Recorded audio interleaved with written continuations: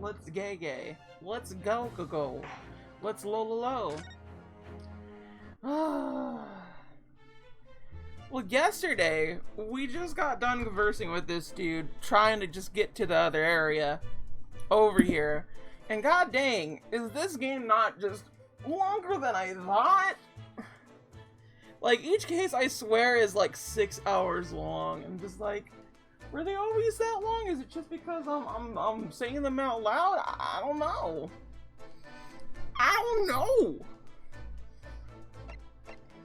But suffice to say, it's an oddity. I think we just move? Yeah, right here. Whoa, look at that. That's a nice little thing. First class passageway. First and foremost, we must get out of this cabin.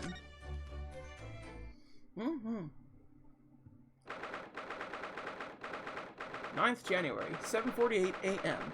SS Buria. First class cabin passageway.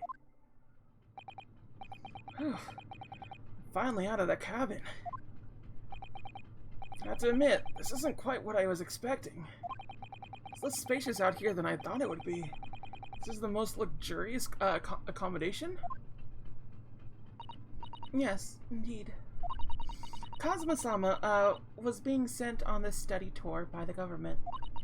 That's why he was being put up in a first-class cabin. Even still, this is about twice as large as my accommodation in Steerage. Really? That must be awful. Oh, well, look over there. It's another crewman keeping watch. It looks enormous. He is just sitting down.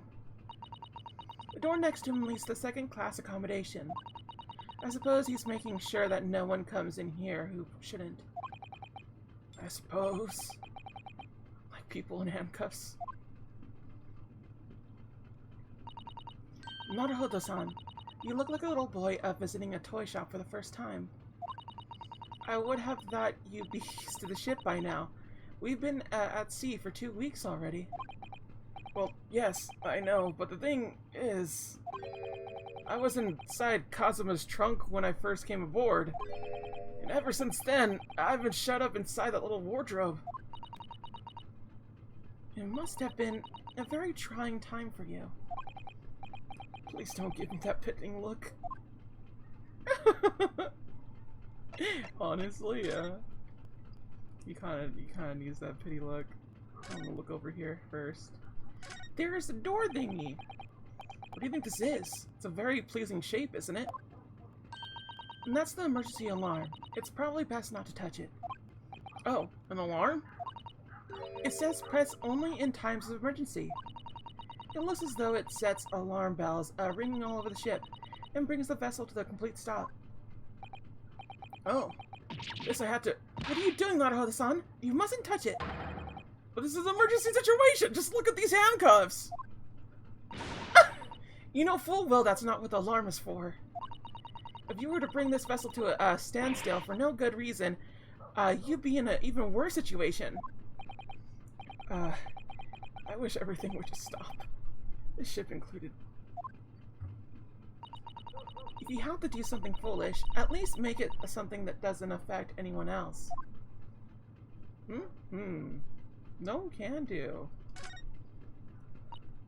Ah, a trap for catching mice. Yes, we have plenty of those back home in Japan.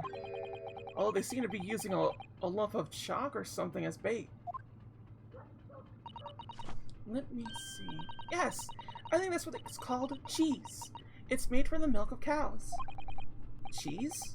I wonder what that tastes like. You can't eat it, Naruhodo-san. The trap will snap shut on your fingers. Really? But... I suppose you're right. You weren't actually going to try it, were you? All I've had to eat for the past couple of weeks is Kazuma's leftovers. You don't know how hungry I've been in that wardrobe. Poor you. I'll find a little snack for you later. Yay, snack time. Okay, so each time it goes from here to here, that means there's something to click on. First class cabin number 1. Yes, that's our cabin. Not our cabin. It's Kazuma-sama. Sorry? Your accommodation is confined to the wardrobe inside the cabin. You know how to make a stowaway feel small, don't you? Small as the wardrobe I've been calling home. Everyone leave Naruhodo-san alone. Like, honestly, he's just a simple boy. He was just following whatever his dom said. I mean, honestly. We've all been there, I think. Right? These cabins are the finest on the ship. My own cabin in steerage is number 539, by the way. 500 and... How many cabins are there? That is a lot. It's a lot. I like hearing this little clunk, clunk, clunk, clunk, clunk, clunk, clunk, clunk, clunk, clunk, clunk, clunk, clunk, clunk, clunk. Okay, god dang it. Yeah. Whatever. This is it. This is the cabin next to ours. The one the ventilator connects to.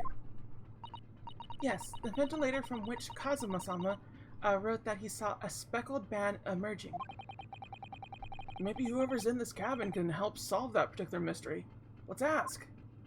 I didn't actually want to go in there. Oh, excuse me? We, need to get inside this cabin here.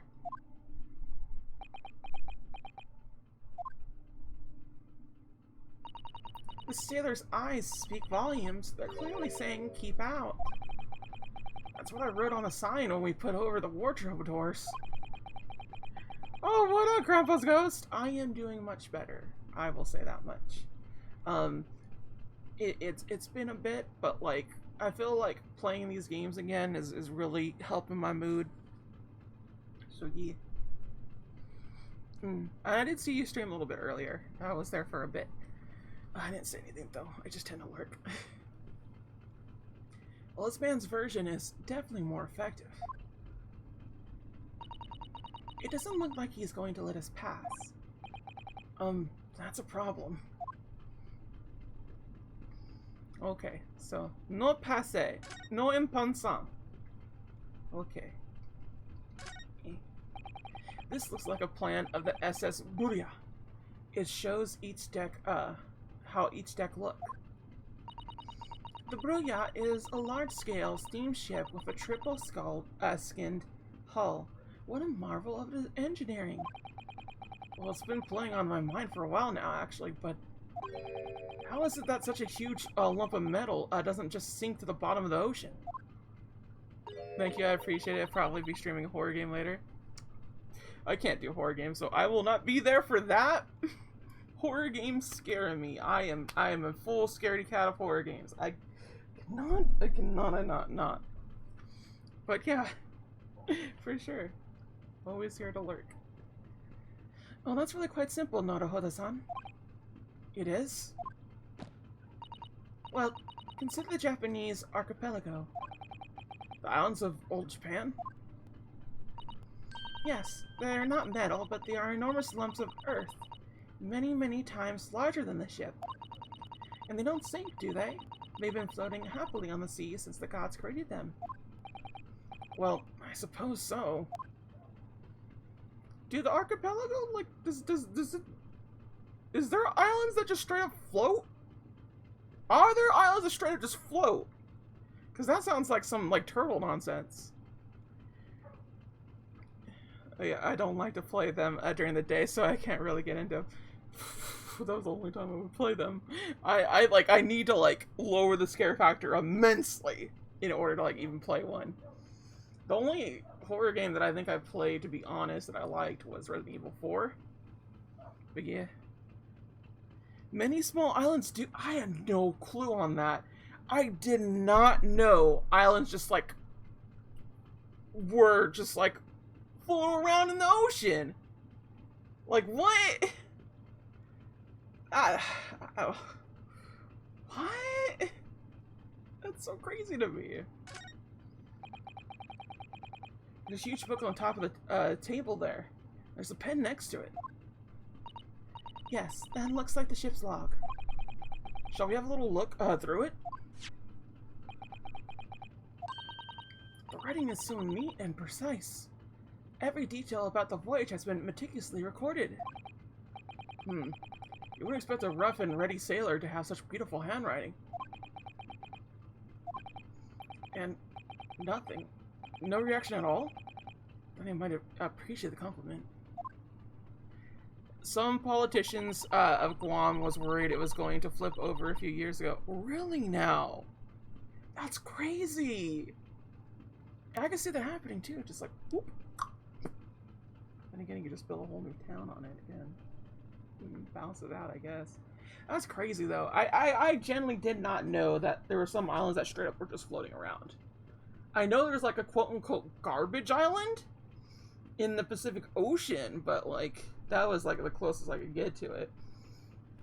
And now it sounds like some DuckTales ass type of stuff, where they're on that like big seaweed patch and they had nothing but seaweed to eat for years and years. That was still one of my favorite episodes, even though like it was a bit claustrophobic to me. I don't know how else to say it. I'm not sure that rough and ready is much of a compliment, Naruto-san, even to a sailor.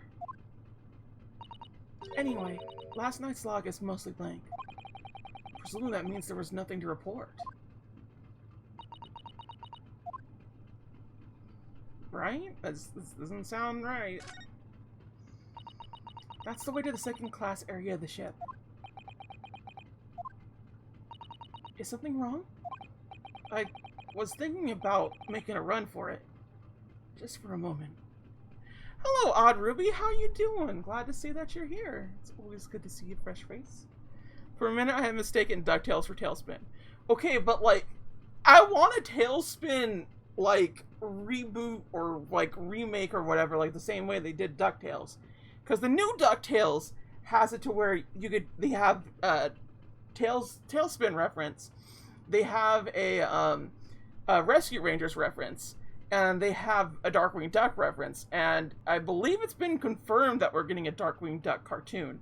And I'm just like, I want that so much. Like, I have no idea how much. Like, I want just like the whole Disney afternoon to come back. They even reference gummy bears and like a bunch of like really, really super obscure stuff.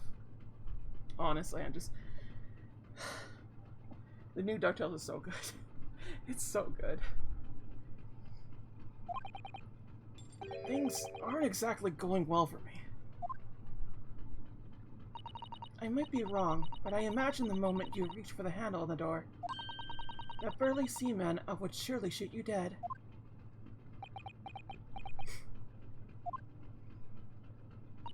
Oh dear. I'm sorry. Perhaps I went a little too far there. No, I started with my talk of running away. There's no way I could run away while Kazuma's death remains a mystery anyway. And you're also on a boat, my dude. Like, what are you gonna do? Run on the ocean? You ain't Brooke. Excuse me, but can I ask you something? You little stowaway murderer. That wasn't a good start, was it? Alright, let me try it instead. Good day, Mr. Sailor. I'm sorry to trouble you, but could I perhaps ask something of you? You little third-class lady's maid. Oh. You seem to have caught this sailor on a bad day, Satoru-san. I am not sailor. My mother gave me a name. I am senior crewman, Biskronov. The best thing is just to avoid eye contact, I think. Okay, let's talk about last night. Are you to watch here all the time, Seaman Stroganov? All time. Sokorin was like, you cannot come in. Or get out. I wonder, can you tell us about something, anything about last night at all? It is sad about student boy. Were you on watch last night as well? Of course. Did you notice anything at the time? Anything unusual? Duh! Oh, and you said yet. I was looking at your game list. I'm surprised they have remade Onimusha. My games list? Which games list? The one I'm backlogged, or like the big old thing? Cause like I have like that whole entire like I beat all these games and all that such and such. But I haven't played the remake of Onimusha. What I have played is Onimusha. And I would recommend it, honestly. It's pretty decent. It's horror-esque. It's not horror. I know it's classified as that, but it's not. The first game tries to be horror, but it's like 3 hours long, and it's super easy. It's really not hard. I would definitely decide to play it. The one under about, the one I wonder about, I wish they remade it because already has been remade. Huh? Onimusha is remade. They remade Onimusha. Do you not know that? I thought you didn't know that, Grandpa Ghost. They remade Onimusha. They haven't remade Onimusha 2 or 3 or Dawn of Dreams though. Yeah, you really should. For real. Like, honestly. Onimusha is a surprisingly good franchise. Or series, I guess. I don't know how you would classify the two. But, in terms of things, I would definitely say that in terms of, like, Capcom stuff, like, I want to see more Onimusha stuff. Just like I want to see more Phoenix Wright stuff. Which, thankfully, they have done that, so... I'm hoping we just get more games now that we got the Great Ace. I really doubt we're going to get Ace Attorney Investigations 2. If we do, that'd be so great. But, like, it's been, like, so many years, and this is, like, I understand why this is coming now than in comparison to Ace Attorney Investigations 2. I want it to come. Believe me. But I don't think it is. I really also want them to make a physical version of Ace Attorney 4, 5, and 6 because I want a physical version of that game. Rarg. But yeah. Sasato-san? Did you understand that? It was clearly a no. I love her little Like, that's the kind of thing that I want to, like, do on my own. Like, like, I want to do that. It's too cute. Prefer physical copies as well. Yeah, Onimusha Remake is, like, factually physical. So you can just get it. You could probably go to a GameStopu right now and get one. Not gonna lie. Oh, Miss Story, how you doing? Glad to see that you're here. I am doing much better. So, yeah. I saw nothing unusual. Nothing at all. Did you hear any strange noises? Or sense anything was wrong in some way? I said no! Sorry. I'm not sure. I'm not so sure. I could have sworn that he wouldn't catch my eye for a moment there. Okay. Go and look for a walk, get some food. Because it's good. This is a good plan. Okay, thanks. Then how are you? I am doing alright. As I said with Grandpa's Ghost, it's been about a week.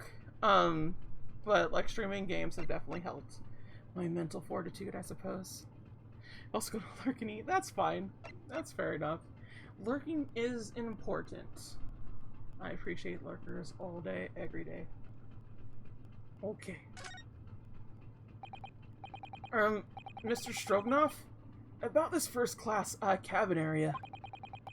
Here we are in finest part of Bruya, a steamship.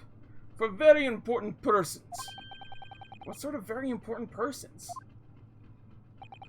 Government officials, kings and queens traveling in secret, many important peoples. This is why I always guard this place. Gosh, that's amazing. But somehow I let stupid stowaway inside. I want to pick you up and throw you in ocean. But Stroganoff is not animal. Thank you? I'm glad to hear you're doing better. Okay, thank you. Thank you for your well wishes. Just hearing some stream mates actually just straight up go like, hey, you know, like are you okay and everything. That was nice. That was nice. You love the voice acting? Thank you. I try my bestest. If I may, I was wondering, is the cabin next to Mr. Osagi's currently occupied? What? Sasato-san, did you understand that? It sounded like da. I think it's probably Russian for yes. Or no. Genius. It is not permitted to visit other cabins without invitation. Well, it sounds like there is somebody to the next door cabin at least. Yes, it's tantalizing. Passing to the next door. Ooh. Could you tell us who's traveling in the cabin next to Mr. Osagi's?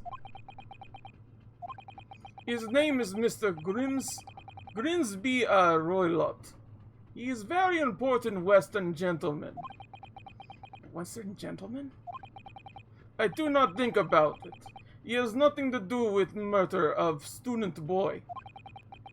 Could you be so sure about that? Mr. Roylott is authentic Western gentleman. Such a man would have no interest in lowly student from insignificant Far East Islands. That was harsh. Could you tell us when Mr. Roylott came aboard? That is not your business. Come to think of it, even though we've been at sea for 2 weeks now, and I've been in Kazuma's cabin the entire time, I never once heard anything from the next door cabin, or even felt like there's anyone there. Well, presumably, since this gentleman is occupying one of the first-class cabins, he must be rather important. Is that right? That is not your business.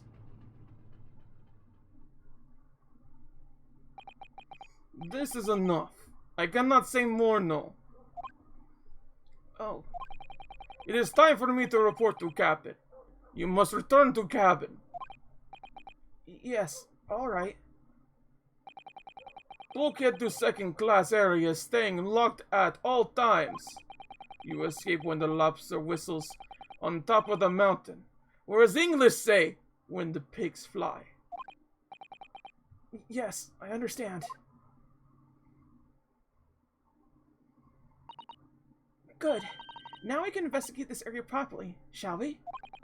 Definitely. Okay. Woo!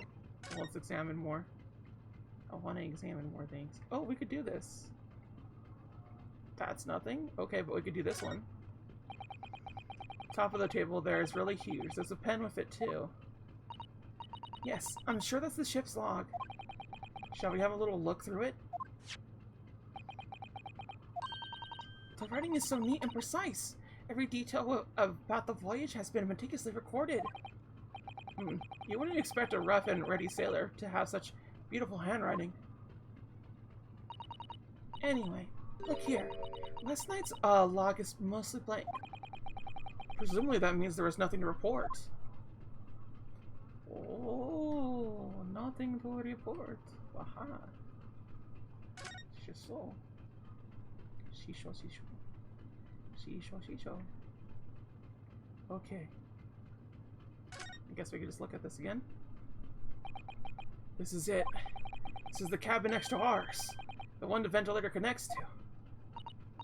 Yes, the ventilator from which Kazuma-sama wrote that he saw a spectacle band merging. Maybe whoever's in the cabin can help us solve that particular mystery. Let's ask.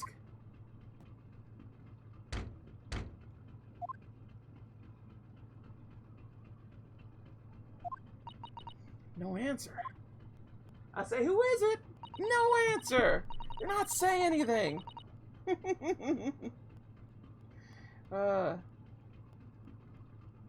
Cool. Get that done. Crawl. Okay. Right like it seems. There's no one, in there, with their inquiries. How annoying. This is what happens when... Oh no, I actually already... I was good. I actually set that to vibrate already. Whoa. Okay. What? What was that? It came from inside the cabin. Such a high-pitched scream. It must have been a woman. Stand aside. I'm about to break the door down. Mr. Sloane's? I shan't be stopped by the when the fit is on me. I revel in kicking doors off their hinges.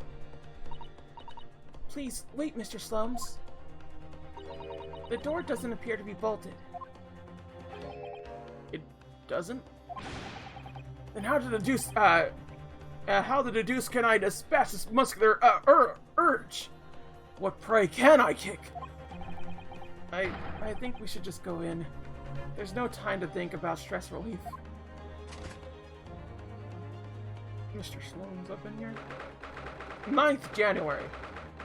SS Booyah. First class cabin number 2. Who are you? A Western gentleman? This man looks Russian to me. We heard a woman scream? A woman? Don't be absurd. As you could see, there's nobody but me in this cabin. True, this old man does appear to be the only person in here. But in that case, who just screamed?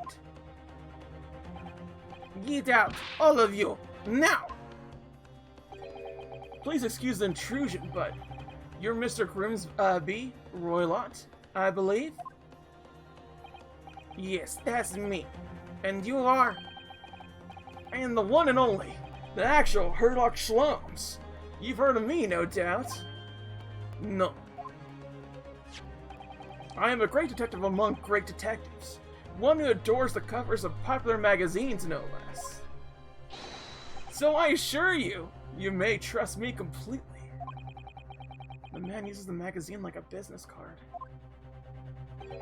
I, detective? I do not trust detectives. We distinctly heard a scream emanating from within these walls. But there wouldn't appear to be a lady concealing herself within the wardrobe this time. So might I be so bold to ask you to open the small traveling case? What? Don't be stupid! How could anyone fit in a small trunk like that? Well, it's quite fashionable these days, is it not? Traveling inside one's trunk? Don't look at me. Oh. Oh my. Did you see that, Mr. Naruto? Yes. The case is just shook. Leave now. Otherwise, I'll call the steward. So this is Kazuma's neighbor, Mr. Grimsby Roylott. There's no doubt about it. This strange Russian man is hiding something. Couldn't agree more. Let's see if we can find some clues before that burly sailor returns. Okay, let's examine. Ah! What is our boy doing here? Why is he just like this? What do you think you're doing? Ah! This is my cabin. Get out! Could we just have a quick look inside your traveling case, perhaps? No. What a pity. I think we're out of luck. I think you're right. There doesn't appear to be anything more we could do.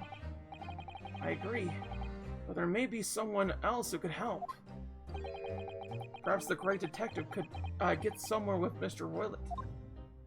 Oh, man. This schmo again. Do you have a moment, please, Mr. Sloanes? You need only dress me as Shlums. That's what I just did, isn't it? Well, Mr. Slums, what were you doing in there? Why, I was resting, of course. Resting? Indeed. I was contemplating our sea voyage from the confines of the wardrobe whilst waiting. Waiting for the inevitable time that you would need to call my great powers of detection into service. Oh! And it would seem that the hour is upon us now. The time has come. Am I mistaken? Well, no, actually, you're spot on for once. Observe closely. Our Russian host of this cabin, Mr. Roylet, is clearly trying to hide something. And do you know what the most effective weapon to use against a Russian hiding a secret? Why? The truth, of course. Though it should be pointed out that such methods are not exclusive for the Russians. Right. Can you imagine how the Russian would react when the secret he guards so closely is exposed? Would you like to witness it? Oh yes, please! Well then, what are you about to see may well astonish you. For I am about to apply my great detectives and greatly admired great deduction to the case.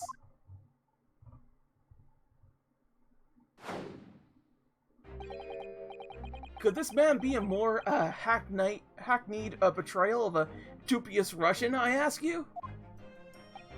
What? From time to time, it occurs to me.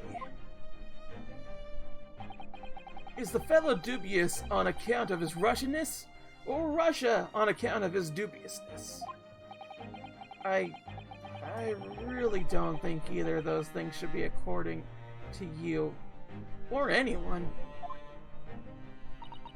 That's right, and Mr. Slomes.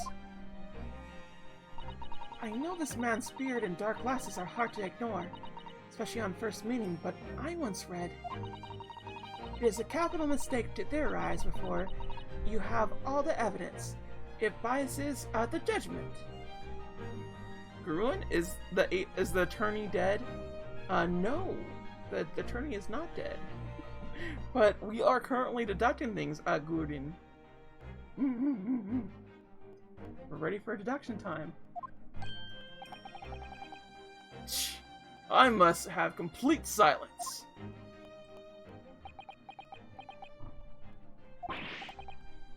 What are you doing? Why are you peering at my face like that? Just a dot. Yes, I have quite made up my mind now. There could be no other explanation that accommodates all the facts. Mr. Roylet, I have reached two incontrovertible conclusions. Incontrovertible? What do you mean? Number one, your true identity is that of a villain.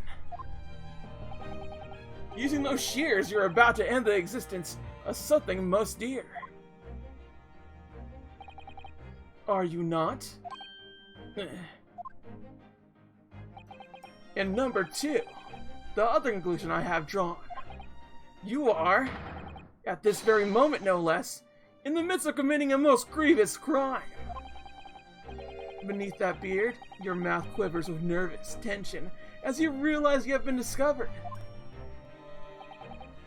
Does it not? Ah. Oh, Naruto-san! I never imagined I would witness one of Mr. Sloane's great deductions with my own eyes. That was a great deduction?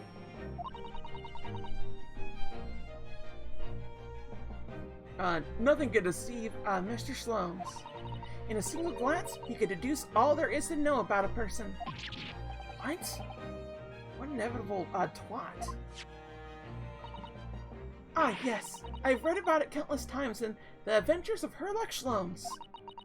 And now I experience the astonishing impact of his great deduction firsthand. I love her. She's so cute. She just... I love that so much.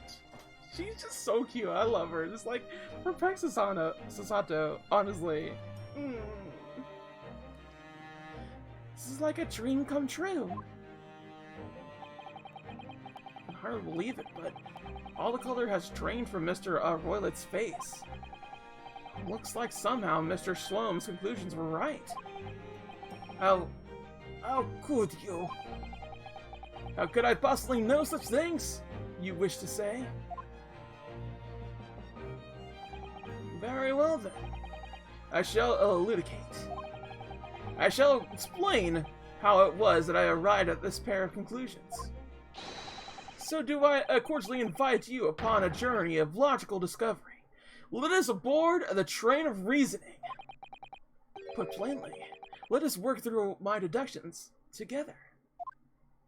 Someone actually has his own manga. It's really good. It's called Shlom's... What? Topic 1. Old man's identity. It's the dubious-looking Russian, Mr. Roylet. Obviously, what catches the eye in the first place. Is the enormous pair of shears in your hand. Now we ask ourselves, what could you possibly want with such an implement? The answer, of course, is staring us in the face. You were on the verge of using the shears to cut away the copious beard you sport. Now, moving on. The question that begged is this. Why would you desire to rid yourself of this magnificent beard, Mr. Roylet? Once again, the answer is plain. We have clear evidence to shed a light on the matter. Regard, if you will, this morning's newspaper. In particular, the fascinating front page article. Which it would appear you have also read, Mr. Roylet. I'm sure it needs no further clarification. The evidence that reveals your true identity is the article about the revolutionary. In translation, the headline reads, Revolutionary villain, Borowski flees Russian via Shanghai. As you could not fail to observe, the subject of the article possesses an extremely copious beard. You're super lost? What happened to the attorney guy? Unfortunately, attorney guy's not exactly that plus anymore, so I'm just kind of like, We're deducting a Russian person right now.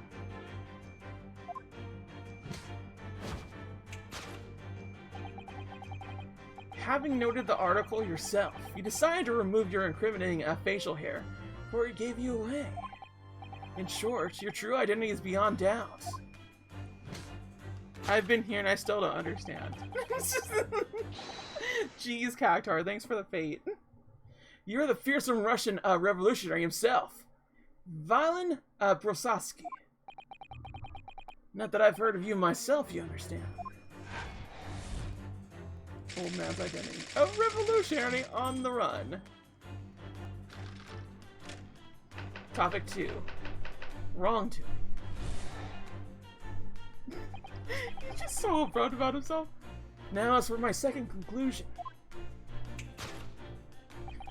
You are, at this very moment, on the brink of committing a most grievous crime. And the proof of this crime? Over there. Oh yes, Mr. Roylet. Taking unawareness, people have a prosperity, propensity? Big word, hard. So let their eyes stray, you see. And I assure you the eyes speak so much more eloquently and honestly than the mouth. The answer we seek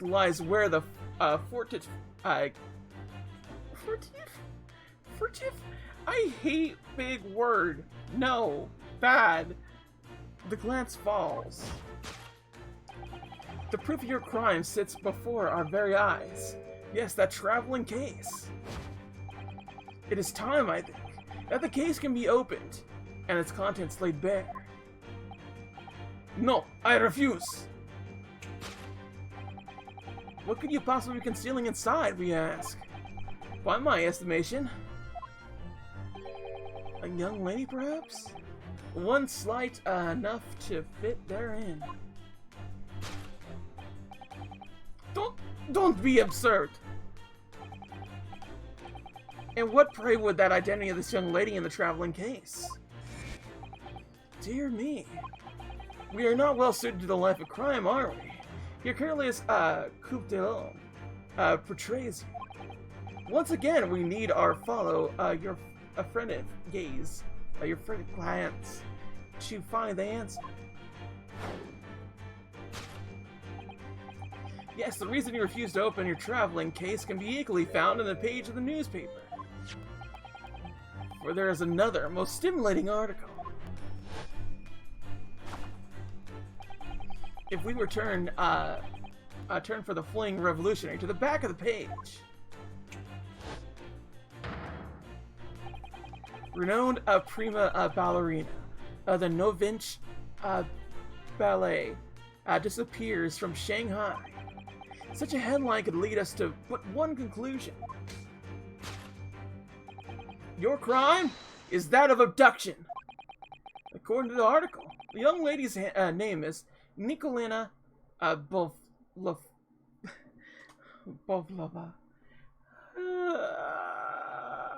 I'm gonna butcher these names so much. I forgot how bad names are in Ace Attorney. Pavlova? Pavlova? This concludes Herlock Shlom's great deduction of this Russian enigma. Elemensky. I love this idiot.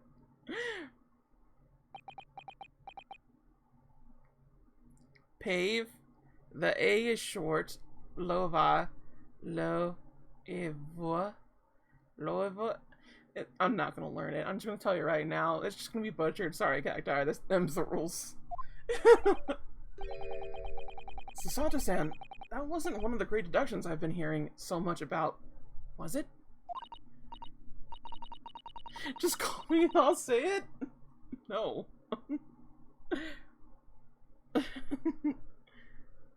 Well, the stories are full of Mr. Shlom's brilliant deductions, you know? But that did seem a little different somehow. Oh, never meet your heroes. Excuse me, Mr. Shloms? Could you come over here a moment? Pray, what can I do for you? It's about your deductions. Would you mind? No, go on. Well, to start with, there's a newspaper article. I think we had the same discussion before, but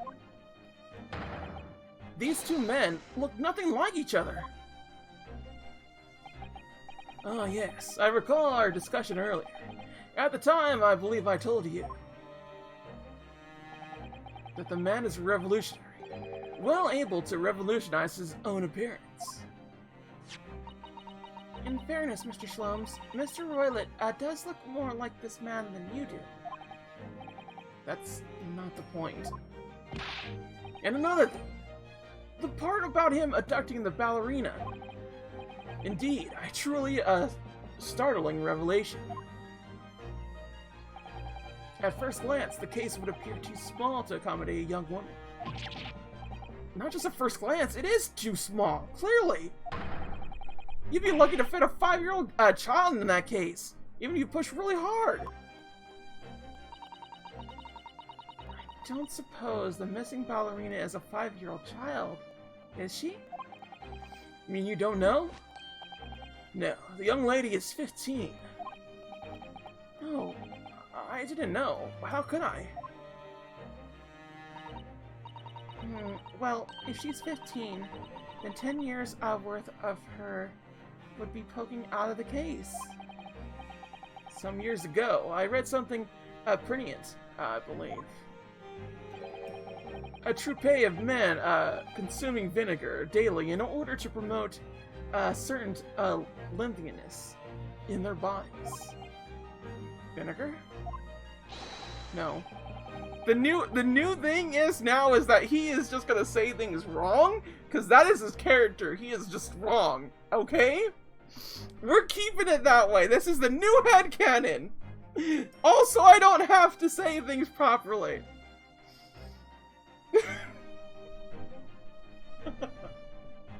I'm gonna annoy you a bunch about this, aren't I?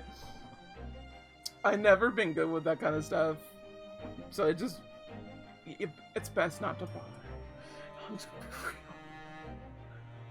For such a shower bunch, it would surely be simplicity itself, taking toward oneself into the confines of that small case.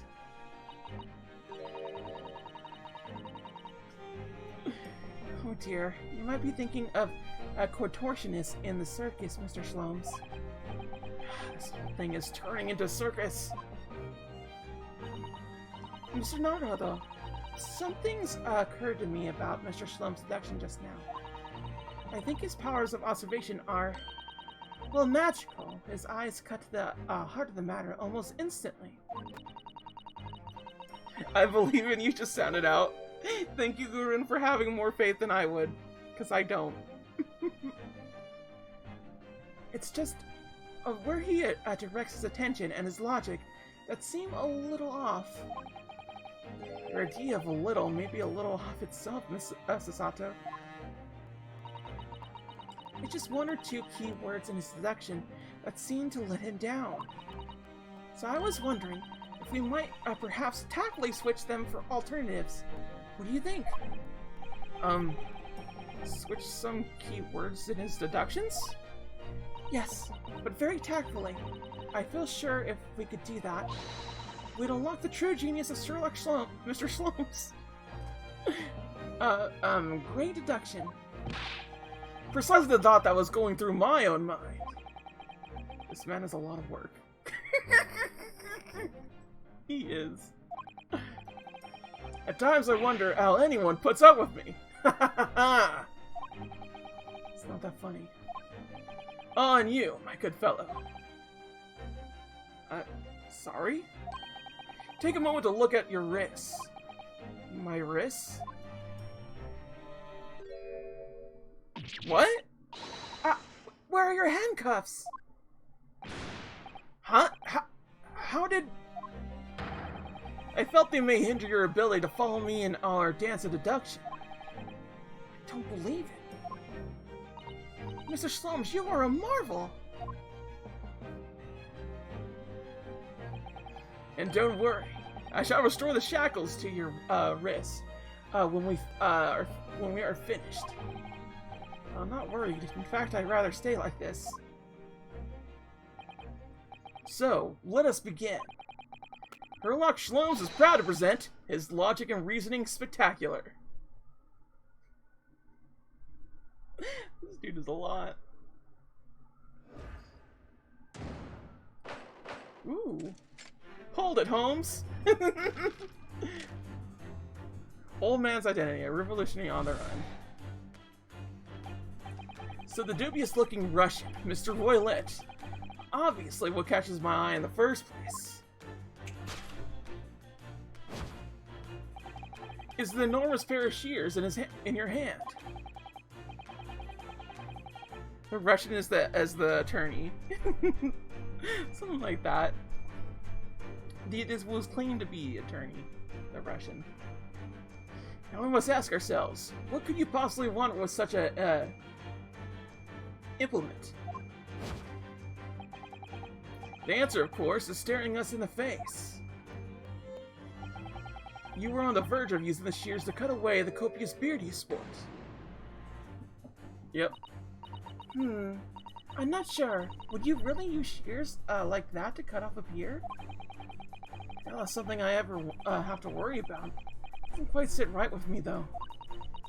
Doesn't seem to be sitting right with Mr. Roylett either. Which means, I suppose, that the deduction is wrong. Let's try to switch a key word here, Naruto-san, and see if it helps. Alright, but how? I think we should start by taking a long, hard look at Mr. Herlocked. I wonder if it's really his beard that he intended to use those shears on. Exactly. If we do manage to find something that seems to fit a sense of Mr. Shlom's deduction better, then what? Then I'll leave the rest in your capable hands, Naruto-san. Why am I the one to do something like this? Well, anyway, let's see if there's anything we could even use to switch around in that last sentence. What exactly was Mr. Roylett really going to use those enormous shears for? Oh. Copious beard.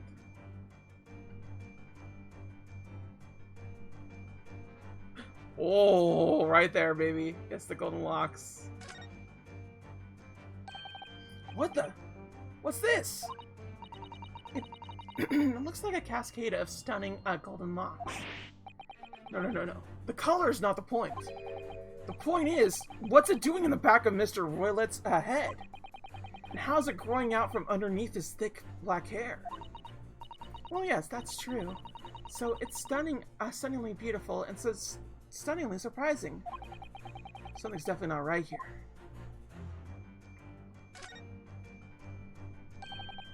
Oh. Okay, yeah. Okay. Yes! Boom, baby! This is cool as hell. Ah! He's doing it now! You were on the verge of using the shears to cut away the golden locks you sport. Indeed. You have identified the precise detail I was intending to expose. Such lush golden hair certainly does not befit an old man. He's alive. Yeah, there he is. That's your boy. That's our sub boy right there. When you're in investigation mode, you're in first person, so you can't see your dude most of the time. So but his friend, his top. You're not a man at all. You're a woman. And judging from the length and sheen of your hair, one still very much in her youth. Oh no. If only I had managed to cut off my hair, no one would have suspected. The question then begged is this. Why would you desire to rid yourself of those magnificent locks? Once again, the answer is plain. We have clear evidence to shed light on the matter. I'm sure it needs no further clarification. The evidence that reveals your true identity is the article about the revolutionary. Well, that was a shock. I had no idea the old man was really a young woman in disguise, did you? She totally did. What? Why are you staring at me like that? Yes, it was a surprise, Naruto-san. You're enjoying this, aren't you? Sorry? You look like you're in your element as you dance around the room, deducting the facts of Mr. Shlom's. I'm just doing what we agreed. I'm not having fun or anything. This is strictly business, not strictly, Yes, I understand. Say no more. Well, anyway, let's focus on this next part of Mr. Shlom's deduction, shall we? The evidence that he picked out doesn't fit the facts at all now. No, that's true, given that Mr. Roylett is actually a woman. Exactly.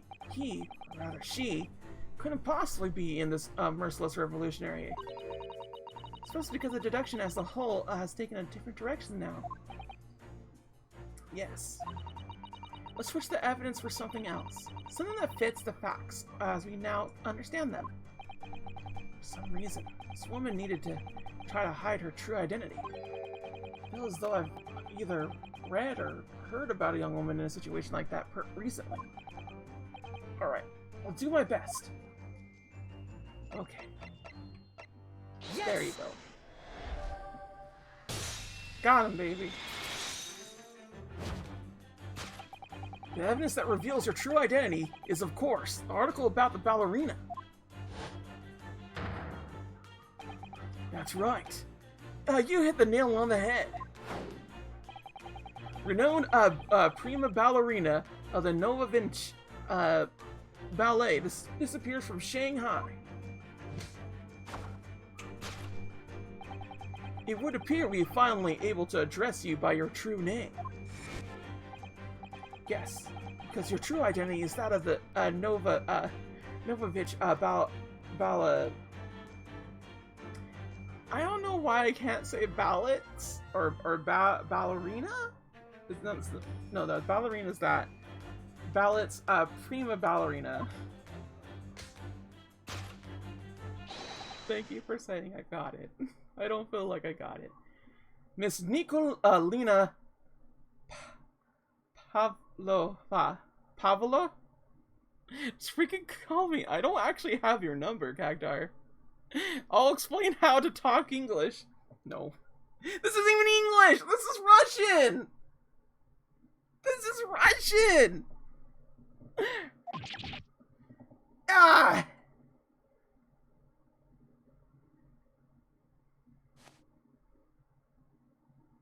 Bali? Bali? Well, so hi, Bio. Glad to see that you're here. It's always a pleasure to have you. Whoa. Whoa. She's cute. Oh, fuck, she's cute. Girl pretty. Girl pretty. You're right. My real name is Nina. I mean, Nikolina Pavlova. But please, I beg you, don't tell anyone. She's so cute. A ballerina on the run. Yay! Wrong timing. Da-na-na-na. She's so fucking cute. I cannot express how cute she is. Now, as for my second conclusion. You are at this very moment on the brink of committing a most grievous crime. And the proof of this crime? Over there. Oh yes, Miss, Pavlova? Oh, but when reading her dialogue, you hit every pronunciation. Apparently! I don't know. I don't know what to tell you. I'm not good with words. Words just happen.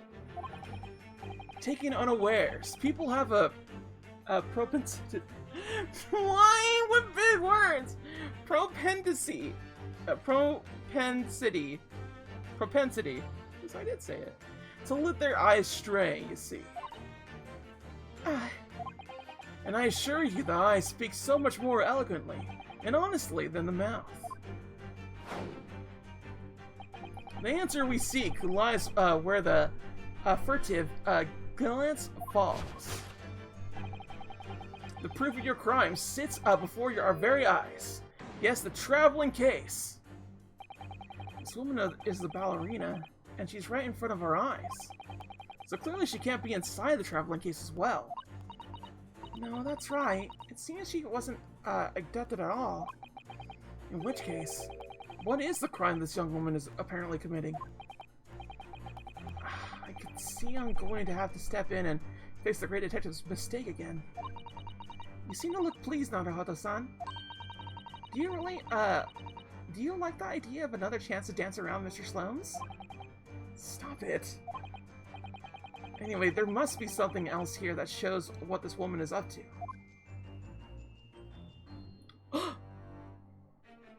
What? Oh, that is nice! I love that! Look at it! It's hidden in just plain sight like that. Whoa, look at this dazzling tiara. I've never seen anything like it. Are those real diamonds, do you think?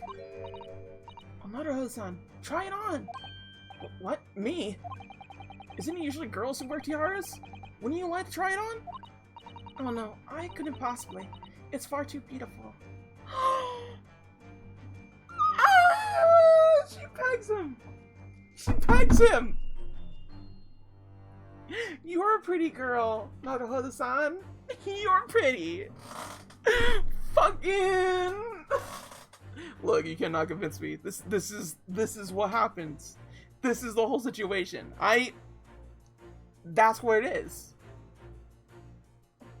Say. Why does the tiara look familiar? I feel like I've seen it somewhere recently.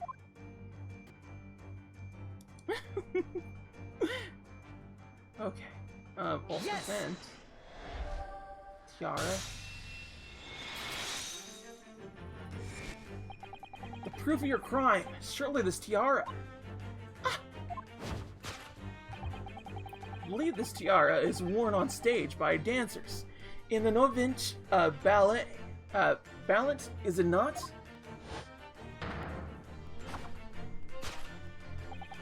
Indeed. It would appear to be identical to the tiara pictured here in the newspaper article. And if the reporting is to be believed, it's an item worth 20,000 rubles. In summary, the crime you have committed is theft. Oh no. Yes, you let your ballet troupe unlawfully taking their precious tiara with you. Aww. I love her hat though, she's so cute. She's so cute! Honestly, I wish I could look that cute. I wish I could, like, with the hat and the little gloves and everything, it looks great. I have no one. No family, no friends. I am all alone. And I need money. But I did not steal the tiara. It was a present from, how do you say, Earl of Persia. It belongs to me. This girl is only 15 years old? She's run away all by herself? If you look that cute, just buy a hat and gloves. Cactar, I thought you knew me. I don't have money for one, and for two, it's hot. It's so hot. Look, my glasses are even fogging up because of how hot it is. She must have been extremely lonely.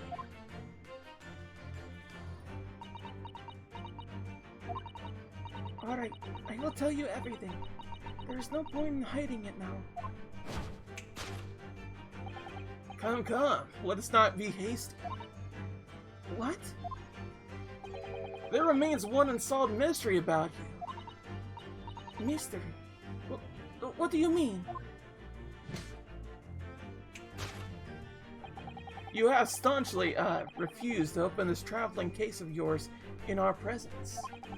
It is reasonable to conclude, therefore, that there exists some reason why you wish it to remain closed.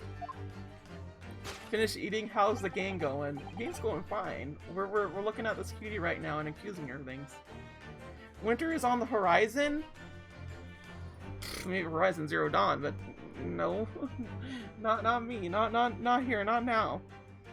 Cactar, we live in the same general area.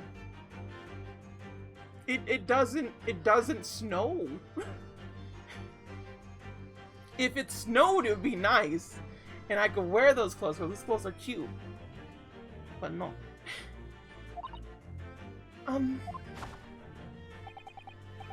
My dear girl, there's no sense in playing games with me. Nothing escapes my attention.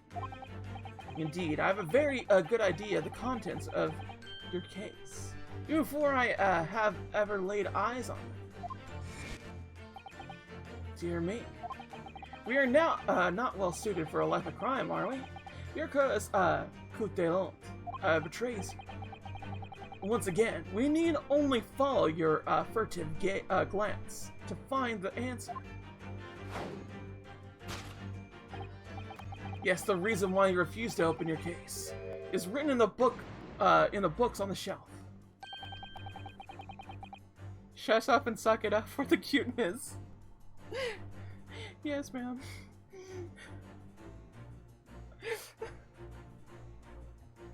He's completely changed tact with his abduction now. I think Mr. Sloan is adapting his logic to the changing circumstances, don't you?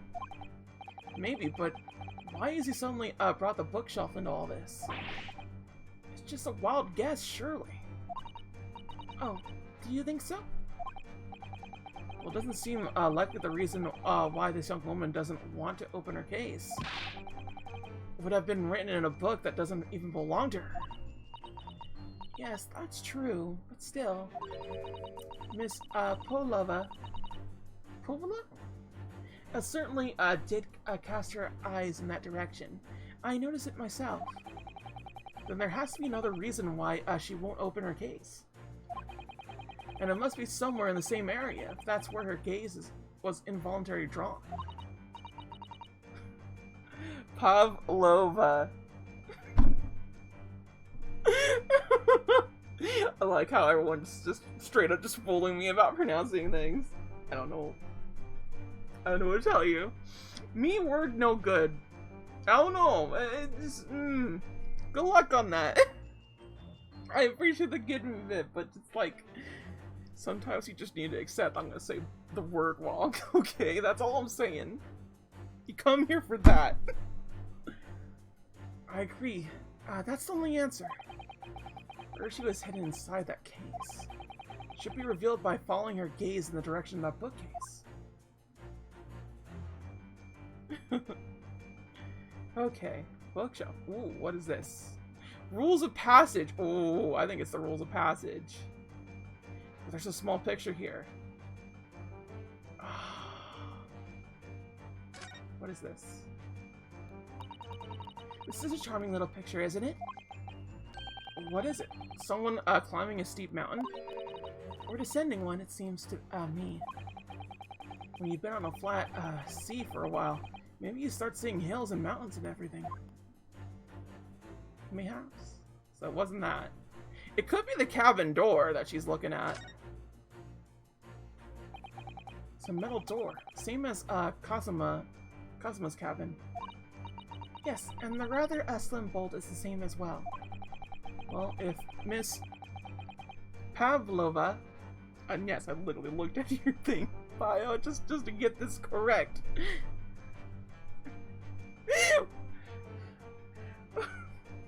It's a little kinky cactar. Tie me up until I say it correct.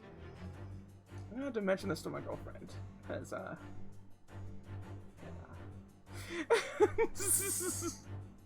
was actually glancing over at the door here instead of the bookcase. That was just a desire to run away from this cabin.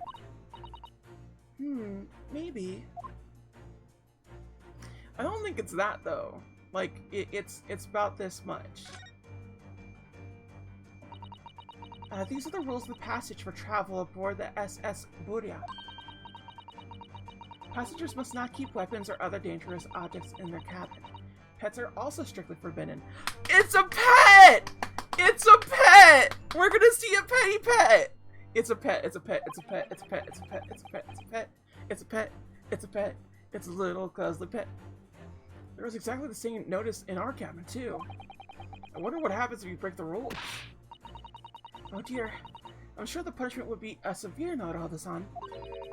You'd probably be left to tread to the freezing cold ocean. Or shut inside a tiny wardrobe for days on end. Fuck. Why she got some burns on this dude? Like, honestly, he just is like here. Why you gotta be mean? So I've actually been serving time for weeks now. Have I? I think it's this. I think it's the rules of passage. Yes, the reason why you refuse to open your case is written in the rules of passage. Passengers must not keep weapons or other dangerous objects in their cabin. Pets are also strictly forbidden. Inside that case of yours is something forbidden from carriage on this vessel. That is a real reason why you refuse to open it, thus revealing its contents.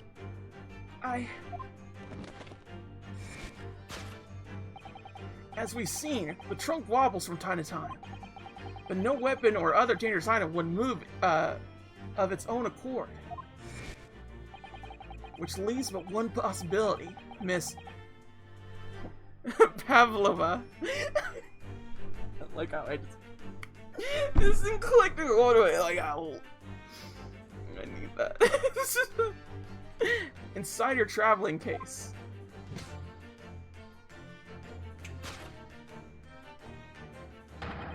Is the last item you listed as forbidden in the vessel's rules of passage. A pet!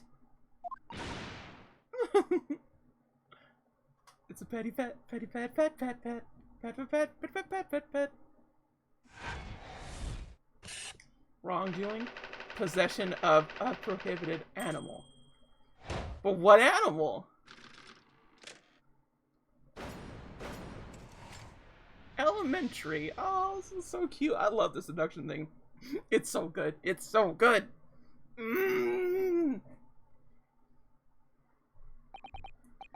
So clearly you aren't who you say you were. No. I am not Grisby Herlocked. My real name is Nikolina Pavlova. Everything you said was correct. You absconded during one of your ballet company's performances in order to escape your homeland. Later that same night, you stole aboard. Stole aboard? That's a weird way to say it. This vessel, which couldn't have been easy. The Provia is a huge steamship with a vast crew. Could she really have snuck on board without being noticed? In order to obscure your true identity, you somehow recklessly took the guise of an old gentleman. And you intend to sever all links with your with your past by severing your long hair. Yet to a woman, hair is no trifling matter. My personal recommendation is to leave well alone. So, if it was just you about to cut off your own hair, who was it that let out the scream we heard from outside the cabin? The veritable tinkling of a bell? Why, none other than this young lady, naturally. Like a full set of pipes, if you ask me. I was so scared when I ran away in Shanghai. I was sure they would come looking for me. That's why I decided to, how do you say, disguise myself, so no one would recognize me. As a result, you transformed yourself into that questionable old man? I see. I put on a fur hat and a fake beard. Then just before you came in here, I saw the newspaper. Right on the page, there was a picture of me. I was so frightened. I couldn't stop from screaming. I knew that I didn't change my appearance completely. They would find me. So I decided to cut all my hair as fastly as possible. I picked up the scissors in my hand and... At the precise moment, we walked in through the knowingly unlocked cabin door. These happen like that. Things happen like that sometimes, don't they? Things do indeed happen like that, from time to time. Were those two even talking about the same thing? There's just one more thing I'd like to know. What exactly do you have inside your traveling case? You were right. It is my dear friend inside. My only friend in the whole world. Please, don't tell anyone. If the captain finds out, if you say to any of the crew... Your secret is safe with us, I assure you. But in return, you must tell us, in as much detail as you could muster, about the events of last night. Yes, alright. I will tell you. Well, Mr. Naruhodo? Wasn't it something Mr. Shlom's great deduction? It was certainly something, yes. I'm just not entirely sure what. But at least Miss Pavlova has agreed to tell us what she knows. That's incredible. Indeed, it is incredible. And one more thing. One more thing! Jackie! Hiya! Oh, guess what? Observe your wrists. My... Damn. Your hands are uncuffed again. What? But how? True to my word, I've restored your shackles. When and why? There's still a shadow of guilt cast over you, Mr. Naruhodo. I'm sorry to say, it can't really be helped at the moment. Can't it really? Anyway, let's listen to what Miss, Pavlova has to say. I can't go on, not knowing. I had to find out what the speckled, band that Kazuma-sama, wrote about it in his diary really was. Okay. Please let me see what the fuck this is. Let me see. Don't touch! Huh? I will tell you what I know about last night, but please! You must not touch my things. How to say, forbid it! Oh, sorry. As well you should be, young man. What vulgar manners you have. Poking around a young lady's private belongings. Neither shall I allow it. Hypocrite. Oh yeah, everything is just like straight up like, you cannot do that. Okay, so we have to talk to her. Them's the rules. But as always, we must present our pin first. Can I show you this? I'm actually a university student from the Empire of Japan, you see. That means nothing to me. No, why would it? Mr. Naruhodo, if you're determined to flaunt your Yume badge, at least choose a Japanese person who might recognize it.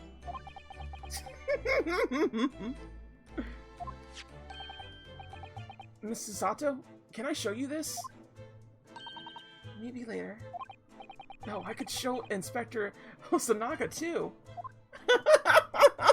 He's so happy about it, like, oh, I could show this to other people. Okay, let's converse. Okay. What happened last night? We'll do friend first. So the friend you mentioned is inside your traveling case. Is that right? I don't think animals are allowed on board, according to the rule of passage. Oh, please, don't tell any of the crew. If they found out my precious. Then the burly Russians would bestir themselves in unison to throw you and your case overboard, no doubt. Ah! So reassuring, Mr. Slums. What sort of pet is your friend? A little puppy? It is, isn't it? It's probably like a ferret. Maybe an adorable little rabbit? She does a little, like, thing. It's so cute. I love her little... Huh. You credit Russia as a land with small rabbits, do you? Oh, don't they have small rabbits there, then? You may well ask. I have no idea.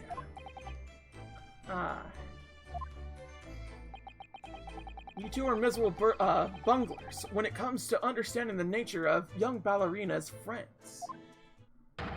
Isn't it obvious? It must be a chicken. Really? Consider the benefits. A rousing wake-up call, daily fresh eggs, and when adversity strikes, can satisfy the needs of substance. So you'd eat your friends? I'll remember that.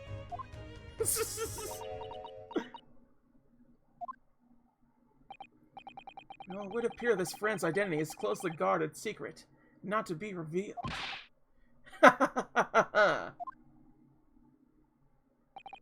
She obviously doesn't quite trust us yet. There's something I should like to show her, I think. Maybe she might be able to shed some light on it. Okay, so we need to show her something. Okay, running away. You've run away from your ballot company, haven't you? The Nova Vinch ballot? Yes. I am traveling to Great Britain, and from there, I want to go to America. I will never dance again. I want to forget everything about the ballet. I will start a new life. You wish to forget? A challenging proposition, when you have that striking tiara as a reminder. But the tiara is mine. I need it to live.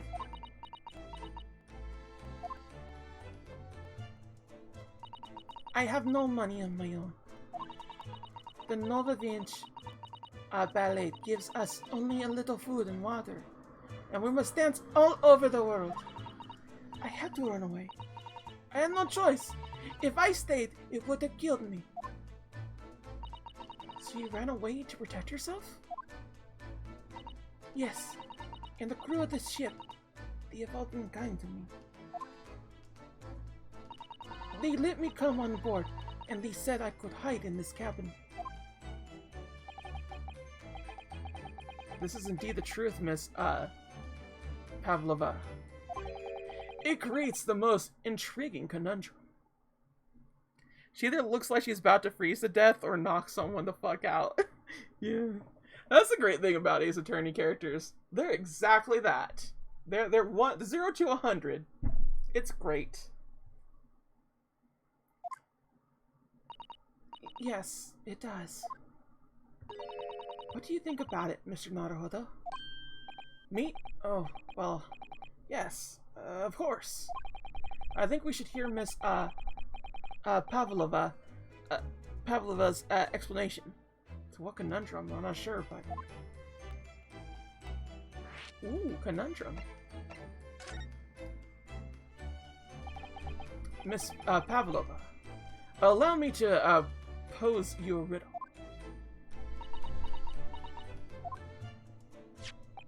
According to this newspaper, it was only yesterday that you absconded from the ballet.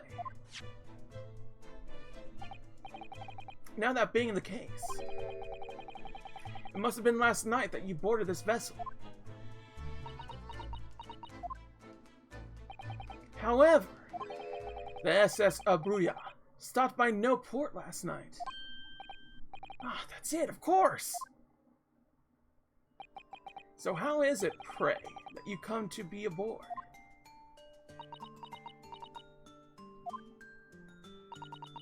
Now that I think about it, the crewman outside the cabin acted very strangely when we mentioned that. It was just after we asked him about when the occupant of this cabin came aboard.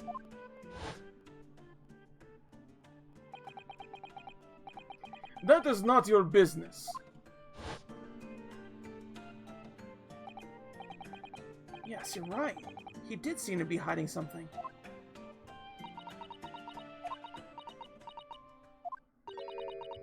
An angel descended from the heavens, bringing grace and beauty to the stage. Sorry? What was that? It is how the Russian newspaper described one of my performances. And that is how I came here too. I descended from the heavens, because I am an angel. So, did she glide over here? Considering English is your mother tongue, your description is very vivid. Mr. Slums once said, I never can resist a touch of the dramatic. It seems Miss, Pavlova is the same. A genius descended from the heavens, bringing grace and beauty to detection. Words once said about myself. A quote from the wonderfully, extravagant advertisement for the adventures of Herlocked Shlomes, in fact. Yes, Mr. Showy. Anyway, doesn't look like Miss Pavlova is going to tell us what really happened. Okay. So what happened last night, then? Did you know that someone was killed in the cabin next door to the one last night? One of the crewmen told me this morning when I was eating breakfast. The man who died, he was a friend of mine. Oh!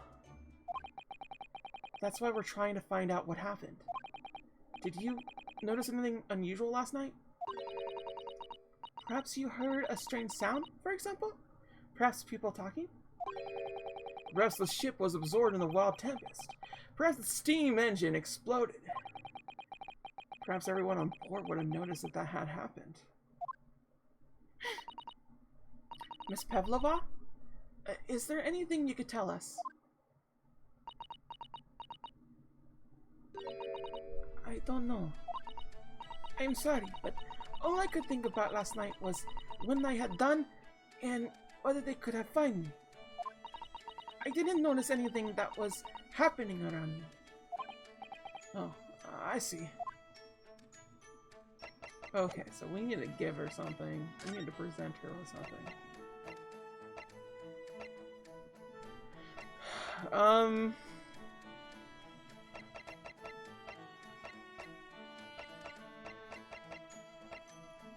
Let's see here. Hear a faint whistling sound. It looks like some sort of spackle. We might be able to get something with this. This is the diary of my friend who passed away. His diary? Yes, and he wrote it last night before he died. Something a little unusual. It reads, 1:23 a.m. I hear a faint whistling sound. And then a few minutes later, 1:35 a.m. What looks like some sort of spackled band is dangling from the ventilator griddle. A spectral band. I don't understand. Strange, isn't it? But the ventilator he mentions joins the to this cabin, you see. It's up there on the wall. In other words, this cabin and the victims' cabins are connected together. Oh. Miss Pavlova? Has something occurred to you? Does the spectral band the victim mentioned mean something to you? Or the whistling sound, perhaps? No. I don't know anything. Oh?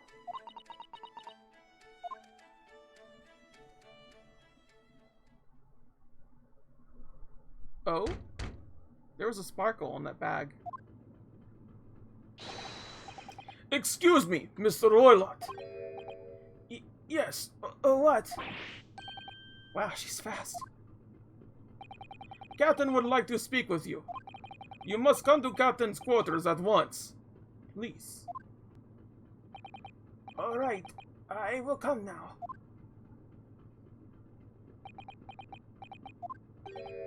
What? You must leave, now. No, it's fine. Don't mind us. Yes, please don't worry yourself, Mr. Roylet. Get out! The passenger said get out! Or you want me to throw you out? Looks like we'll have to leave investigating this cabin until later. What a pity. I think it's a ferret that she has as a pet, but I just don't know. And so we lost our chance. Having still not managed to investigate Miss Pavlova's cabin, we were unceremoniously chased out. That is to say, we were quite literally picked up and thrown into the passageway outside. To be continued. Alright, everybody. We are not going to end the stream for tonight, but we will be taking a small break because we have a to be continued. And it is literally smack dab in the middle. So, if you have time, get some food for yourself and have a wonderful, refreshing things with bathroom times and everything. That's what I'm doing. Let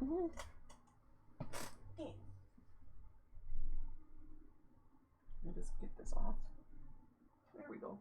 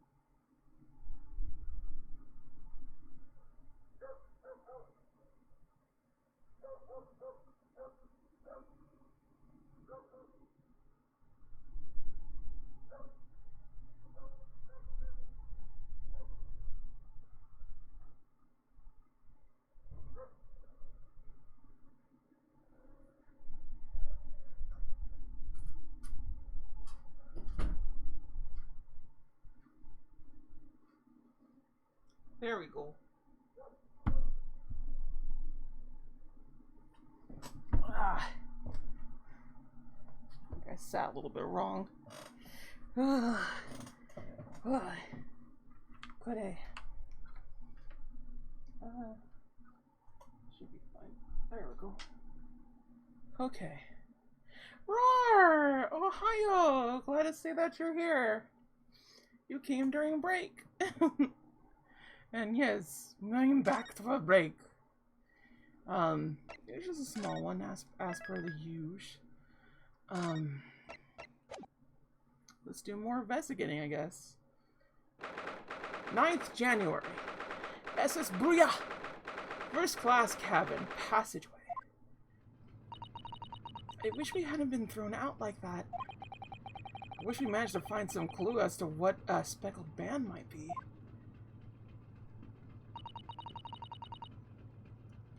We didn't manage to investigate at all. And I imagine that we won't be able to for a while longer. We'll never get past the sailor guarding the door. He's clearly glaring at us, as if to say, don't even think about it. Oh, wait a minute. What is it? Well, what happened to our great detective friend? Where did he go?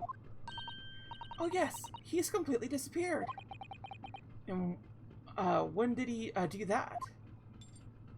He slipped away as quietly as the wind, but not before ensuring that these were securely back on my wrists. Okay. It's still examined. Still very dangerously cheesy. Well, this isn't guarded though, so we could probably make a run from it. Okay. I really wish we had a chance to look around in Miss Pavlova's cabin.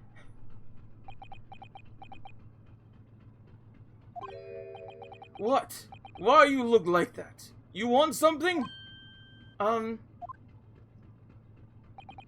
Maybe. You want me to throw you out again? Hmm? Oh, no. Definitely not that. Next time I have to throw you out, I show you where lobsters spend winter. Understand? I understand. Maybe I should steer clear of him until he's forgotten my face. I don't think he'll ever forget your face, Naruhodo-san. It is kind of memorable, despite it looking generic. That door leads to the second-class area. It's locked. I can't open it. No, well, that stands for, to reason. No one wants to let the murderer escape. Gosh, she gave me a very stern look when she said that. Man. Jeez, I'm still a murderer? Get over it, lady. Just one person. First class cabin, number 1. Yes, that's our cabin. Not our cabin. It's Kazuma-sama's. Sorry? I love that hip. Your accommodation is confined to the wardrobe inside the cabin. You know how to make a stowaway feel small, don't you? Small as the wardrobe I've been calling home. Anyway, I wonder if Inspector Hosonaga has managed to uncover any new clues. Yes, we should probably find him and ask. So he's probably in there, and that's what we're gonna do. We're gonna go see Hosonaga. So we can't go there no more, but we can go over here. 9th January, SS Booyah. First class cabin, number 1. Looks like they're still investigating in here. Yes, on that subject. I wonder if Inspector Hosonaga is unscathed. What do you mean unscathed? Surely you haven't forgotten, have you, Naruhodo-san? Don't you remember what he said about allowing you out of this cabin to investigate? He was going to talk to the captain about it. He said he'd lay his life on the line for you. Oh, yes. I'm sure he was exaggerating. Let's see what he has to say for himself. You might have some new information for us. You never know. Oh. Okay. Exambablamin. Did I not read this? These are the rules of passage for travel aboard the SS Bruya. Passengers must not keep weapons or other dangerous objects in their cabins. Pets are also strictly forbidden. So by bringing her pet on board, Miss Pavlova has broken the rules. She called it her friend, didn't she? Yes, although we don't know what form this friend takes as yet. I'm almost certain that whatever it is, it's inside the traveling case in her cabin. A friend. There's more to this than it seems, I think. Okay, so this is still not.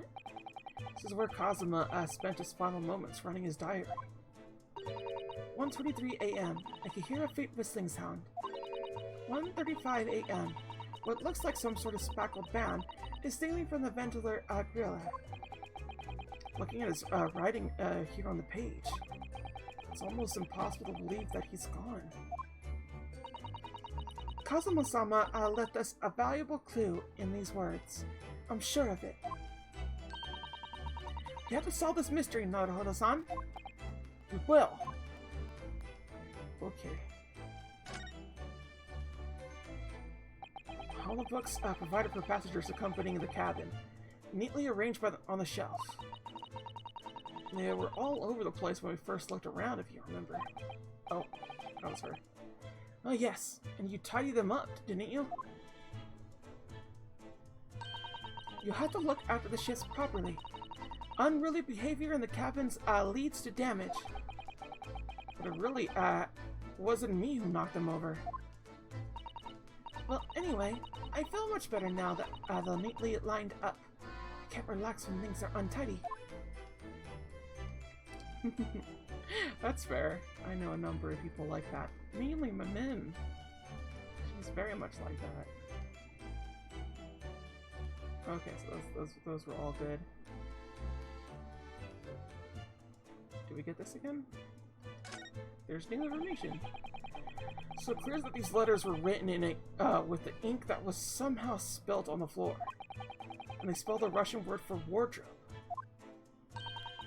It does seem to be an ambiguous pointer to you, Naruhodo-san, as you were sleeping in there. To be truly ambiguous, it would have spelled out my name, don't you think? Well, either way, one fact remains.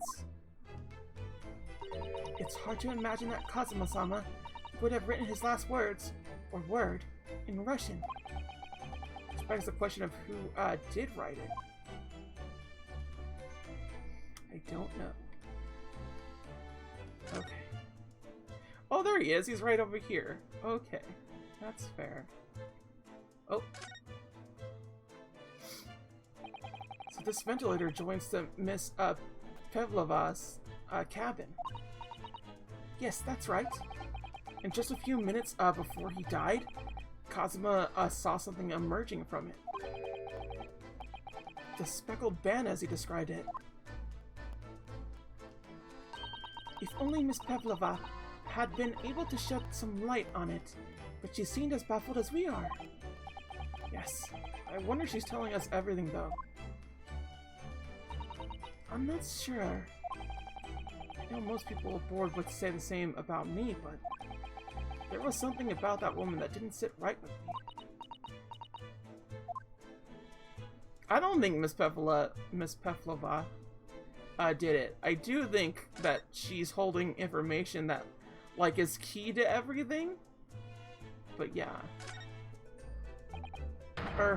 You! Where did you go? Oh, sorry. I just went to the next door cabin to... Why? Who gave you permission for this? Well, Seaman, Hosonaga did. That new Japanese, was it? Later, I will roll him into a ball and throw him in a cold room. Seaman. Whew. He's gone back to guarding the door. Hope Inspector Hosanaga doesn't find himself in too much trouble on our account. He's really gone out of his way to help us, hasn't he? When we get back to Japan, we'll have to take him for a stick like carnival. And that could be a very long time from now, Naruhodo-san. Yep. Like 3 years, in fact. Mayhaps. I don't know. Oh, he got beat up a little. Ah, you're back. Inspector? What happened to you? Your face is... Please, don't worry about it. They're just scratches. Maybe by a bear, maybe? When I told the captain I'd give you permission to investigate, he told me he pummeled me with his fist and then tossed me overboard. What? But the pummeling was over in a flash, and he must have decided against throwing me overboard.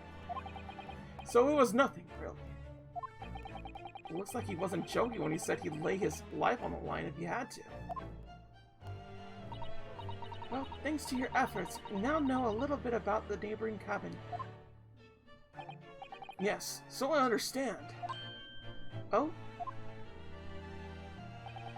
I bunted a man claimed to be a great detective a little while ago. I think his name was something like Herlocked? I don't think he was German, though. Ah, that explains it. Shall we compare notes, then? We could tell you what we found. Yes, let's do it. Okay. The great detective. Oh, Mr. Shlums was here, was he? Yes. He seemed to be enjoying himself a little too much as he crept about on the floor investigating. But then he suddenly left. I suppose he must have become bored. Did he say anything at all?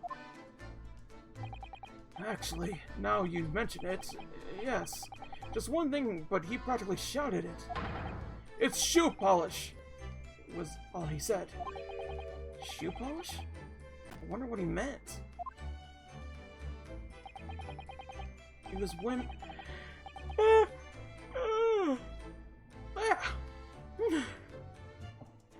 was when he was over there by the piece of broken glass. Did you see it? Perhaps he was talking about this brick-colored mark? Do you think? Ah, yes. That must be it. But how could Mr. Shlums know that it's shoe polish? That leaves me cold, I'm afraid. I have no idea. What is it, Susato-san? Well, Kazuma-sama was wearing leather boots with a very dark tan hue. Dark tan? Sort of dark brownish red, then? Yes, a little like the color of red wine, but darker. I often repaired them for him. Oh, does this mean that this mark was made by the polish of Kazuma's shoes as they scuffed on the floor? Mark on the floor has been entered in the court. Okay. Okay, Gavin next door. What? Nikolina, Pavlova? She's in the cabin next door? Oh, do you know who she is? Please, what self-respecting ballet fan wouldn't know that graceful angel? Oops, I think I upset there. Oops, I think I upset him there. Well, that tells us the neighboring cabin is unrelated to the case, at least. Oh, how? Because angels don't go around committing crimes, do they? They do. This is actually true. Angels do commit crimes. Although what exact crimes, I don't know. But suffice to say, crimes are very subjective in lands and whatnot, so it's not really something that you would really apply to angelic being. That's all I'm saying. You just want it, you know? Oops, no, I'm definitely upset him. Inspector, how's your investigation here proven fruitful? 6 seamen. Yes, that's what happens when you don't take care of yourself. You get 6 seamen. You get very nasty, very salty semen. You know what I'm saying? Eat more pineapple. But I'm honest. There's very little more I could do. It's so easy to spread. Our duty is to make sure the scene isn't disturbed. Ready to hand over to the Hong Kong police. So I'm just keeping watch. Nothing to take my eyes off the job. Oh, I see. There is one thing. I do have a small piece of new information for you. Oh, what? Yes, do tell us, Inspector, please. New information. Might as well.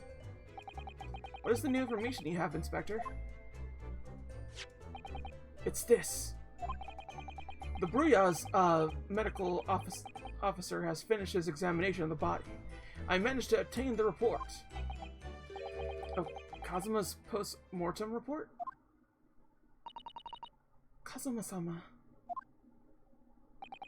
So, what was the cause of death? Damage to the cervical vertebrae. It's what's written in the report. His neck was broken? Yes, it would seem so. There were no obvious wounds or other signs of injury. So at first, I think they were considering poison. But it turns out they found out no traces of poison in his system at all. Well, what weapon was used then? Nothing has been found as yet, but the fact there are no signs of a wound suggests it may have been a blunt object, something that wouldn't leave a mark. Oh, I see. All the body's nerves run through the spine to the brain. A strong enough impact to the neck could induce death. It is a possibility. No obvious wounds would be left. Poor Kazuma. I have a second copy of the report. If it might be useful, you're welcome to have it. But really? Are you sure? Yes, it's fine. I trust you. Look at his little trusty, like... The boy's beaten and bruised. Don't do this to me, game. I so sympathize with him now. He's such a good... He's a good boy. He's a good boy. After all, if I didn't trust you, I never had agreed to you leaving this cabin in the first place, would I? Ah.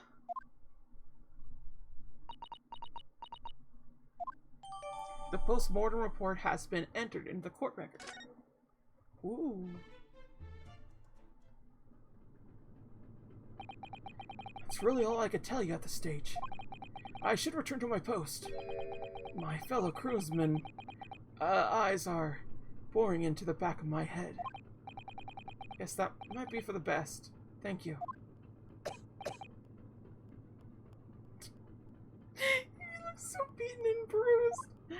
Oh god, he's not gonna get worse like that, is he? Are they gonna do what they do with Gumshoe? And instead of docking pay, it's his, like, physical health that's, like, depleting constantly? Like, please don't do this to me as attorney. Like, oh. Poor Inspector. You look exhausted. Oh, no. Well. I feel terrible that I failed to protect Osogi-san. He was my responsibility. Of course, my pain is nothing compared to yours. You were his friends. truth is, I seem to have had a heavy head ever since I woke up this morning. A heavy head? That's interesting. My head's still throbbing too.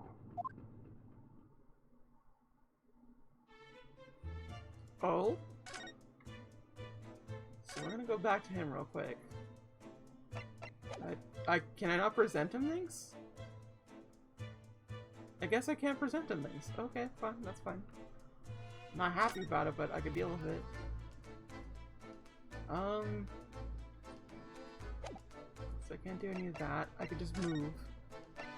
Well, let's move over here again. You said there was nothing else for us, so I assume this is where we have to go. 9th January. SS Bruya! First class cabin. A passageway. Ah! Look, Naruhodo-san! Seaman Stroganoff is gone. Strong enough? The burly Russian sailor who's always crossing his arms and glaring at us. All these Russian names are impossible to remember. They are. Me no good with Russian. I just never have been. Tra-la-la-la. Tra-la-la, tra-la-la-la-la. Did you hear that? It sounded like someone singing.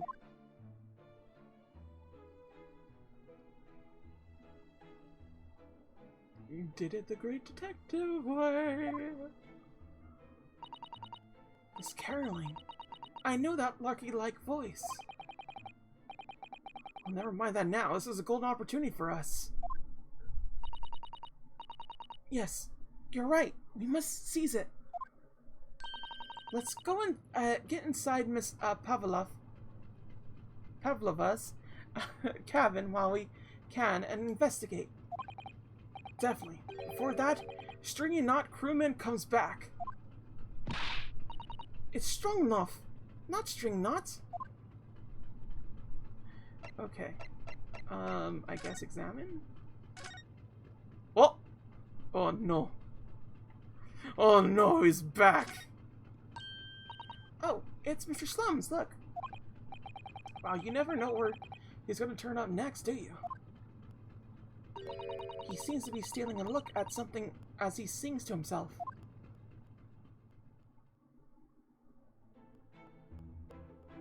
Tra-la-la-la-la, I did it the great detective way! He's still singing? Do you think he hasn't noticed us? Or he's simply in extremely high spirits? Yes, there were times, I'm sure you knew, when the yard bit off more than it could chew.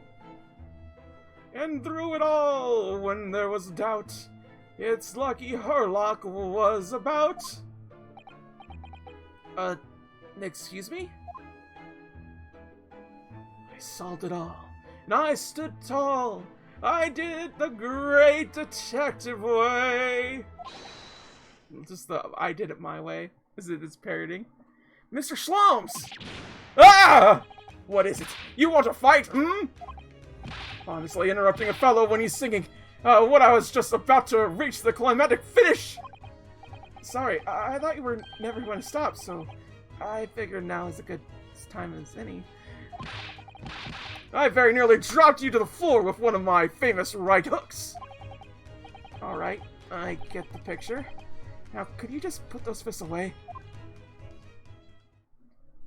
This dude is he's just all over the place. Mr. Schlums? You seem to be examining something before we interrupted you. Oh, yes, that. I was immersed in study of the ship's log, as penned by the stockily-built crewman who's usually on guard here. Oh, yes, the ship's log. And do you find out anything useful from it? Well, after 2 a.m. this morning, the majority of the entries went blank. Which means that there was nothing to report. Nothing to note happened, so...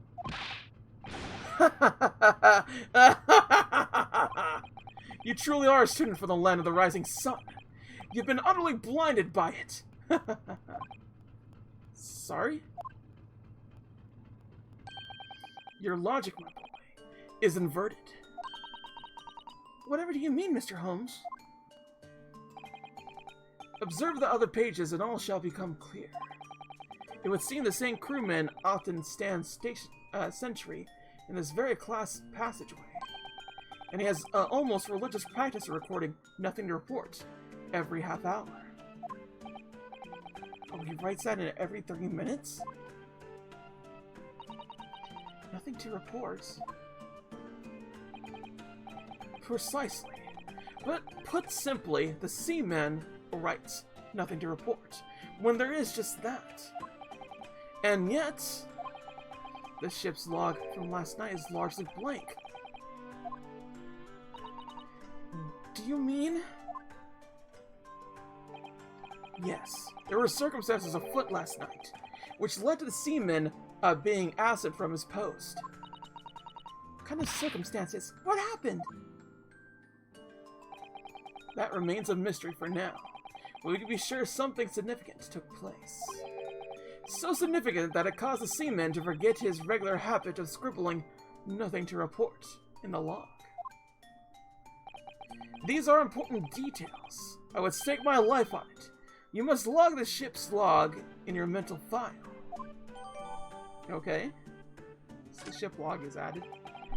Now that deduction was worthy of a great detective. Ah, you're starting to understand what my way is, I see. What makes shloms shloms?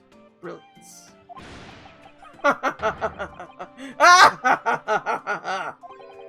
Oh.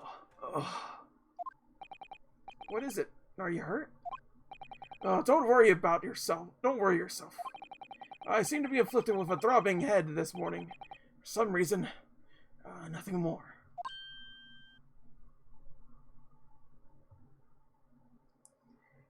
Theory! They were all in an orgy together and all bumped their heads. That's gotta be it. It can't be anything else. It has to be that. Orgy amnesia seems to be the only answer. Yeah, thank you. Case closed. I solved it.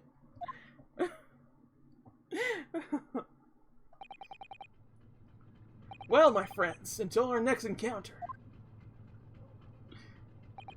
He's still singing to himself? Figure as he's wandering off down the passageway. Is something wrong, Susato-san? You seem lost in thought.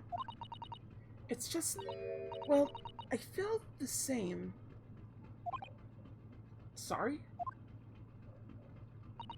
Ever since I woke up this morning, I've had something of a headache. A sort of continuous throbbing.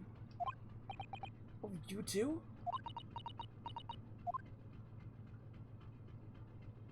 Well then, that sounds like some sort of like, thing happened with like, the whole entire ship got drugged or something? Miss, Pavlova's, cabin. This could be our chance. What? The burly sailor doesn't appear to be around at the moment. We can investigate every last inch of that cabin. I'm not sure if we could go that far. We could certainly do with looking around more. I'm sure we could learn something. So, yeah, she was probably part of the same orgy. I mean, honestly, I thought it was just gonna be all boys, but you know what? Whatever. An orgy's an orgy.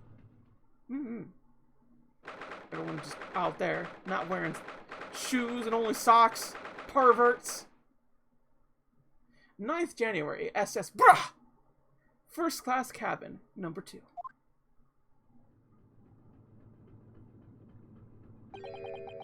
Miss Pavlova isn't back yet. Susato-san. Oh, where's she gone? Hey, what are you doing? Those are private things. There's not a moment to waste on Herlocked. We must investigate as quickly as we can. I suppose you're right. For Kazuma's sake.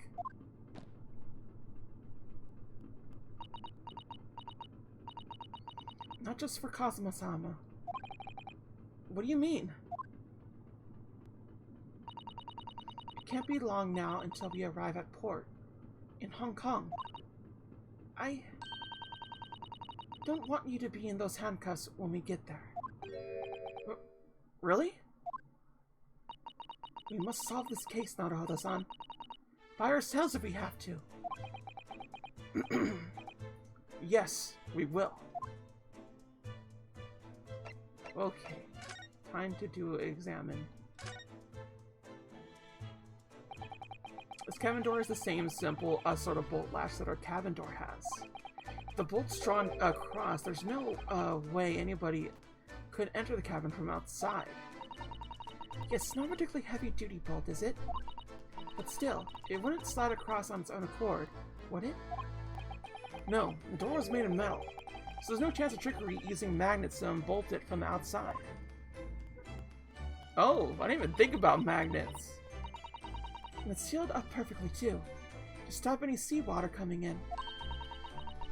So you couldn't use the method you told me of passing a thread through a crack around the closed door, either. Seem to know a lot of tricks for opening doors. Starting to see why they suspected me. Fucking... Did Naruhodo actually go like, maybe I did do the crime. Maybe it was my fault. Like, he seriously got gaslit by the whole crew. Damn, boy. Naruhodo-san, are you there? Sorry, I'm right here, yes. Why? Oh, good. I thought you might have climbed into the wardrobe when I wasn't looking. There's no place like home. Believe me, I don't have some strange compulsion to jump inside every wardrobe I see, you know? I love that so much! Oh my god. Well, anyway, I'm not sure anyone could fit inside this one. It's full of beautiful outfits. I suppose they're all stage costumes. I was rather hoping we might find Miss Pavlova's friend hiding in there, but no such luck. So that was all one thing. There's one of these next to the bed in Kazuma's cabin too. Yes, it's a bell cord. I can't resist. She barely hesitated there. She gave it a good tug too.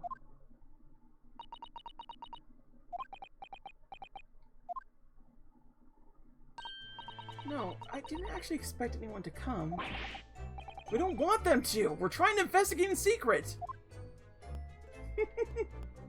Fucking bimbo. I love her. Honestly, bimbo. Bimbos are great. So this ventilator connects to Kazuma's cabin next door. Yes, although what a foolish shipbuilder must be to open a ventilator into another room. Maybe. It's so that if there's a gas leak next door, the occupant of this cabin would notice and raise the alarm. Or the occupants of both cabins would die of gas poisoning. That is a possibility. Last night, Kazuma wrote that he saw a speckled band coming out of this ventilator.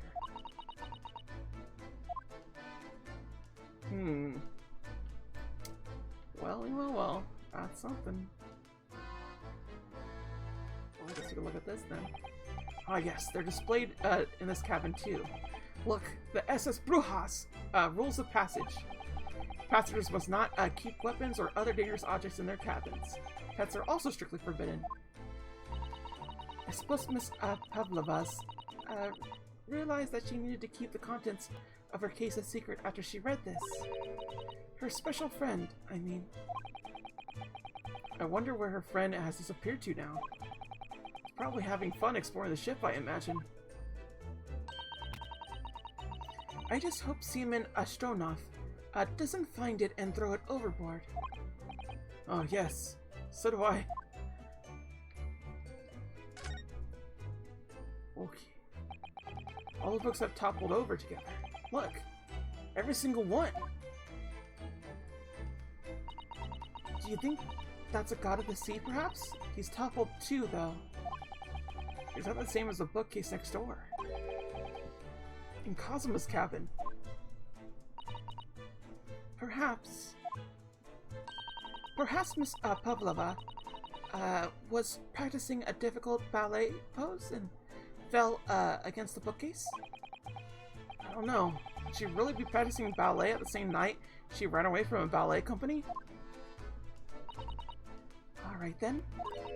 It must have been you. You lost your temper and knocked them all over in a fit of rage. Not everything bad that happens on the ship is because of me, you know. No. That's gotta be because of him. Well, anyway, I'll set them straight up again in here, too. I don't like seeing things in disarray.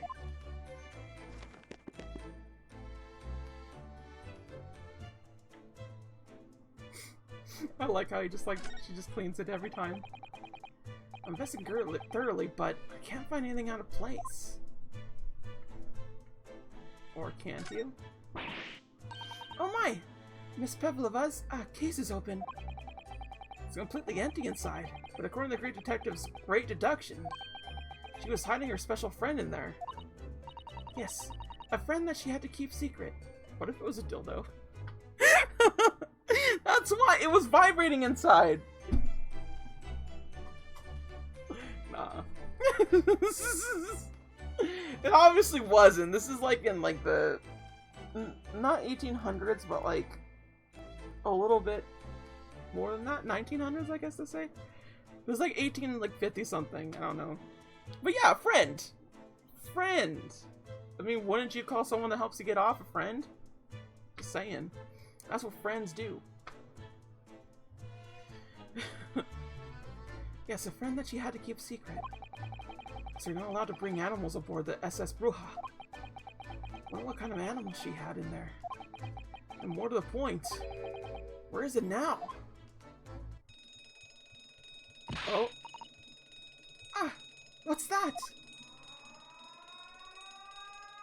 It's a whirly whirl. Yeah, what friends are for. Exactly. Thank you, Bio. I'm glad you understand this. Shut down the engines immediately. Vessel sighted a quarter-mile forward. Full stop. Hard to starboard. All hands brace for impact. What the? I think we're about to crash into another ship. What? I can't stand. Susato-san. Ah! Susato-san, are you alright? Are you injured at all? I think I am fine. Thank you, Naruhodo-san. And the books are back to the way they were. Looks like we avoided the collision. I think. Yes, the ship has come to a stop. Oh my goodness!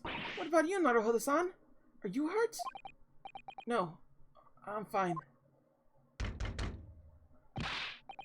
Hello, is anybody in there? Shout if you need assistance. That sounds like Inspector Hosonaga. Is that you in there, Naruhodo-san? Unbolt the door, quickly!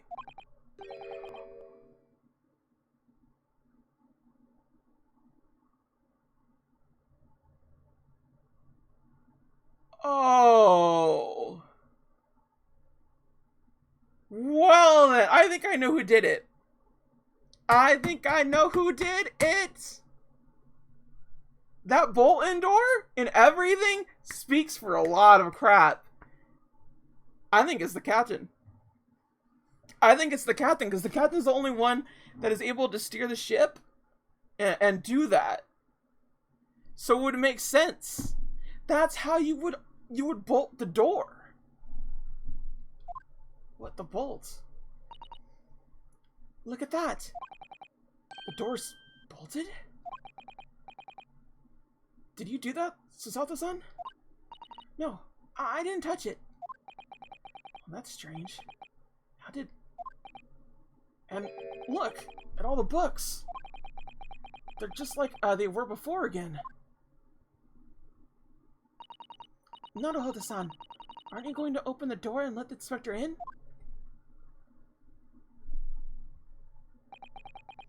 Better tidy this place up first.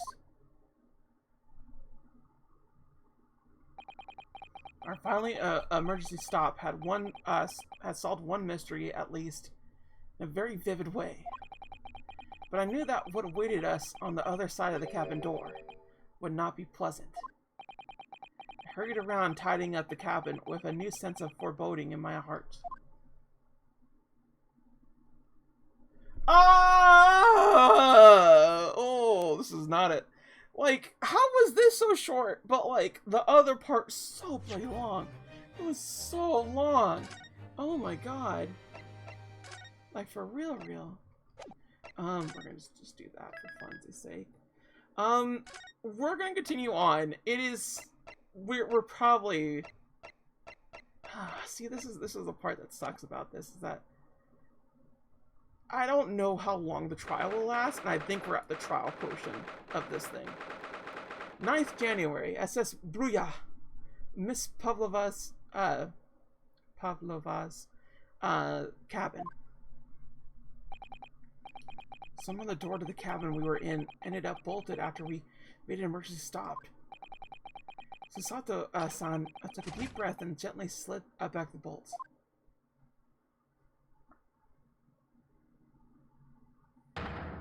You! What are you doing in Miss Pavlova's quarters? You both look unhurt. Good. You're gonna head to bed? Oh, but thanks for the stream. Yeah, thank you for coming over, Bio. It's always a pleasure having you around and everything. I won't be up much longer. It's gonna be like another 40 minutes at most, I think. Or whenever this segment ends. Pending. But I think we're at like near trial. Because that's usually how this games go. Investigation and then trial. That's usually how it goes. Boop, boop. But yeah, thanks for showing up, Bio. I appreciate it.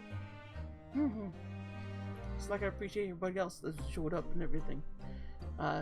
Tori, Kaktar, Roar, Gurian, and Grandpa's Ghost. Yeah. Yeah, have a good time. Yes, we're fine. Thank you. What on earth happened? I heard something about how we were going to collide with another ship.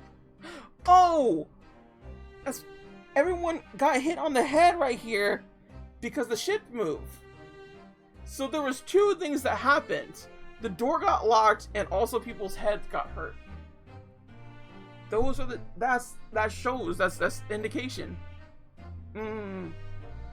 Cause it's still blunt drama, but it's not to the point, you know?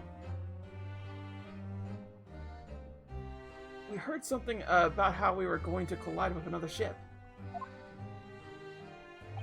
Yes, it appears to have been a false report, though. Oh, how did that happen? There's a dense fog outside, so it's extremely difficult to see. Someone must have thought you saw a ship ahead. This person obviously triggered the alarm, and that's why we made an emergency stop. Everything is chaos. Passengers are screaming, crew are running everywhere. This first class area is the only quiet part of the ship at the moment. Oh, I see. Someone triggered the alarm? Does that mean that someone pressed that button outside? You wicked intruder, dressed all in black! You are the devil! Sorry? Me? I've been called a lot of things before, but devil is a first. You opened my traveling case! How could you? What? No, we didn't touch it. That's right, Miss Pavlova. It was already open when we came into your cabin. Inspector! Yes? Arrest this man! I know he did it! He is a criminal! It is not enough that he has killed a man? Da! And he stole away as well! If Vixen promises not to steal chicken, do you believe? Take him away! He is a trespasser as well as everything else! Stowing away. trespassing, killing. She is right, you are devil. Doesn't look good, does it? There's a cell below deck. Throw him in. Tomorrow we dock in Hong Kong. Then we give you straight to police. Wait, a cell? Please, Inspector Hosonaga, is there nothing you could do? This is a Russian vessel. I really have no jurisdiction here. After my last effort to appeal to the captain's good nature, I think I'm out of options. This is terrible. This is a real crisis. I gotta find a solution. Immediately! Okay. Okay, immediately. There's like so many things at once. Oh my god! Of course he's there. You need to calm down and focus on the task at hand, which is investigating. Don't touch my things! You want me to show you where crawfish hibernates? Hiya! Mr. Naruhodo, what do you think you're doing? Oh, everyone's attacking me. Just starting to think she was my friend. God, that hurts. Is there anyone who could help me out on this mess? Yep, of course. Of course it's him. What the? What are you doing up here? Mr. Sloane's? Naturally, I was analyzing what a weight of 20,000 rubles feels like on one's head. Have I not told you that as a detective, it is my business to know what other people do not? This isn't mere tomfoolery, my boy. Oh, no, no. Well, why were you hanging from that hook before then? Isn't it obvious? To properly assess the weight of 20,000 rubles naturally, I wish to determine if it could bend the conceited looking hook on the wall, so full of brag and bounce. I never know whether to take this man seriously or not. You again, the great detective. Ah, Inspector. I confess I've been looking for you. I have something to report to you most urgently. Well, you might try looking for me somewhere other than a hook on the wall next time. What is to report? Speak! An urgent report from a great detective can mean but one thing. Yes.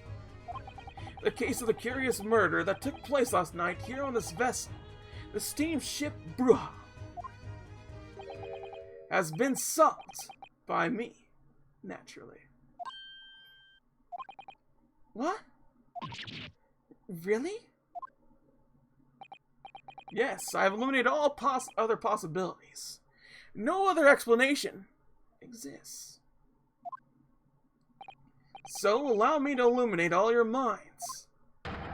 For I am about to reveal my great detective's greatly hammered great deduction to the case.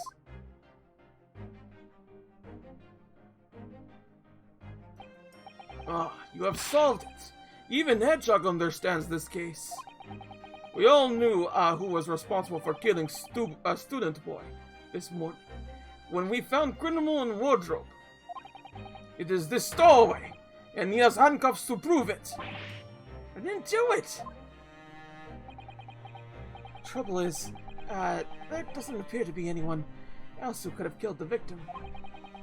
Perhaps because, as everyone knows, the cabin door was bolted shut from the inside.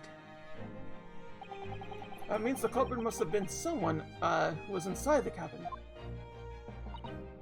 Yes, it's what's called a locked room mystery in detective stories. Da! Locked room! That is point! The room was locked. Well, I can't deny that. There's no way the bolt could have been drawn across from outside the cabin. You're all quite mistaken.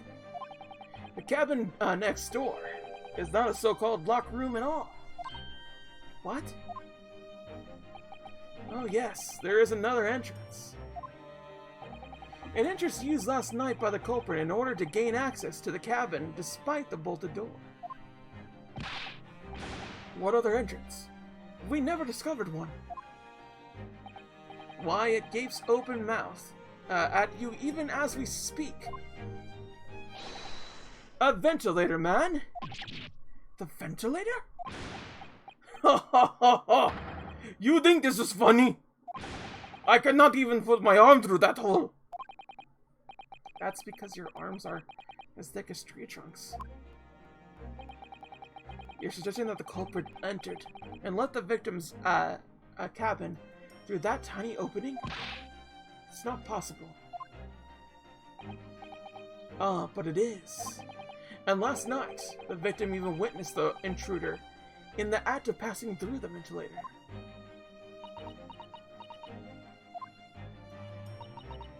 Mr. Slums, do you mean...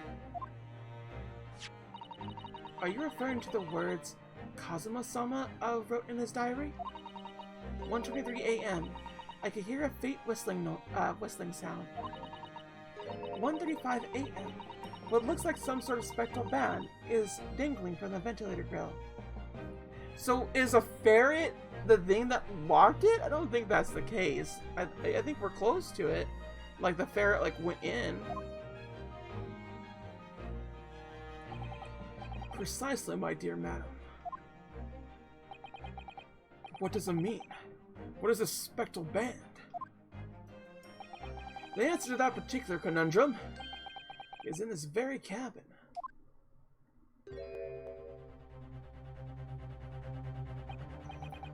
Mr. Slomes, what are you doing?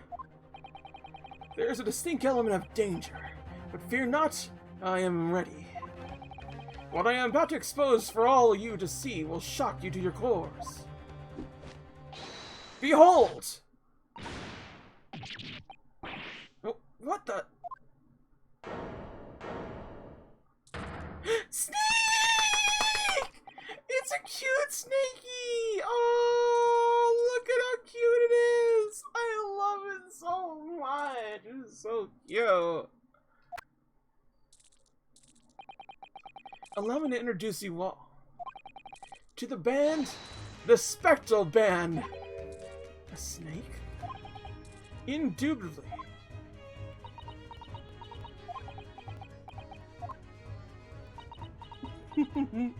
I didn't expect that either. I thought it was going to be a ferret. Mr. Slums? Just one thing. Pray, what troubles you?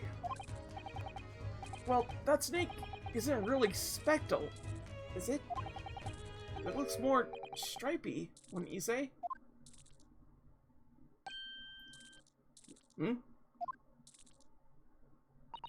Yes, you're right. I think it is this case. You have to call it the Striped Band, wouldn't you?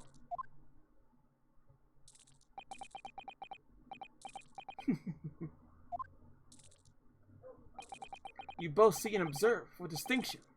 However, do you not think that this is precisely the trap into which the culprit wishes you to fall? Oh my goodness, really? It's a trap? How exactly? I think perhaps it is time I explain the atrocities of my train of thought. Are you ready, Miss, Pavlovas? Pavlova?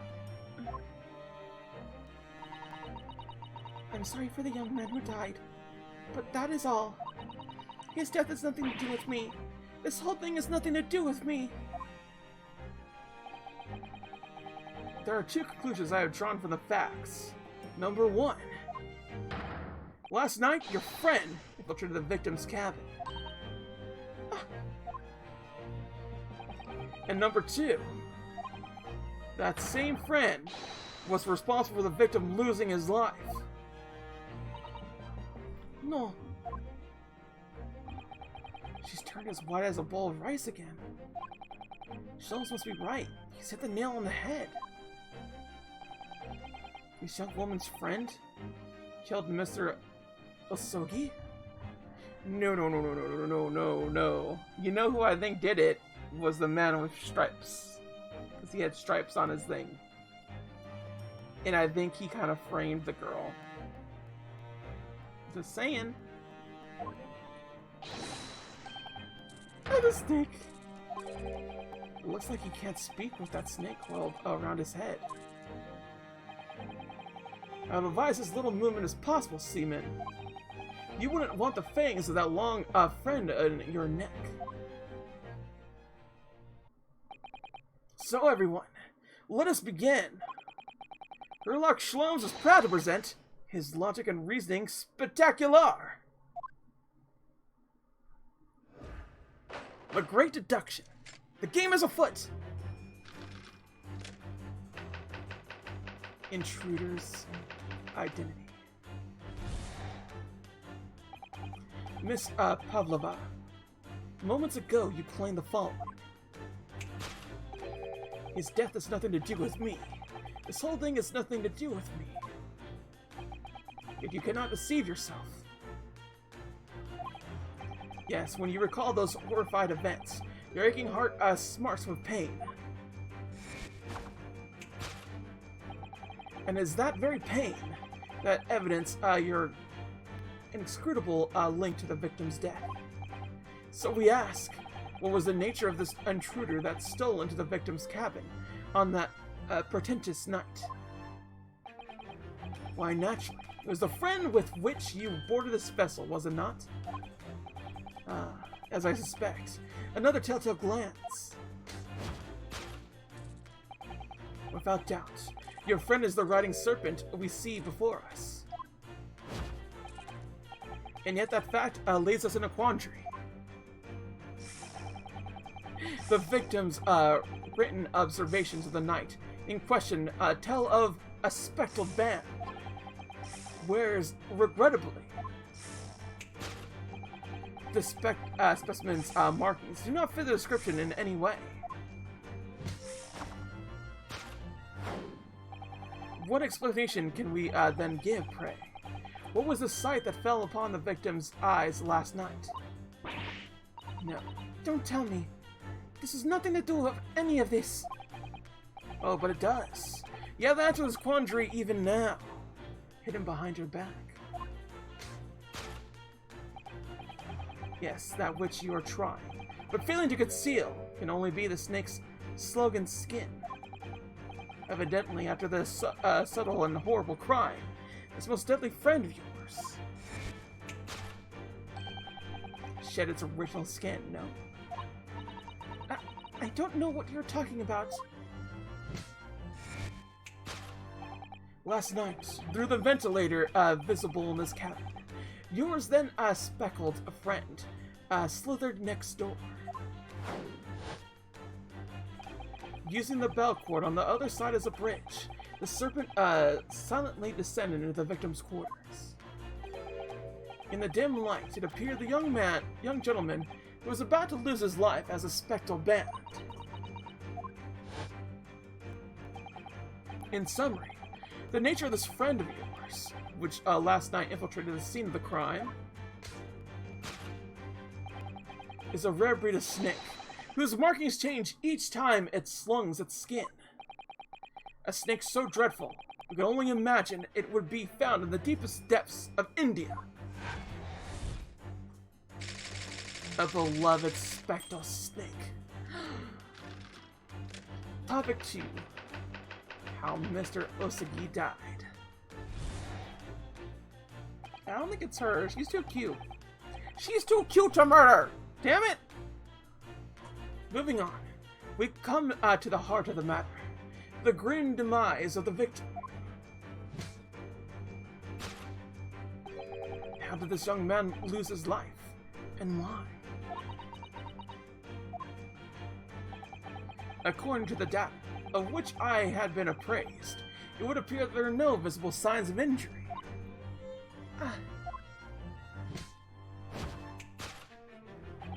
In fact, the circumstances of the victim's death can only be explained by a terrible venom. Now, if we take that as a fact, we can reasonably imagine that there remains evidence to affirm it into the scene of the crime. Oh no, could there be? Yes, an examination of the deceased's body will prove the cause of death conclusively. The almost, but not quite, imperceptible punctured wounds left by venomous snakes will seal the truth. Yes, the vestige of the snake bites delivered by your terrifying friend. This makes no this makes no sense.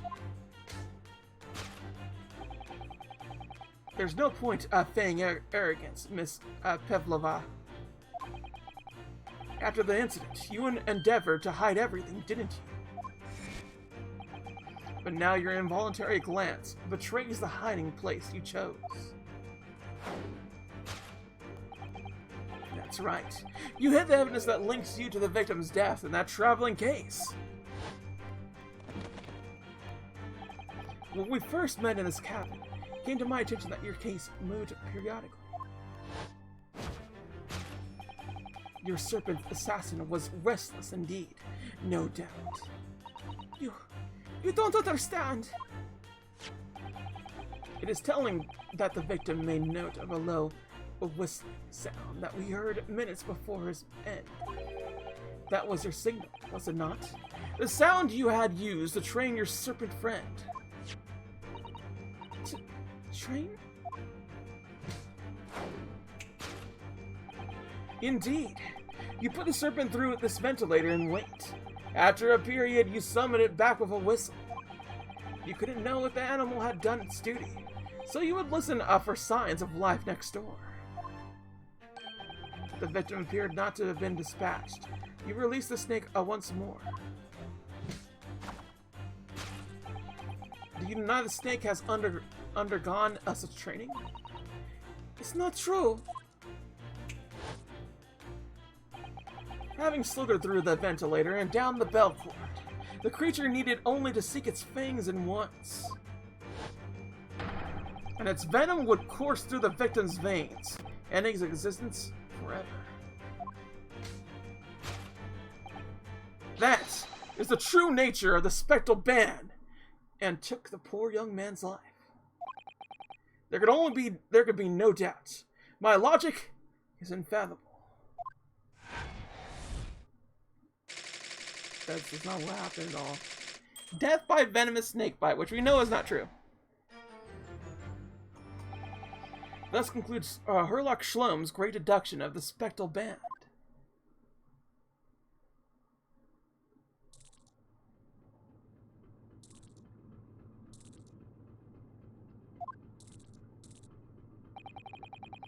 Miss Pavlova has trained her pet snake as a killing machine. There on the floor, you will observe a saucer of milk. The promise of food is the key to training any creature. Incredible. You solved the mystery. Amazing. Your great detection really lives up to its name. I see now why Herlock Shlom's has become such a household name. My dear man, it was nothing remarkable. As the Russians say, I could have done it with one left hand. This is my right hand. Whoop whoop.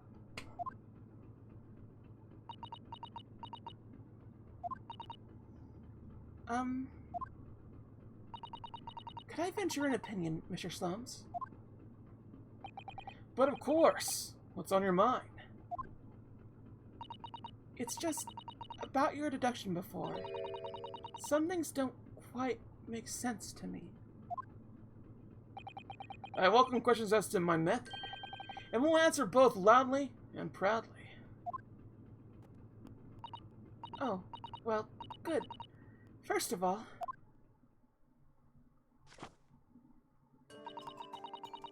snakes are egg-laying creatures, part of the reptile family.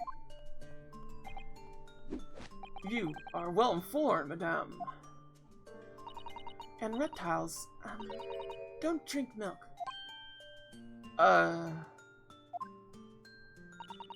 It's really only mammals that like to drink milk, you see. So, I'm not sure it would be possible to train a snake using milk as a reward. No matter. No doubt Miss, Pavlova, used some other treat to encourage her pet to do her bidding. Milk was merely an example. The logic holds. Well, there is something else. Snakes have no ears. Yes, so I'm not sure it would really be possible to signal a snake by whistling. But, madame, what are the tales of, Arabia? Have you not heard of the snakes that dance to the sound of a flute? I think perhaps the performers play their music in time with the snake's natural movements. Oh, I see. No hands, no feet, no ears. These creatures are so inept to be practically useless. I'll take it on the snakes, Mr. Slomes. There is one other thing. You have more? Snakes use the scales on their bellies to propel themselves.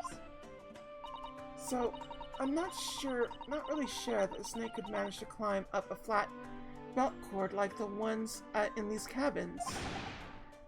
Then it should try harder. Please, don't be angry with me, Mr. Slums. The point is, even if snakes have gone out through the ventilator to the next door cabin, it couldn't have come back without help. What I'm trying to say is that there are a number of reasons why it's difficult to imagine a snake could have been part in this.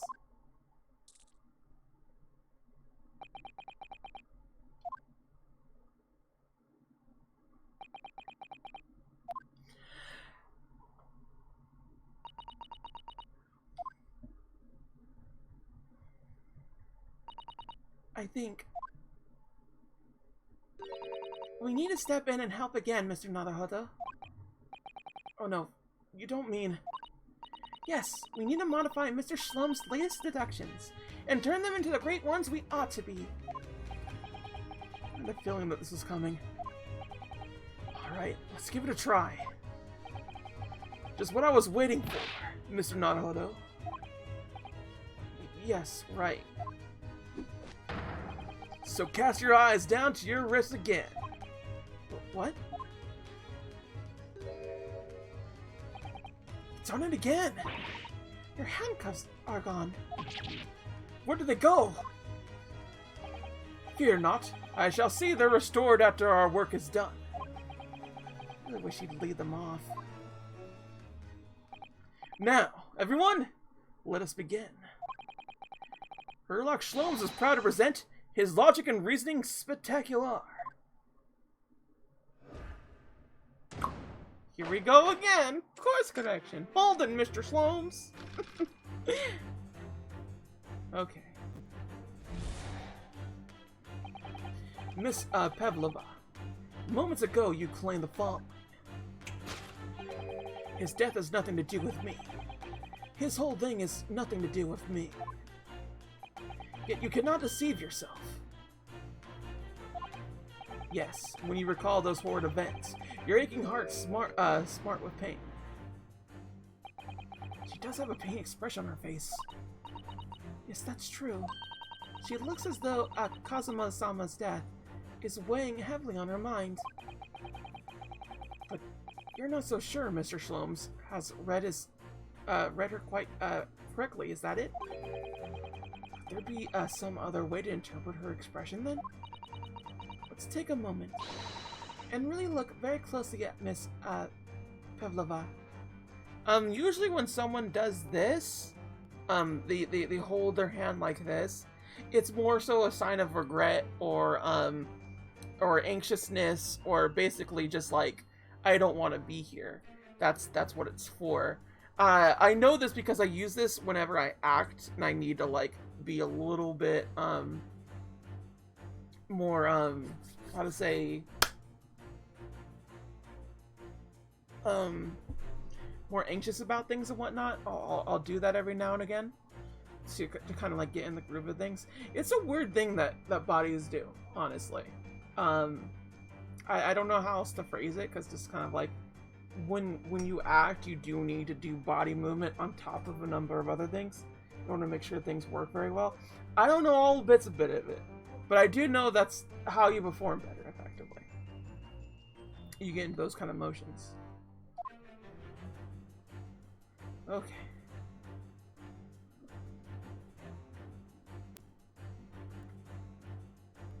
What else is causing your pain? Oh, right there. Claw scratch. Oh, Naruto-san, look! That looks like a very painful wound. Looks like a scratch made by some kind of small animal. Probably recently, too. Well, whatever scratched her doesn't appear to be around here. So it's this. Yes!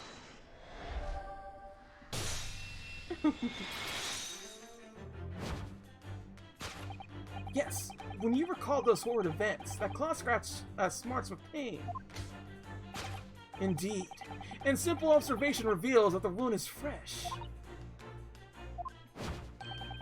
Miss Pavlova, do you in fact receive that scratch sometime last night? Ah.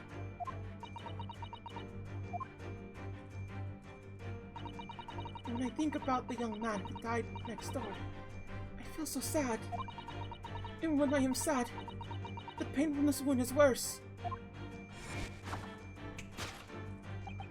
And it is the very pain that evidence your inscrutable link to the victim's death.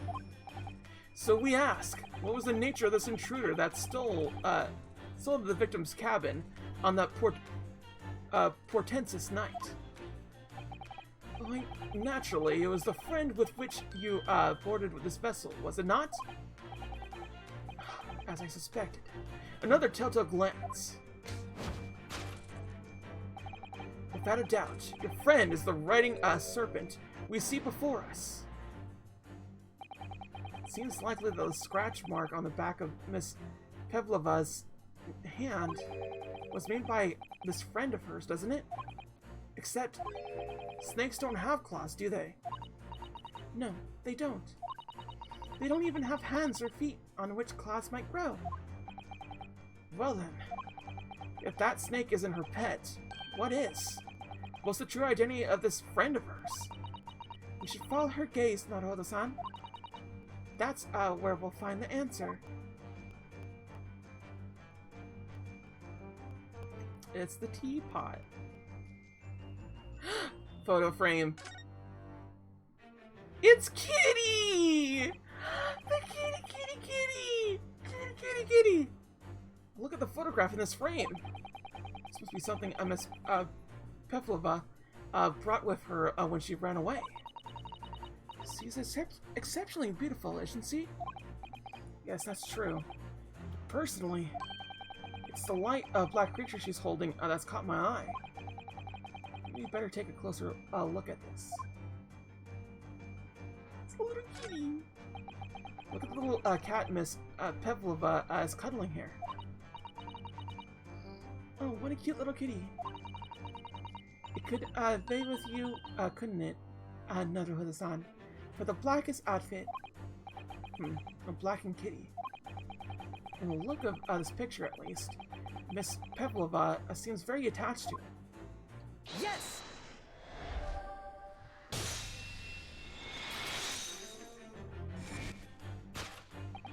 Without doubt, your friend is the little kitten we see before us.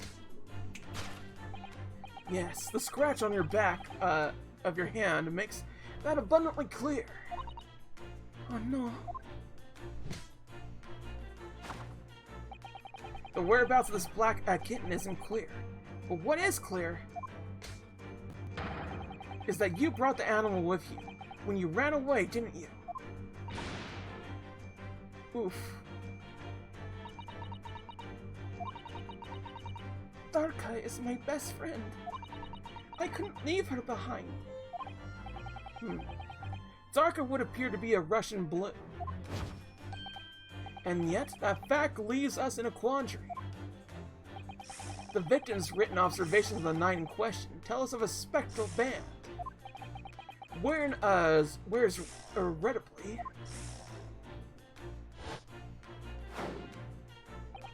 the specimen's markings do not fit the description in any way.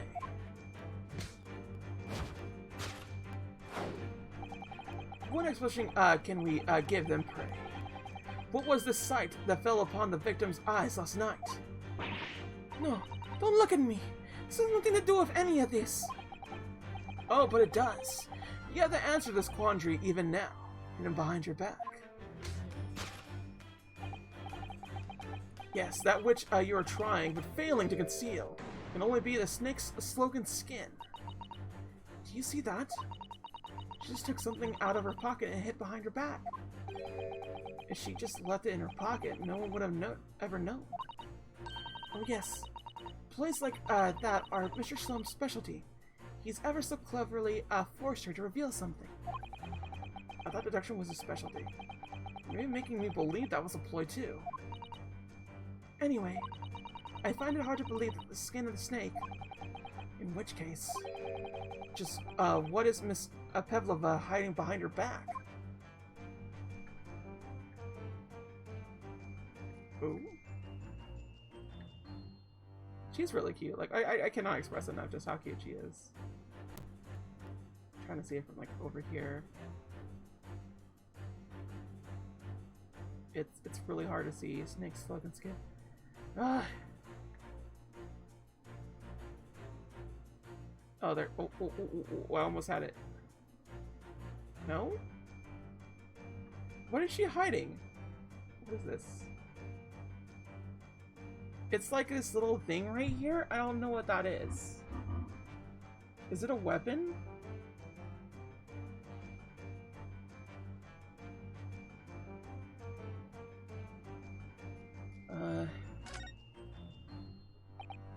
Well, it is a spectral, but it is a band, but what is it?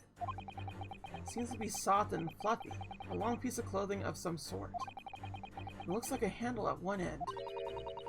I think it may be a cat's toy. This sort is common in the West, apparently. How is that a toy for cats? Cats like to chase the band around and paw at it. Kittens in particular love that sort of play. You only need to wave it around in front of them, and they pounce to catch it. That sounds positively adorable. So it's a kid's toy. Yes!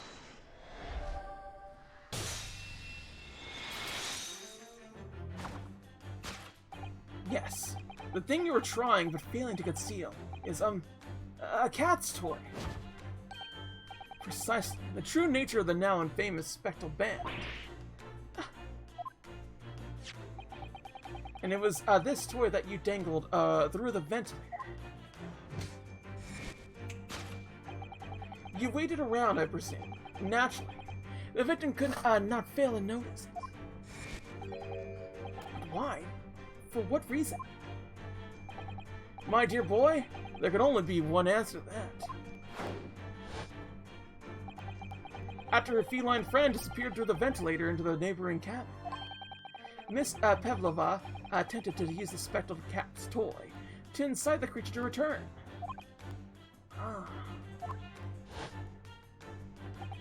In summary, the nature of this friend of Miss Pavlova, which last night infiltrated the scene of the crime, is a violence Russian blue breed of a cat by the name of Darka.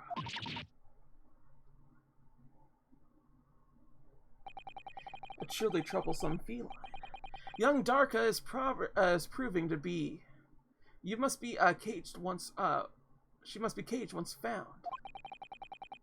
You will forgive us for browsing the photograph of your pet, Miss Pavlova. Okay.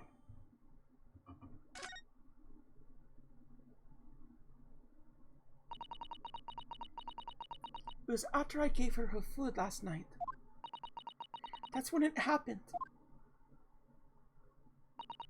She scratched the back of my hand and then ran up the balcony. Before I could do anything, she had disappeared through the ventilator. Darka, she was so naughty. A beloved kitten. Aww. Babu. Death by a venomous snake bite. Clearly it's not, so. Moving on, we come to the heart of the matter. The grim demise of the victim.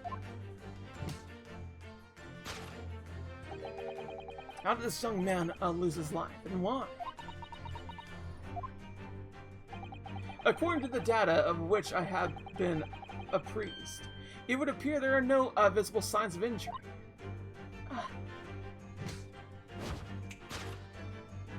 In fact, the circumstances of the victim's death can only be explained by a terrible venom. What Mr. Slums is saying is true. There were no signs of a wound anywhere on Kazuma-sama's body. That's right. But Mr. Slums seems to be unaware of one very important detail. Kazuma wasn't poisoned. Yes, it would seem so. Let's give him the information he's missing now. Okay. A piece of small glass object and what looks like a scuffled mark made by Kazuma's shoe were found by the victim's body. Report of the medical officer giving the injury is there were no traces of poison. Yes! I guess it's this.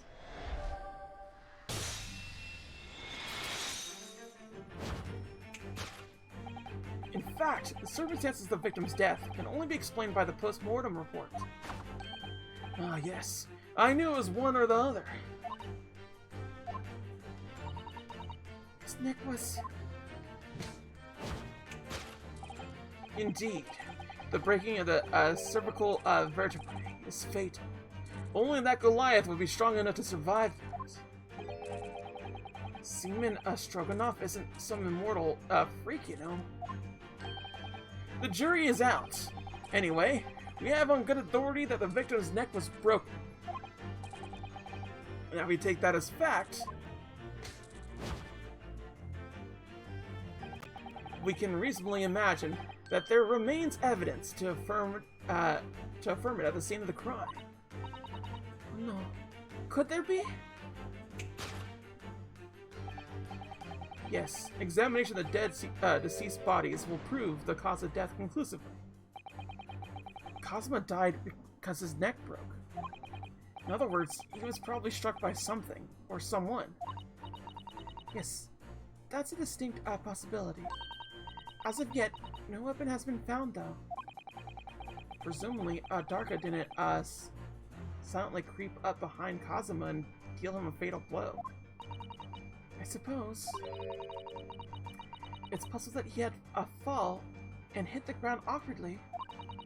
It could have been a terrible act of misfortune that he broke his neck completely by accident. Oh, yes. A bad fall could explain it. It's rather hard to believe of Kazuma-sama, though. He wasn't a clumsy man. Well, we need to fix this deduction somehow. Is there anything for the scene that could explain what happened? Not that. I think it's this.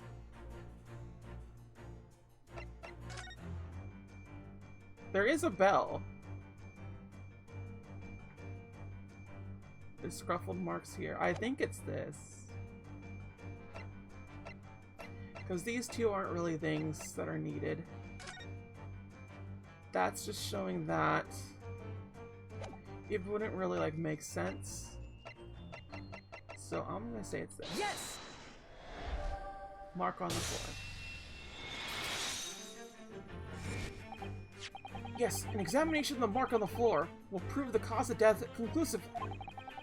This particular mark, so prominently,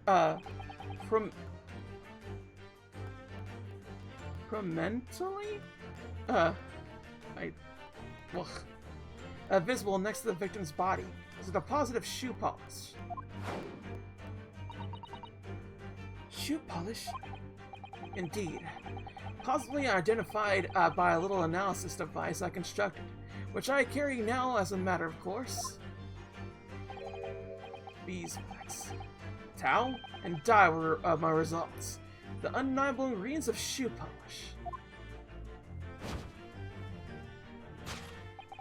And the color of the polish is a perfect match to the color of Mr. Osagi's lace leather shoes. Looking at this mark, it's not hard to imagine what happened. For some reason, Mr. Osagi must have caught his foot on it at that point, on the floor, and tripped. Please, no. And by a dreadful turn of misfortune, caught his neck against some immovable object as he fell to the floor, suffering a fatal blow to the spine. The victim's vertebrae shattered, and in that instance, he lost his life. No! I don't know. I don't know anything about these. Is that really true, Miss Pavlova?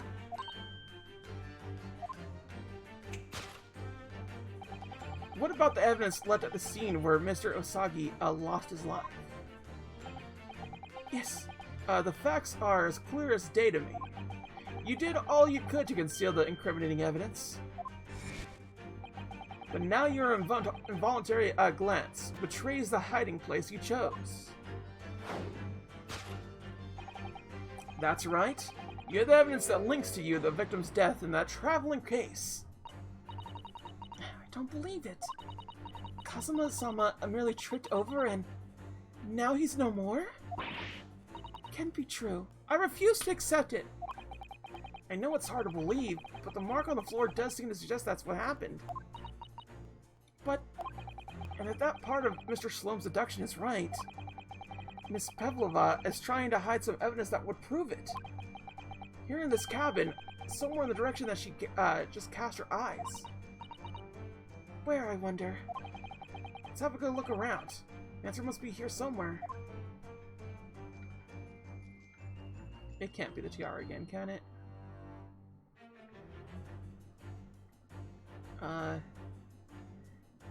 Waste paper basket? Maybe it's that. Let's look at that.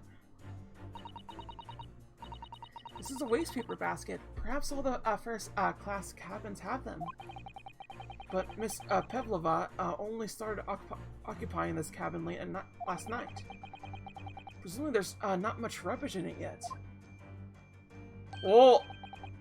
Oh, what's that? It's a broken piece of glass, isn't it? Yes, it is. I feel like I've seen it somewhere before. It looks familiar. Perhaps it's more than your mind simply playing tricks on you. So it's inside here. Yes! Got him. That's right. You hid the evidence that links you to the victim's death in the waste paper basket. Here we have a fragment of some intricate glass object, let's see. One that has a familiar air to it, in fact.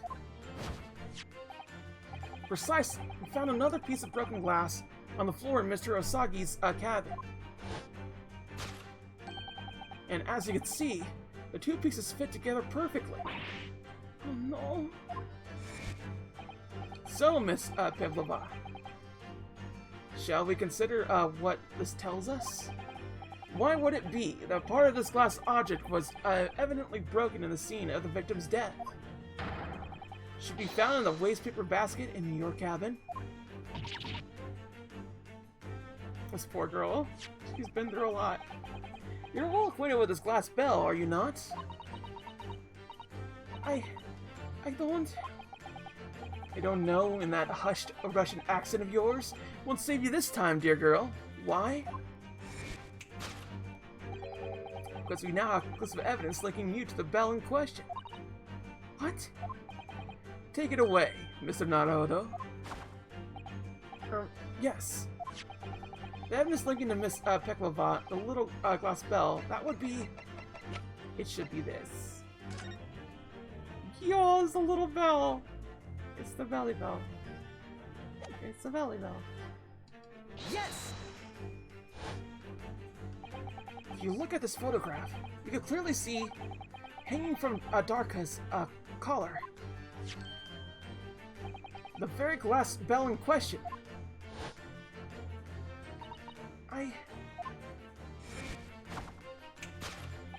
The truth has caught up with you, Miss Pavlova. Never forget, only one truth prevails, right? Freaking... We're gonna freaking case close up in this business. The young man who lost his life last night did so after a truly inauspicious fall. And the cause of that fateful stumble?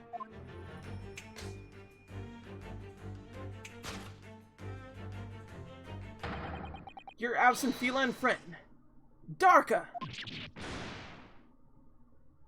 Damn, a little kitty just tripped up freaking Kazuma and he just fucking ate it.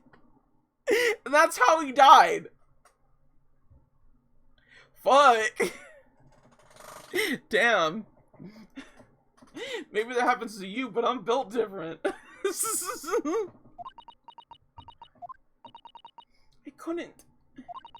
I couldn't tell anyone. I'm sorry.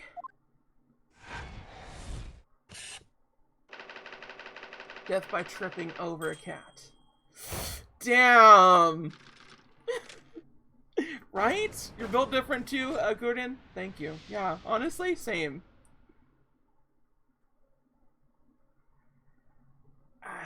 I'm just shocked at that. Why don't you tell us now, Miss Pavlova? Tell us exactly what happened last night. It was a little after 1 in the morning. It was so late, but I hadn't had time to feed Darka, so I gave her some food. And then, all of a sudden, she scratched me and jumped out of my hands. People do say that cats become very anxious and nervous in new environments. She was so fast. She disappeared through the ventilator because I could not stop her. And this is how you acquire that rather nasty wound on the back of your hand, I take it? Yes. And I had read the rules on the wall. I knew I was not allowed Darka with me. Yes, modern science suggests that animals can carry infectious diseases. It's a precaution, really. So I listened and listened, trying to hear if there was some noise in the next cabin.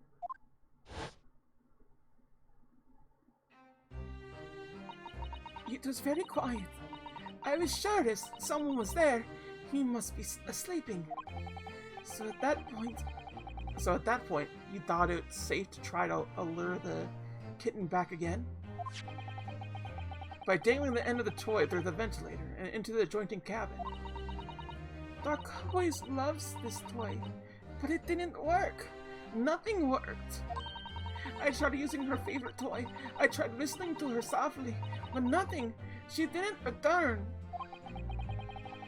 So the faded whistling sound Kazuma wrote about in his diary was Miss Pavlova trying to retrieve her pet.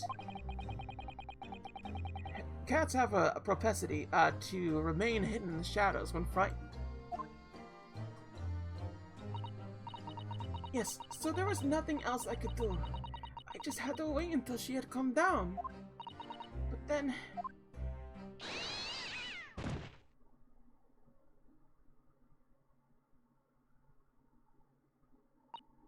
I nearly passed out with shock. I heard her cry out and then... such a dreadful bang. Then afterward, nothing. It was totally silent. Kazuma was...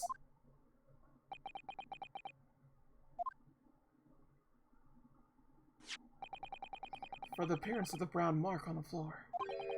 It seems likely that what you heard was the victim stepping on the glass bell and tripping. The Esse Bruyere is a large vessel, but even she could pitch and roll violently without warning. And if Mr. Osagi was already off balance as a result of the ship, lurching when the kitten had got under his feet. A combination of unfortunate factors could easily have caused him to fall over.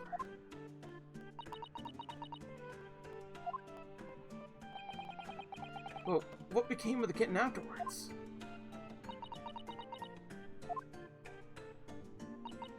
In the end, I managed to get her back through the ventilator. Itarka is nowhere to be seen. I must have forgotten to lock my case. And now she's disappeared again. Gracious, that cat isn't insufferably restless as I am. Well, he knows something about himself, at least. When I woke up this morning, I heard that a young man in the cabin next to mine had died. But I couldn't bring myself to tell anyone of what had happened. I was too scared. Scared that they would send me back. Oh, hold on a minute. What about the snake? You're right. Where is it? If the snake isn't your friend, Miss Pavlova, then whose is it? And where did it come from? What on earth is such a dangerous creature doing on board the ship? It would get rid of rodents, so that would be his pet. Oh, I didn't say. Snake is my friend. His name is Prosvka. What? That snake belongs to you? He escaped from cage when emergency alarm sound. I was looking for him. I did not expect to find him here. Yes, how did that snake get into this cabin? But animals are not permitted on board. Ah, we are at sea for 1 year. You want to be so long without close friends? Without someone who understands? Can you find someone a little more human? Who understands you better? My dear burly fellow. A gargantuan venomous snake? Surely you could appreciate the danger you're putting everyone in. No venom. Provosco does not have venom. He is harmless, very long, but very gentle. He is adorable, like Granny. He is, honestly. Snakes are so cute. Like, my girlfriend has a snake, and that's just like the cutest thing I ever did here. And like, honestly, I just want to hug her. I want to get a snake. Just so she could have a snake. And then I could be like, I have a snake. It's venomless? Yes. Now he is hungry, so he is in bad mood. But once I feed him, you will see big smile. But you fed him? What? Milk, I suppose? Ah, like they say, they milk chickens? Ridiculous. Snakes that drink milk are only in stupid stories. Prozosko eats mouse. Big fat round mouse. Oh, so... is that what the mousetrap in the passageway out there is for? Of course! How else can I catch my friend's favorite food? It says top of the food chain, like the look in their eyes right now.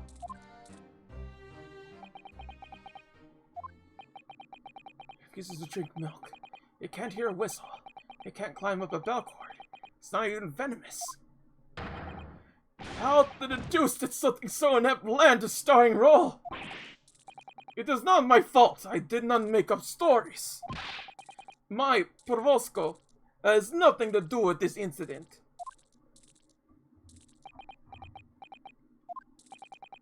So that's what happened? That's the truth behind my best friend's tragic death?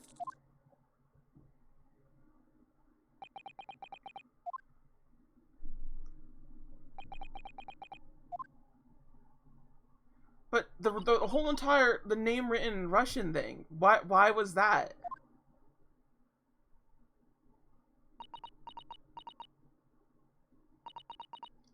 Miss Pavlova. I understand the difficult situation you found yourself in, but I do sympathize. But please remember this. A young man lost his life. If you're going to attempt to cover up your guilt with lies, then no matter the circumstances, I cannot forgive you. But what are you talking about, Miss, Mokotoba? What lies? Miss, Pavlo?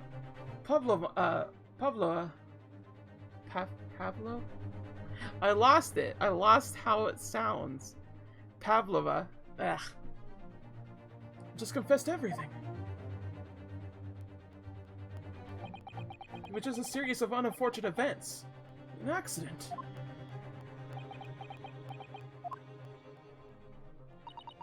I'm not a great detective like Mr. Shlomes. I don't have a gift for knowing the truth. But even I could see that was not the truth. Don't you agree, Mr. Naruhodo? To be perfectly honest, yes. There's a discrepancy in Miss Pavlova's story. I'm sure of it. I just can't quite put my finger on it.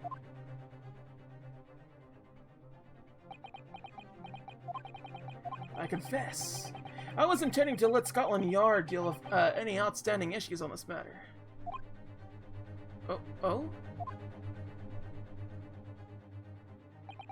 I am only present here for a very specific reason. Lost, what games do you think you'll play next after this? It will be September, and my friend said that I should play Final Fantasy IX for September. So I'm gonna play Final Fantasy IX in September. And then after that, I'm probably gonna try to play a small amount of games for October, because October I'm actually going to go see my girlfriend. So I won't have time to actually like go do stuff for a lot of the stream. Like I'll have like the first week and I'll have like the last week of October, but that's about it. So I don't want to be like doing like one long thing like I usually do. But then after that in November, I'm probably going to be playing Kingdom Hearts Stream Distance. And then December, I'm going to wrap up with just like a game or two and just like the usual celebration for Christmas stuff, I guess. But that's the plan. A distraction? I do hope you've not been finding your shackles too uncomfortable. Ah, not again. But when did he do that? Especially as they're on your wrist as a result of my intervention. I was rather hoping I could resolve matters before we made our next port call. You were, Mr. Holmes? Yes, but I overlooked one important detail.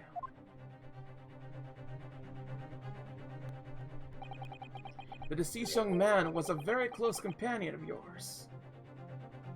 It sounds cool. You're looking forward to the Kingdom Hearts. I'm glad, honestly. But my friend wanted me to play Final Fantasy in September, and I was thinking of playing Kingdom Hearts in September, but nah. Either way, Dream Distance is the one game away from Kingdom Hearts 3, and then I'll be done with the series as a whole, quote unquote, for streaming it and whatnot, because I've done every Kingdom Hearts game except for the first Kingdom Hearts, because I already played the first Kingdom Hearts. And Kingdom Hearts Chain of Memories covers all of Kingdom Hearts anyway. I know it's not as good, but still. Was he not? Yes. Kazuma was my closest friend. I owe him my freedom even. Play a game on stream with your GF? I'll think about it for sure. I will definitely think about that. I guess we could do that for October, huh? You're right about that, Gurin. I could do that. I'm gonna do that. Yeah, honestly, Gurin, thank you. Thank you for that. I'll do that.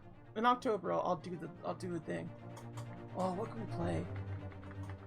Oh my god. Now I'm getting excited because like We probably wouldn't play like a lot because I'll only be there for like a week and a half or maybe 2 weeks. But yeah. Yeah. I'm getting excited. Kazuma was my closest friend. I owe him my freedom even.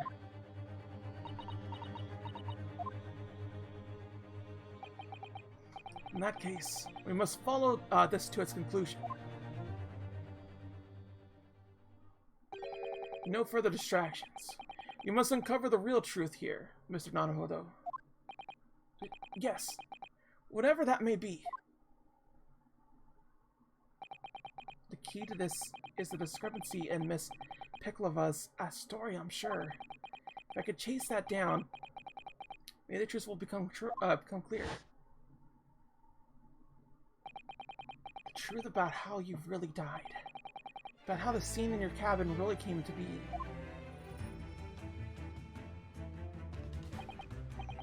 Alright. I'll see what I can do. Excellent. Thank you, Mr. Naruto. I don't think she did it still. I really don't think she did it, but she did more incriminating stuff than she did, you know? So then, shall we begin? Yes. What we should ponder first is the victim who lost his life in the cabin that was bolted shut from the inside. Was this truly an unfortunate event? Or was it in fact no accident at all? This is what we must establish in the first instance. But we've already established it, haven't we? A man tripped over a kitten that had climbed into his cabin via the ventilator. Tragic, yes, but still an accident. I hope Shlomes doesn't die. He's in the sequel, so he does not die. At least in this game. I don't know about the next game. The next game, he could die. Because there is not another game after that. But I do hope they're going to make more great Ace Attorney games. Because they brought this over. I'm hoping. Hold it! Wait, let's just take a step back. It doesn't make sense if that's really what happened, does it? I'm going to have to ask you to spell it out for me, I'm afraid. Yes, it's starting to take shape now.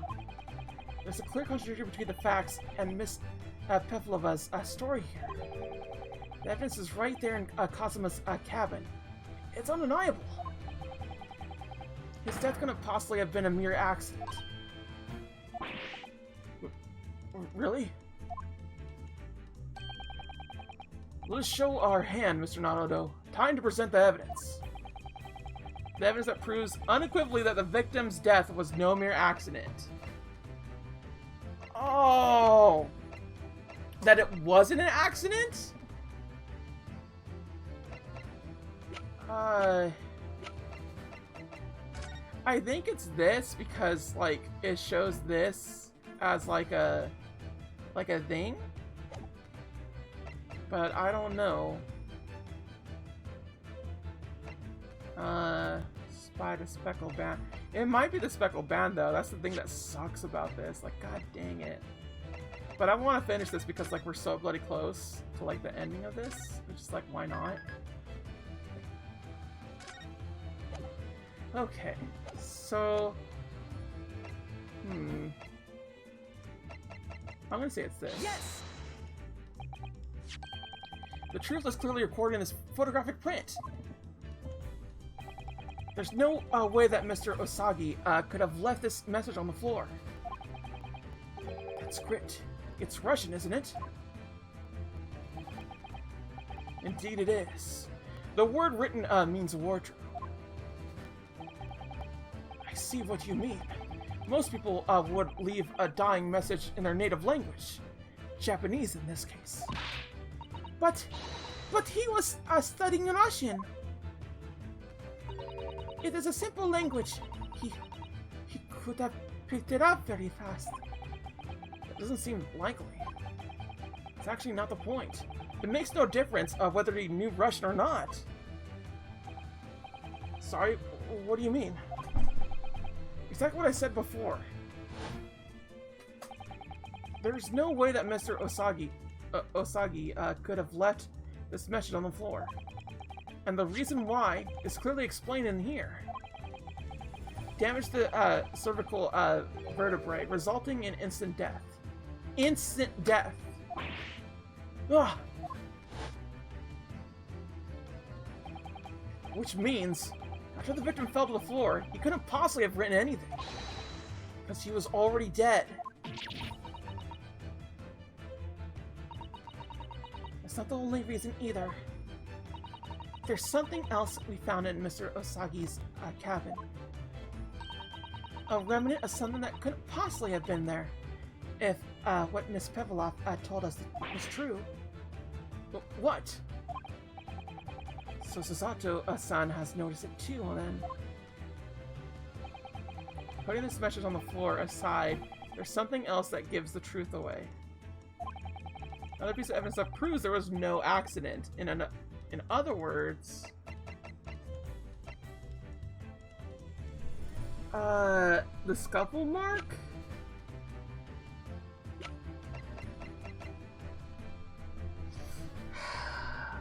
Another piece of evidence that proves there was no accident.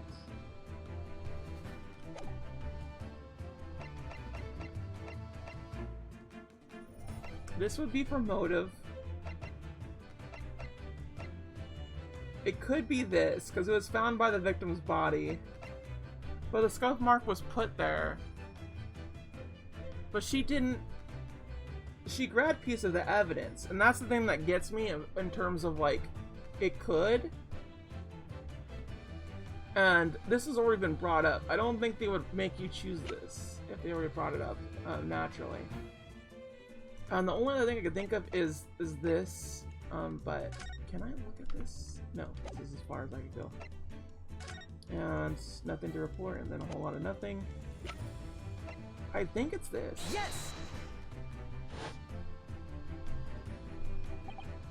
Yes! This piece of broken glass next to the mark on the floor. Was this the glass bell that the kitten had around its neck? We already know all about that. It was broken in half when the victim tripped over the cat and fell. So I already have a satisfactory explanation. Where's the flaw in that logic? Unfortunately, there is a very big flaw. A fatal flaw! A fatal fury. What? But that's really what happened. Then how did one half of the bell end up back here in this cabin? Oh. Yes, remember that we found the other half of the glass bell in that waste paper basket? Would you care to explain that, Miss Peklovath? Oh no. Both these pieces of evidence clearly point to the same conclusion. That when Mr. Osagi died last night in his cabin, there was someone else in the room. And that same person deliberately arranged the scene to disguise the truth in order to cover up his or her own guilt.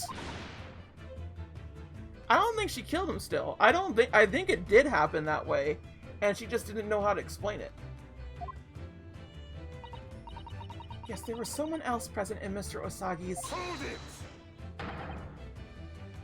Oh. Someone else was there! Duh, of course we know this! What are you talking about? Looks like you object with him. Bulkhead was bolted shut from inside. There is no way in or out. Oh, yes.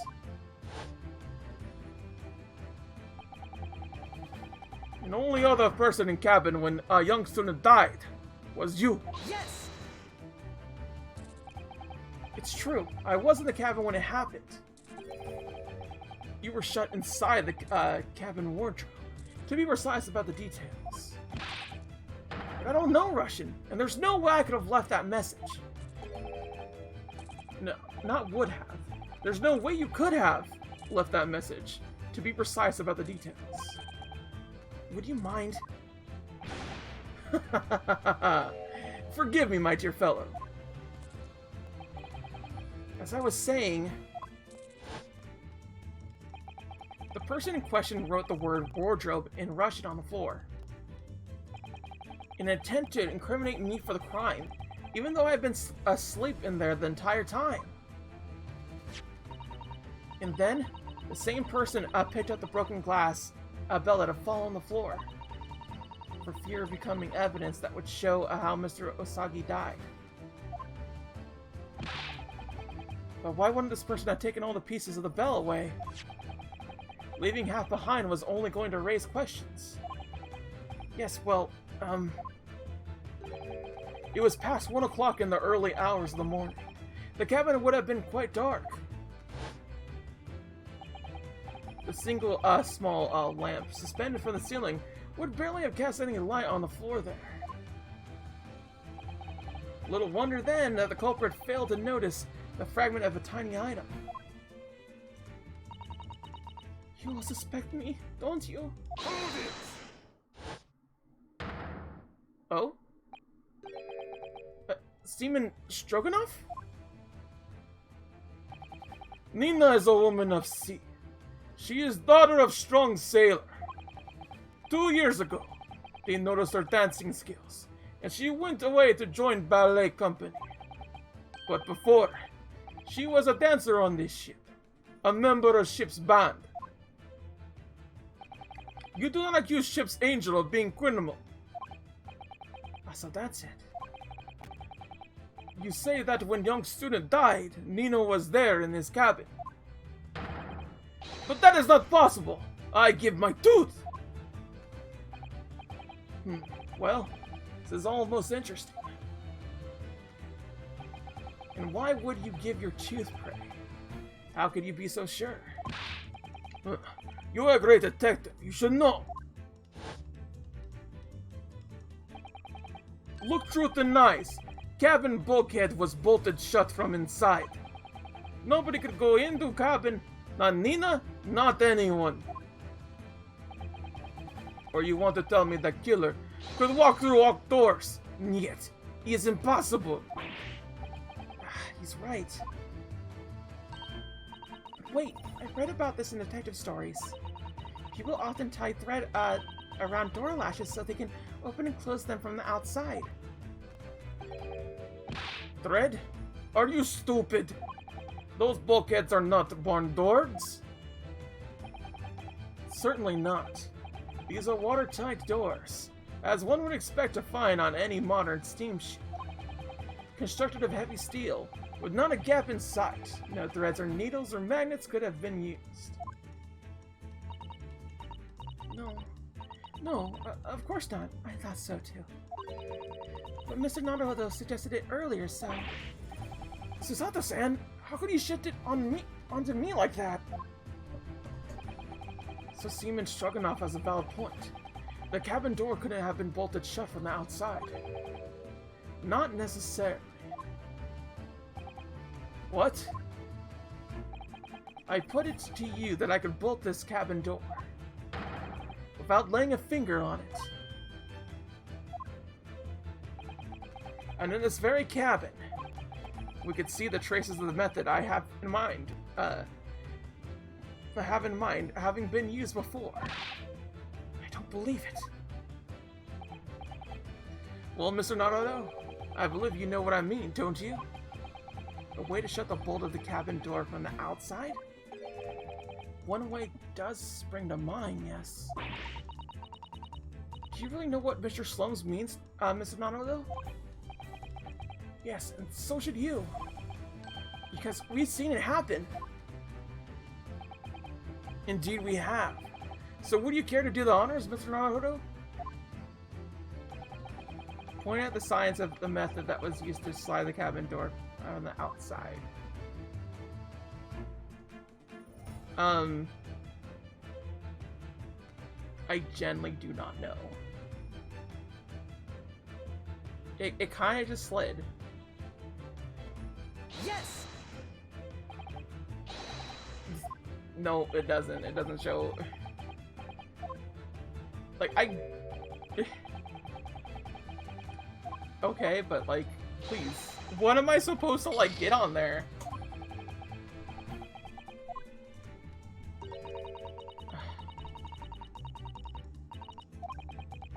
please. I understand I did it wrong. Please stop being mean to me. Oh my god. I guess this because the books are off again. Yes! Look at the bookcase there. See all the books and things on it have toppled over? That must have happened when the ship made its emergency stop before. Yes, that's right. It's a very powerful vessel after all. When the engines are thrown into reverse, a violent jolt goes across the entire ship. Any small objects that aren't fastened down are bound to fall over. I believe, yes, it's what's known as the force of inertia, acting on the object. Is there nothing Susato-san doesn't know? Or that isn't in her book at least? Whatever it's called, the same force that pushed over those books on the bookcase also made something else in the cabin move. The bolt on the cabin door.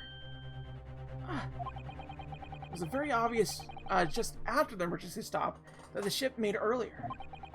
We had come into this cabin not long before, and we haven't bolted the door. But then...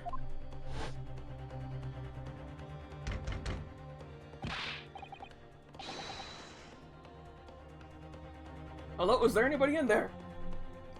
Shout if you need assistance. Well, that sounds like... Inspector Hosonaga. Ah, yes. That's it. When the ship stopped suddenly, the bolt flew across and locked the door. Yes, it's made of metal, but it's small and light enough to be moved by the ship's sudden change of speed. Or the force of Imneptia, if you want to call it that. Are you trying to say that last night, after Mr. Osogi-san was killed,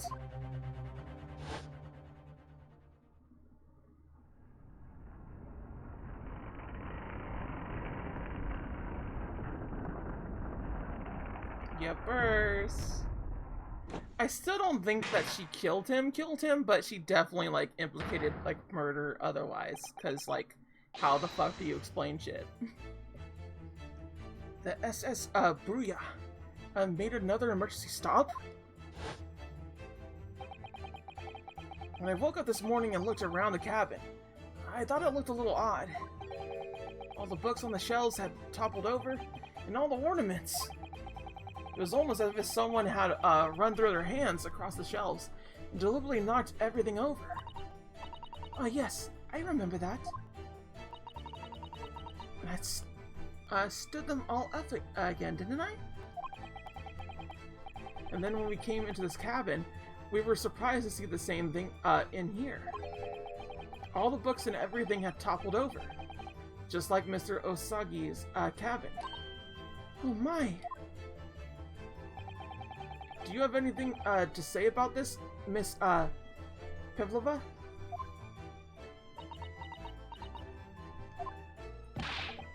Are you out of your mind? You say Bruya made an emergency stop? Does seem a little far-fetched. How could that possibly have happened? Unless you're saying that the culprit is actually someone from the engine room. Oh, it is simple enough. Are you forgetting the button on the passway outside used to trigger the emergency alarm? Oh yes, of course. There was a notice, wasn't there? Telling you only to press the button in times of emergency.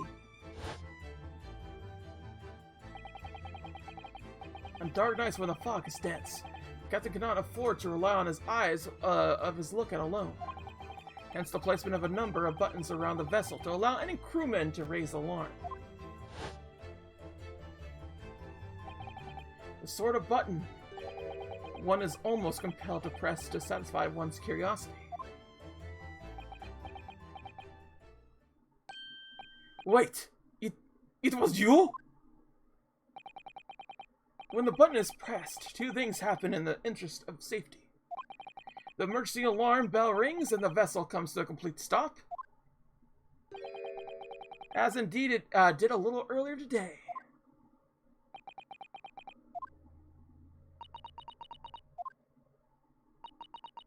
Mr. Slomes, surely it wasn't you who... As I always say, a button has but one purpose in life. To be pressed. Whatever the occasion. He sounds almost proud of himself. How dare you mess with ship? I report you to the captain. You are in much trouble now.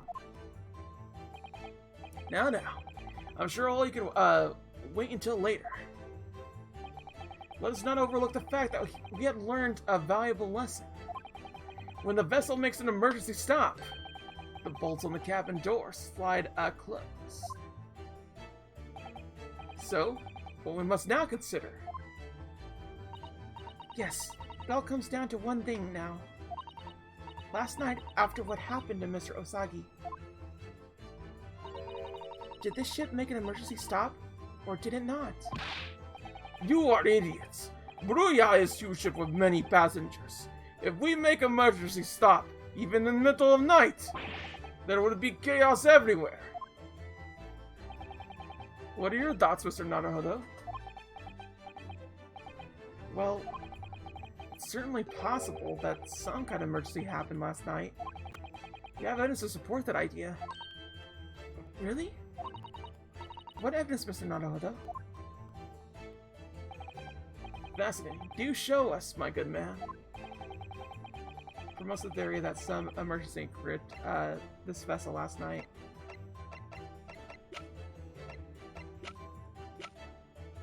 The one at 2 a.m. Yes! Seaman Stroganoff, it's your duty to patrol the first-class area of the ship, isn't that right? That is correct! Why? In the ship's log here, this would be where you record the details of your duties. What are you doing with that? That is mine! Oh, you rather carelessly left it atop a little makeshift bureau in the passageway out there. But as responsible passengers, we took it into our care with a mind to return to you later. I left it there on purpose. That is where I put it always. The point is, looking at what you usually record, it's clear that under normal circumstances you write the phrase, "nothing to report" every 30 minutes. But from 2 o'clock last night until first light this morning, nothing was recorded at all. Nothing recorded in the log. That is... because nothing happened. But if nothing happened, you would normally write "nothing to report," wouldn't you? Indeed so. Which tells us that shortly after 2 a.m., something happened. Here aboard the SS Bruya.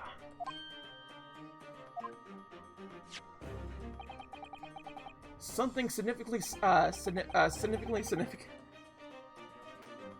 sufficiently significant to make you forget to fill in the ship's log, in fact. Are you suggesting the ship really didn't make an emergency stop in the middle of the night? Stop talking rubbish! If I'm perfectly honest, I find that a little hard to believe myself. Oh, why? Well, because of something as major as an emergency stop really had happened. Surely all of us would have noticed. That's very true.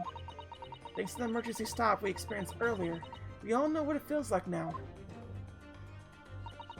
The ship lurched so violently, the alarm bell was so loud. Can't imagine that anyone would sleep through that, even if it happened in the dead of night. Well, no, that's a good point.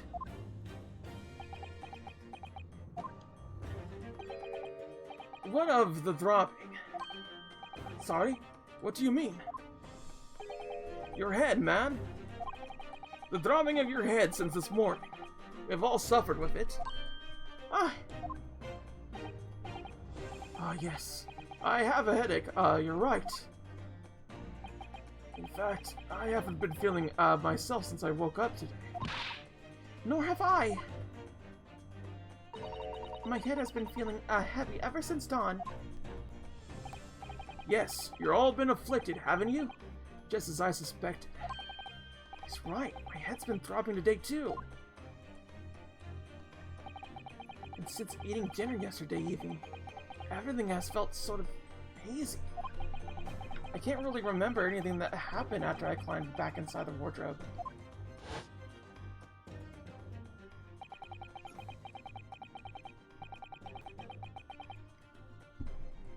Now, the first thing I noticed this morning was the throbbing pain in my head. Oh, hi, Nikki! I'm glad to see that you're here. Sorry, I'm just trying to clean up this what is it called? This case. Like, we're almost done, I feel. So I want to try to get it done. But it's going fine, thank you. We're trying to clear up this case effectively, and then after that, we could totally hang out and stuff if you want and stuff like that. The first thing I noticed this morning was the throbbing pain in my head. How do you feel about Phoenix Wright for Smash? I don't like him in Smash. I like him in Marvel vs. Capcom, and I think he's a good character in there. But for Smash, no. I think Mr. Ninja Gaiden Man would be better. But I wouldn't be opposed to him. If he actually shows up and be like, whatever, I just feel like it's not the best pick, you know? I'll admit about it. I've already been dragged out of the wardrobe. Had those handcuffs put on me by that point. Why didn't I wake up when all that was happening to me? Tell me, Mr. Naruto. You boarded this vessel as a stowaway, didn't you? Oh, well, yes. Sorry. Who's the best girl in Ace Attorney and why? Well, that is, of course, Mia Fey. Because she got big badonkers. And she, was, like, all, like, trying to help Phoenix with stuff. Like, like, help this dumb ass, like, from, like, eating the stupid ass, like, poison or whatever. God. Phoenix Wright was such a mess. But Mia Fey I like the most. But I'm sure there's better girls out there, to be honest. There's a lot of good girls in this game, honestly. I love Athena as well. And Trucy is really good, too. If I really had to be, like, arm-twisted, I would say Trucy, because she's just very, very cute. But I haven't seen a lot of characters in this game either, and I believe Iris is the one that shows up when female pro tag for Ace Attorney game. That's Athena! Athena is a female pro tag for Ace Attorney in the 5th game, and she has a really great case. Oh, it's my favorite case in the entire series. I don't want to say too much about it, but it just involves like a traumatic past, and I love that shit. Oh, well, Cosmo looked after me. He was always happy to share his meals. So you enjoyed some of the whole roasted chicken dish that was served yesterday evening, I take it? Yes, in fact, I had all of that. Cosmo wasn't fond of chicken. Oh, really? So the victim didn't eat any of the chicken at all? That's right. He didn't touch it. Is that relevant? Was the chicken poisoned? My dear fellow, does that strike you? Oh, Mr. Schlums, do you mean to say that there was something wrong with the chicken? I do. No, really? Is that really true? It's sus chicken, exactly. Vegan sus, oh my god. Oh, his Cosmo wasn't a vegan though. The meal prepared for the passengers last night had been tampered with. Tampered with by the addition of a soporific designed to induce a very deep slumber in those who consumed it. A sleeping drug? Do you mean whoever did this laced every meal with a sleeping drug? So no one would notice the ship's emergency stop?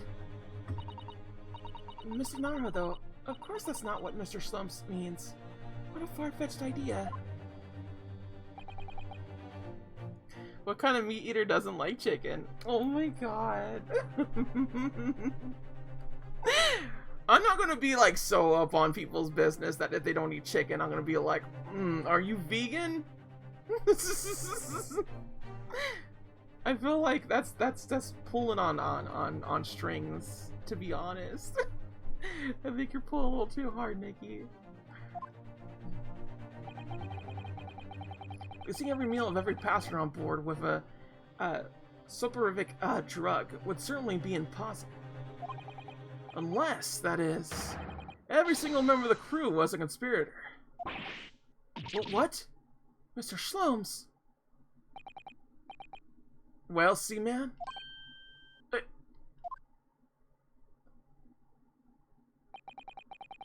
I'm sorry to say that any more deception in this matter would get you nowhere.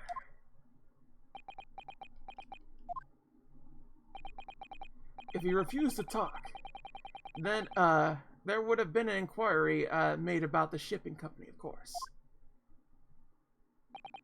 And were, that to happen, every member of that crew, and the captain himself, would be hauled over the coals.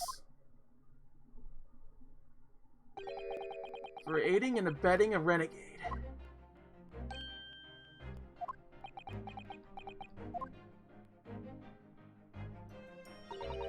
Please, no more. I will tell everything. I cannot make problems like this for everyone anymore. These crewmen are your former comrades, I believe. Yes. So when I decided to run away, I asked them to help me. I don't trust her playing the innocent card. I trust her. Look, in Ace Attorney, characters are either innocent or they're just like playing innocent and then end up being evil. And like, she's not doing that. She's not becoming evil after like solving a few things. That's just kind of what happened. So I think she's innocent. The crew people, not so much. Oh, thank you for the follow, KG Star. Thank you, thank you. Exactly, that's what she wants you to believe. Oh no! Nut. We all agreed to help. Everyone together. She threw away everything. Her theme in the ballet. Mother Russia. We wanted to help our angel. I don't believe it. You were right. We put sleeping drug in chicken last night. Yes, I remember now. I didn't know I was chewing on a lump of something strange and bitter at one point. We couldn't not make all drug. How do you say? Dissolve. Talk about heavy seasoning. At midnight, in the waters near Shanghai, we brought our angel on board. She was helped by comrade on shore, a small fishing boat. All the passengers of the SS Bruya slept soundly. You love my Russian accent? I appreciate it, but I think I butchered the fuck out of it. Thank you. Thanks to the almost magical effects of the slumber-inducing potion, their evening meals had contained. So, if that's what happened, the only person awake on the ship last night were the crew, people who dislike chicken, and... Now do a British accent. A British accent. Pip pip cheer, good show, mate. I do believe that my pantaloons were stolen by a fish. Is that good? Is that good enough for you people? The newly boarded passenger, Miss Pavlova. And that means it would have been possible for you. You could have used the emergency stop trick to lock Kazuma's cabin door. It's got potential. Well, when a British person shows up, which they will, you'll get the British. Although I can't do a Cockney accent, if that's what you're asking. Or whatever the heck it is. I can't do slang British. I can only do, like, ho ho ho, I have a stick up my ass, dear chum. That kind of stuff. But how does that make sense? Surely every cabin door, would have ended up locked in that case. And there would have been complete chaos. Oh, I wouldn't say so. What? Of course. Just like us, all the other passengers would have eaten their evening meal chicken in their cabins. After which they would have been overwhelmed by tiredness because of the sleeping drug. Quite. And accordingly, all passengers were already in their cabins for the night. Yes. The overwhelming majority of passengers would evidently sleep within their cabin doors, bolted anyway. So not one of them would have found it remarkable to find the door locked in the morning.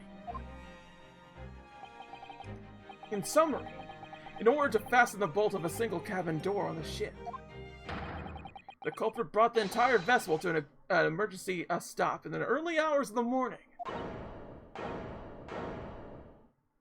At least let the crew members know what happened.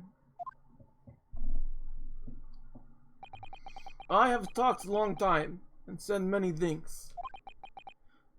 What is point? The point is what I said earlier. There was somebody else present on the scene when the victim lost his life last night. Someone who left a message in Russian on the floor in an attempt to incriminate another. Someone who tried desperately to hide the broken fragments of glass that would reveal the culprit's identity. And someone who abused the ship's emergency stop procedure in order to lock a door. All told, it's a busy night. But I don't know about any of this. I am just a little girl. You like to speak with your long English words and explain your clever ideas. But I am Sailor, and Sailor don't listen to long boring stories. We don't believe. You're just an innocent little girl? Is that what you're saying? Jeez, Dicky, oh my god. Sailors like me, we trust only what we see with our eyes. Laudable a trait. What? I am quite of the same disposition, my good man. Observation to me is everything. Mr. Naruto. Oh, yes? Did you hear it? The accusatory cry of guilt on the wind? What accusatory cry of guilt? Sorry, you've lost me. Proof of involvement, man. But you can't hear such a call with your ears. No, you must hear it with your eyes. For observation is the base of all deduction. What are you talking about? I believe the time has come for one final logic and reasoning spectacular to expose the truth. Oh, we're finally at the end here. Goddamn. This took forever. So, Mr. Naruto, your assistance, if you please. But what exactly, Mr. Shlomes? With observation, my dear fellow, just as I said. Oh, these two, prefactors. I hate this man's word choice. Observation? You remember, Mr. Naruto, we know that somebody tried to fabricate evidence, don't we? By tampering with the scene of Mr. Osagi's death.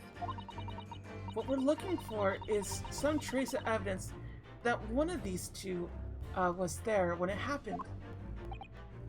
Precisely. You are delightfully quick to grasp my meaning. Alright, I'll see what I can see. So we're looking for a trace of evidence that shows someone else was there last night with Kazuma died. What suggests that someone else was there at the scene? Oh, right there. Literally. Bro, you're hiding this. Oh, look at this! It's some kind of stain. In an unusual place. Yes, you're right. It looks like ink, if I'm not mistaken. Ink? Look at the color, too. It's clear where this came from. Yes! There you go. Got him! Seaman Stroganoff. You seem to have quite a large purple stain on the back of your white uniform there. Eh? Oh, yes. I don't know where the dirt comes from. So nothing in particular comes to mind about the stain? What are you trying to say? It would appear that the significance of this stain has escaped your attention, Seaman.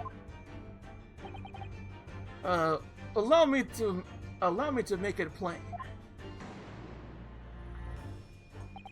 It's a very large purple stain on the back of Seaman Stroganoff's uniform. I think what made it clear. Indeed it is. So, Mr. Naruto, present the evidence that proves it. My pleasure.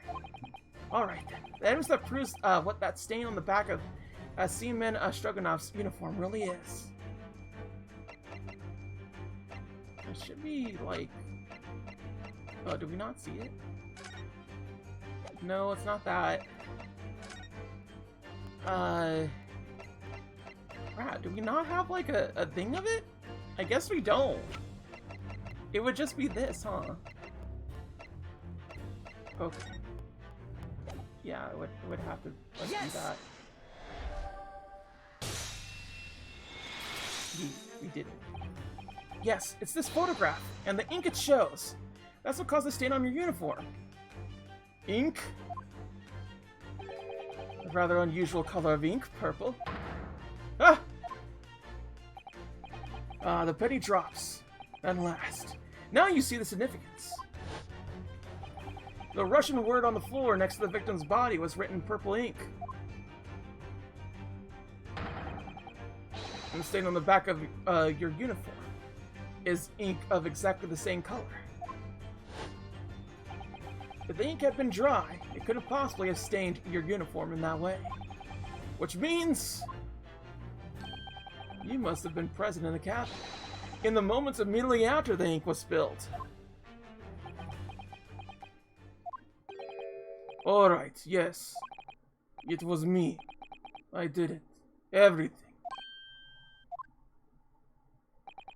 I arranged everything in Dead Student's cabin to make it look like Wardrobe Man did it. Then I pressed button to make Bruya do emergency stop and bolt cabin door shut. I did everything so no one would suspect our angel. Beef, please. Don't worry, Angel. Let me do talking. I was after 1 in the morning. I was on duty patrolling Passway. Then our angel came to me. She was white like sheet. Beef, please. You must help me. I went with her.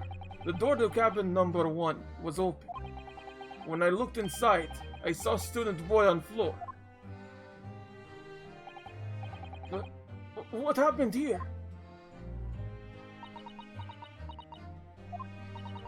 Please, don't tell anyone. My little one. My little furry friend. Everything that happened in cabin is like Angel told you.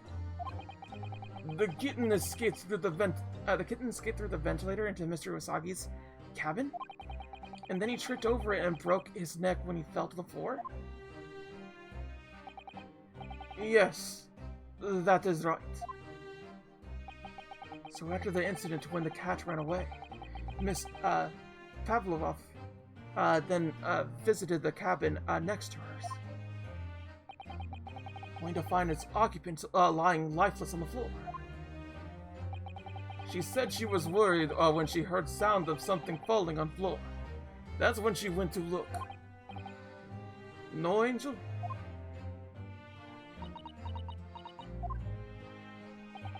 The door was not locked, so she opened to look, and you already know what happened after. There's just one thing, if you wouldn't mind. What? When you went to Mr. Osagi's cabin, Miss Peklovov? Was he already dead? Why? I already told you! When Nina opened door of student's cabin and looked, I was asking Miss, Pavlova, Pavlova.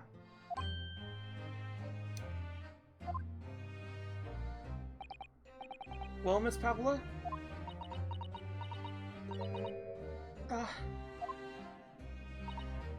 Oh. Yes, that is right. I saw him. It was dark. He was wearing black. He was on the floor, not moving. I was scared.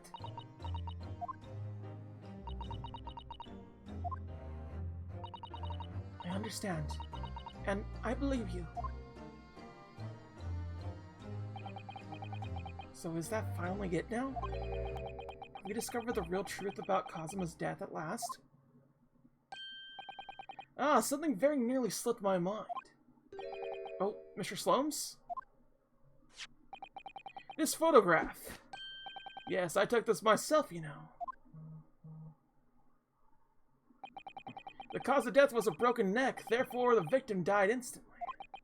In an unfortunate incident that participated these events, a kitten on which the victim stumbled. However, if those are the facts, there is one particular area in this photograph that seems to me somewhat unnatural. What do you mean unnatural? What are your thoughts on the matter, Mr. Naruto? Oh, well... If Kazuma tripped and fell by some terrible stroke of bad luck, broke his neck, which part of the photograph's picture print seems unnatural? What part? Well, obviously this, I would say. So they made it that way, but I don't think that's what they want. I don't think they want this particular. Yes! This word in Russian clearly wasn't written by Kazuma. So if you're looking for something unnatural, that's the obvious point. Very true, it is certainly particular. It's not what I meant by unnatural, my friend. That particular crass detail was orchestrated by the culprit. I mean to identify another point. Oh, I see. Imagine, if you will, losing your footing yourself. In my opinion, if you landed on the victim, if you landed as the victim appears to have done here, it would be most unnatural. I'm sure you've reached the same conclusion. How thoughtful you are, Mr. Slomes. Thank you for your gentle guidance. So I'm guessing it's the face? Because you would fall face down. Yes! Oh, no, it's not.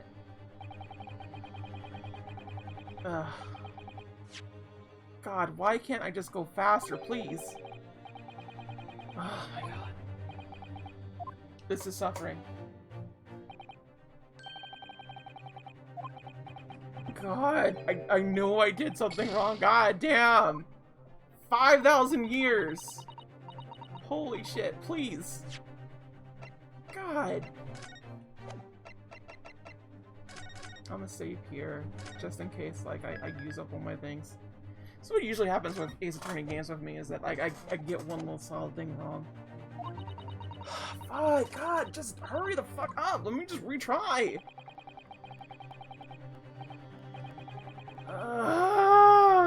No, why do they make me suffer this way?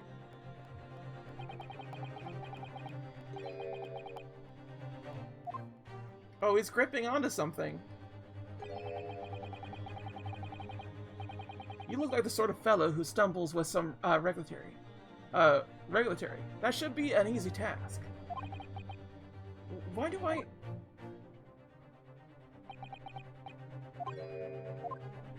Okay, then his fist? Yes!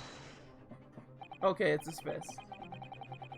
Alright, if he really fell due to an unfortunate incident, then this fist just doesn't seem quite right. The exact same thought occurred to me. In a fall, one's instinct is to open the palms flat. Yet here we see the victim with his left hand tightly balled into a fist. Almost, you might say. As though you were gripping something. What do you mean? Somebody took the liberty of investigating the victim's fist a short while ago.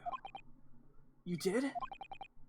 And what, pray, do you imagine I found there, my dear fellow? Mr. Shlomes, show us, please! Why, of course, my dear madam, would I keep you in suspense? It's one of her earrings. This is what I found. So she did do it! Fuck! No! She fucking did it! No! She's too good! A person that cute can't be murderer. Man! Why do all the girls I fall in love with just end up murdering somebody? Oh, crescent moon with a little gemstone on the middle. I told you, you did tell me. You're fucking getting lost in the puss, you know what I'm saying? Yes, you're right. A crescent moon. It's very pretty, but oh, what does this tell us? It tells us nothing. I'm not so sure. That crescent moon looks familiar somehow. I'm sure I've seen it somewhere before. Observation, Mr. Naruto. That is key. What? The truth is now tantalizing close. How did that crescent moon come to be in Kazuma's clenched fist? This is the final clue, the last piece of the puzzle. Ask yourself, what does this little crescent moon mean? What significance was it? And observe. Find the answer with your own eyes. Yeah, it's on her ears. It's this right here. She has such petite ears among the beautiful hair. Like little pink shells. Oh, what's that? There's something attached to her ear. Ah, I expect that's what's called an earring. It's a little piece of jewelry. An earring? Is it? It really is tiny. Perhaps part of it is missing. Maybe it broke off. So now all that's left is the clasp part that attaches to the ear. If that's the case, she doesn't appear to have noticed that it's broken. See, here's the problem. Do I do right ear or do I do left ear?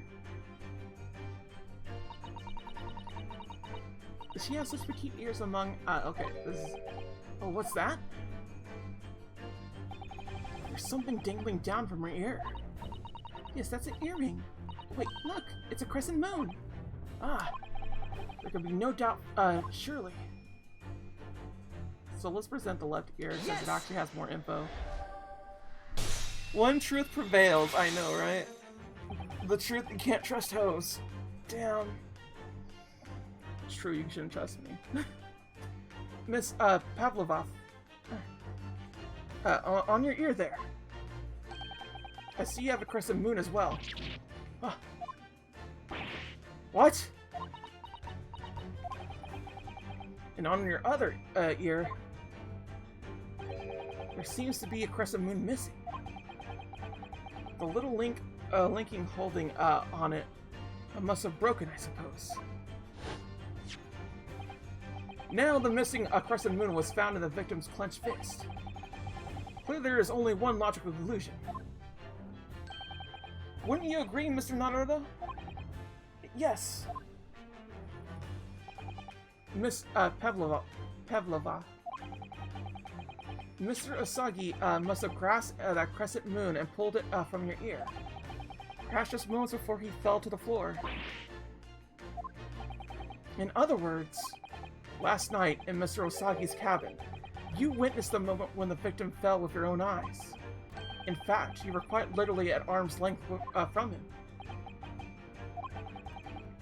But then the question is, why did Mr. Usagi do that?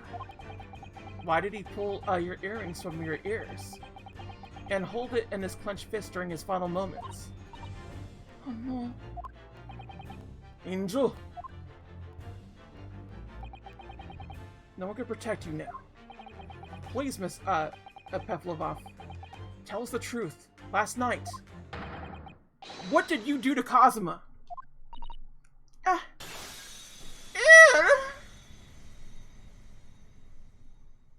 Do we finally know? Are we done with this bitch? Like, fuck! 4-hour stream! Damn. I think about everything that happened yesterday. It was too much. Running away, the fisting born in the middle of the night, trying to climb onto this huge ship. And then, when I was at last in this cabin and I could relax after this horrible long day. Darko, wait!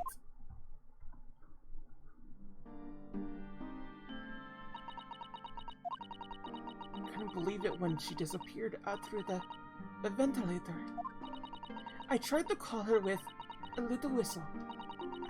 I tried waving her favorite toy, but nothing worked.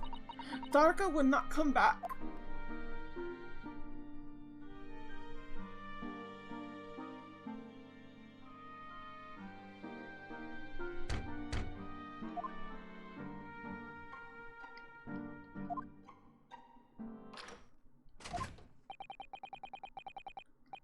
What are you doing here at the time of night, Inspector?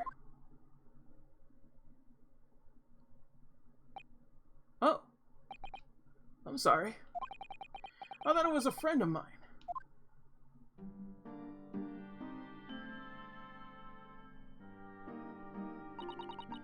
A young man from your country. He was very polite and kind. He helped me find Darko, and he promised not to tell anyone. But then, when I had my friend in my arms again, I was going to leave the man's cabin. Just a moment. Sorry, but... Oh, yes? I'm sure I know your face. I've seen you somewhere before. Of course. You're Nikolina, Pavlova, aren't you? The Russian ballerina. Huh? No, I don't know that name. My heart nearly stopped when he said that. He knew who I was. How could this man from a land in the Far East know a Russian ballerina?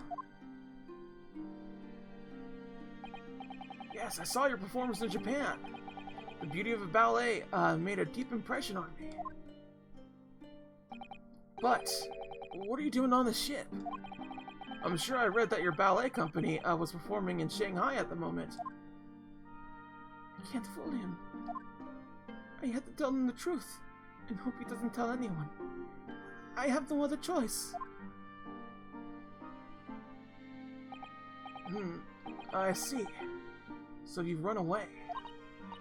Please keep my secret. Don't tell everyone.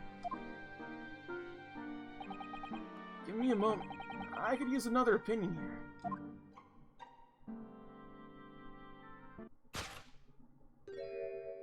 He's going to pull the cord. He's going to tell the captain. Why did I think I could trust him? Then it happened. Everything at once. It was only a second, but it felt like forever. Oh wait, I shouted. And then Darker jumped out of my arms and down to the young man's feet. And as he turned around to look at me,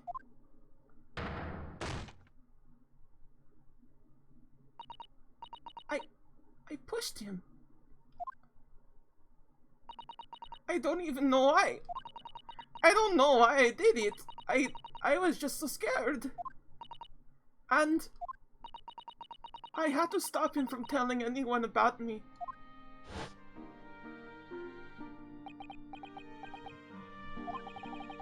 And that's when you went to fetch help from Seaman Stroganoff, who was on a duty out in the passageway.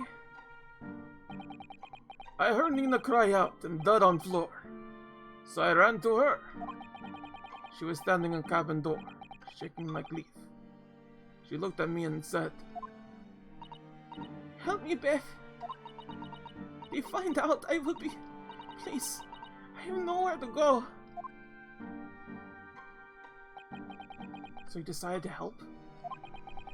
And that's when he arranged things in Kazuma's cabin to make it look like it did, so no one would suspect the passenger of the cabin next door. Yes. I went into the cabin and I looked around to make sure there was nothing to show Nina was there. And then I found Stowaway in wardrobe, still sleeping. Right, that's when you found me. So you worked out a plan to lay the blame on the Stowaway. I closed wardrobe doors and put back strange paper sign.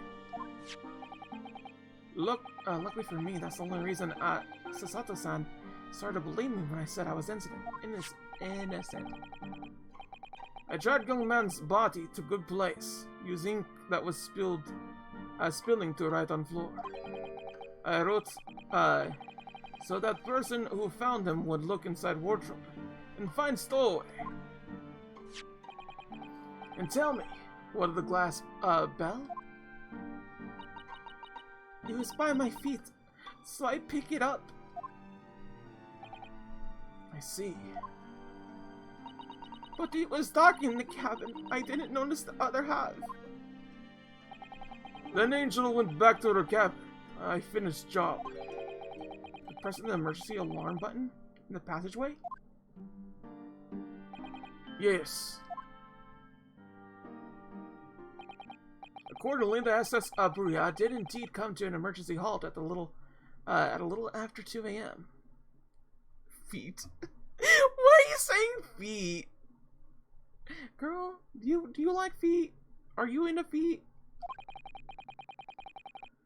Thus signing the bolt on the cabin door to slide shut, creating the locked room mystery.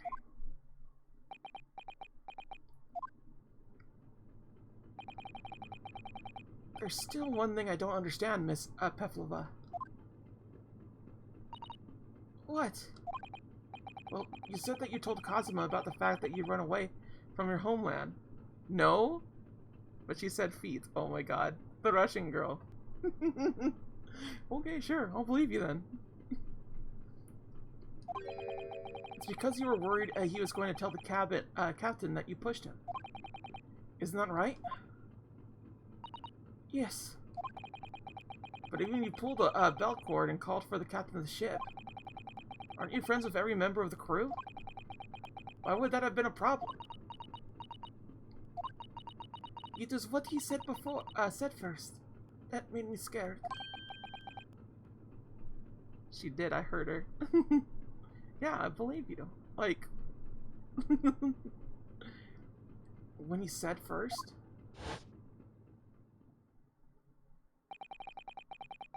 What are you doing here at a time of night, Inspector? Oh. I'm sorry. I thought it was a friend of mine. He said an inspector was his friend. Ah, yes. Meaning me.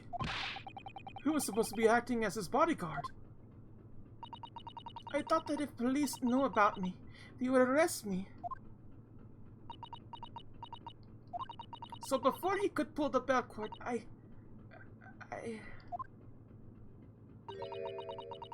May I stop at the moment, please, Miss, Belova?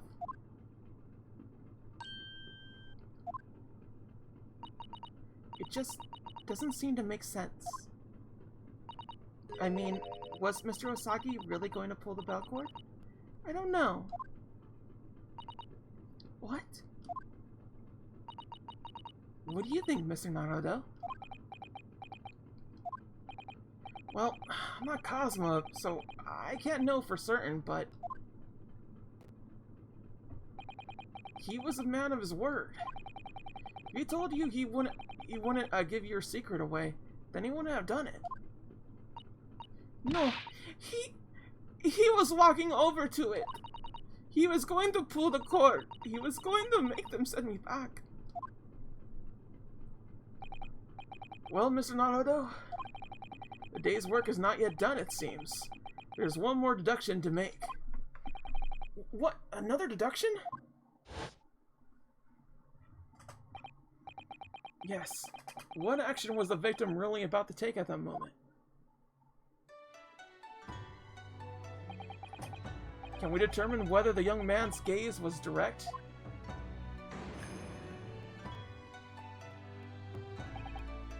First, consider the victim's location within his cabin. That's easy. I remember every detail of that room. I mean, yes, I spent quite a lot of time in the wardrobe, but still, that cabin had been my home for this entire voyage. So this is how the cabin looked last night, when Miss Pavlova visited Kazuma-sama. Yes, it's exactly how it was. Are you ready then, Mr. Naruto? Yes. If there's one thing I've learned today, it's that a simple gaze can reveal all a matter of truths. Not only that, in order to draw the right conclusion, you can't afford to be out by even a little bit when you're following the gaze to where it lands. So, when we turned away from Miss Pavlova, I don't like Russian names. What exactly was Cosmo looking at? Oh, very obviously. The wardrobe. My wardrobe. I was in there at the time, of course, sleeping soundly. Too soundly. If only I hadn't eaten that chicken that was laced with the sleeping drug. If only he'd woken me up. Then maybe this tragedy would never have happened. Take that!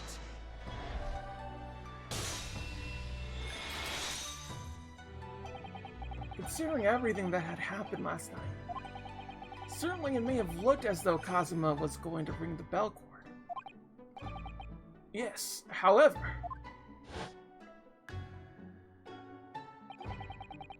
what is directly beside the bell cord? The wardrobe.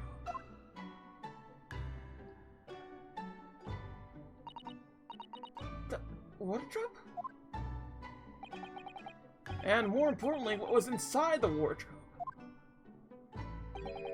The man's great friend, sleeping soundly.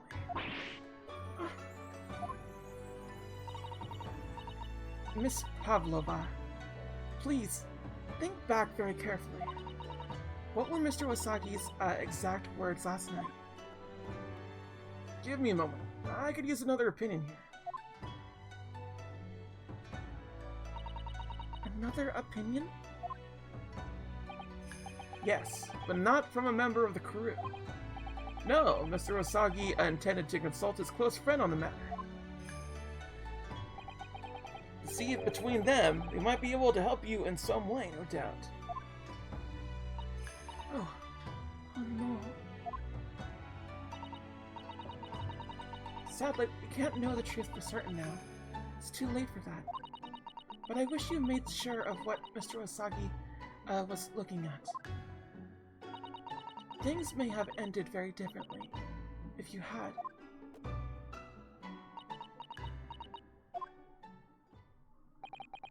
Miss Pavlova? I want to thank you for finally admitting the truth. But, unfortunately, The truth is, a man lost his life because of what you did. And that will never change. I hope you'll never forget that.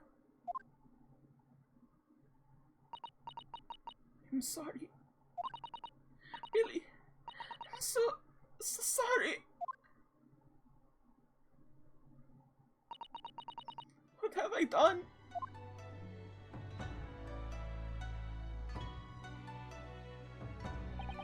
And so, at long last, the mystery surrounding the tragic incident on the SS Bruja was finally laid to rest. Fuck! That took forever. Just a little too long. About 30 minutes longer than it should have been. Still going. Still. This will fucking just go fucking forever, huh? Nah! I just want this to end. Like, fuck. What will happen to Miss Pevlovat now then? Once we reach Great Britain, she'll be handed over to the British police at Scotland Yard. What about the fact that she ran away from Russia? Won't the Russians try to reprehend her? Apparently, the English detective can speak to the immigration office and sort all that out. Your sons can do that? So she won't be going back to Russia then? No, I don't think so. You know, she wanted to return to the future. I doubt she would be able to. She ran away, so now she's an exile for life. I see. I'm sorry. Seaman Stroganoff? I wanted to help arrange, no matter what. But I didn't think about you, about how you lost good friend. I will go with Nina. I will give myself to British police. That's kind of you. In the meantime, thank you for letting me go free again. Cosmo's death was like such a waste, but... Well, do what you can for Miss, Pavlova, won't you? Duh. Well, I'm afraid you need to pack now. We're due to arrive in Hong Kong tomorrow. As much as it pains me, I'm going to have to hand you over to Console to arrange your passage back to Japan. Yes. I did stow away after all. I couldn't really expect any different. So, you should get back to your cabin right now. Oh, this thing's gonna go on for another, like, fucking 30 minutes, isn't it? God damn it. I didn't want this to be this long. I didn't want this stream to be this long. We just kind of kept going and just, like, there wasn't a good stopping point and just kept going. Looks like study tour to Great Britain is over before it's even begun then. To think that only days ago, Cosmo and I were laughing together about how we tear out the streets of London. Seems like a distant memory now. Oh. What's that? Is it someone weeping?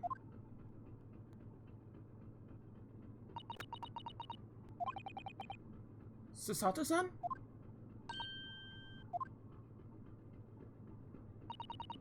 Naruhodo-san. I didn't know you had returned. Oh, well, I haven't been back long. Inspector Hosonaga just told me I should pack. You know, ready to leave the ship tomorrow and all that.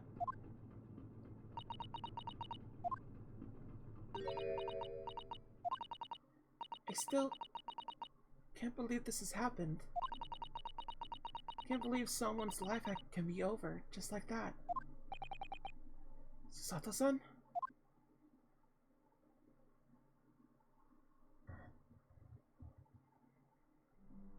I had such grand ideas for this visit to Great Britain. So many dreams. And now they've been cruelly taken away. Just as he was. I thought I could never forgive the person responsible.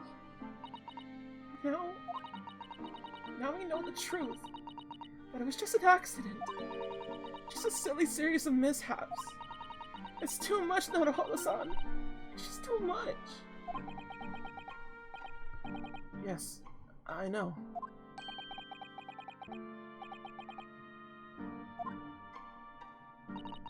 Inspector?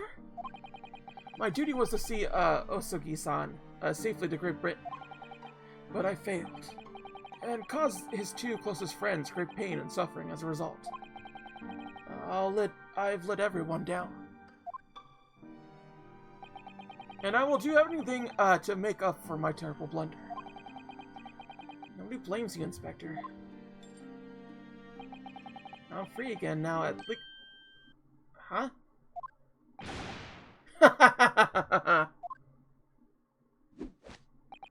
Surprise, Mr. Naruto. What is the meaning of this? Oh, a trifling matter. Simply that in my head, I think I shall always picture you wearing those shackles. Without them, the balance seems all wrong. It's distracting. Sorry? So I decided to restore them. For old time's sake, shall we say, you are still away after all. He thinks this is funny?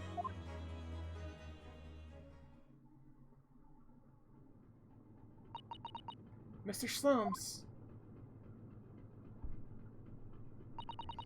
We do appreciate all your assistance. I'd like to thank you from the bottom of my heart. Not at all. Not at all. And though it's a little late, may I offer my sincere condolences. The loss of your companion is truly heartbreaking. I hope that you will still be able to fulfill some of his aspirations in his honor.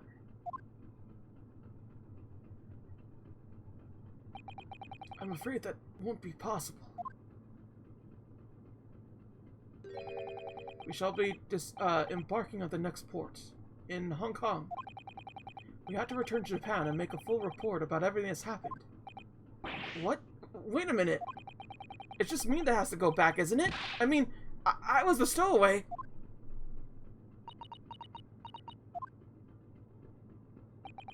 The terms of the study tour were negotiated by the Department of Justice in both Great Britain and Japan.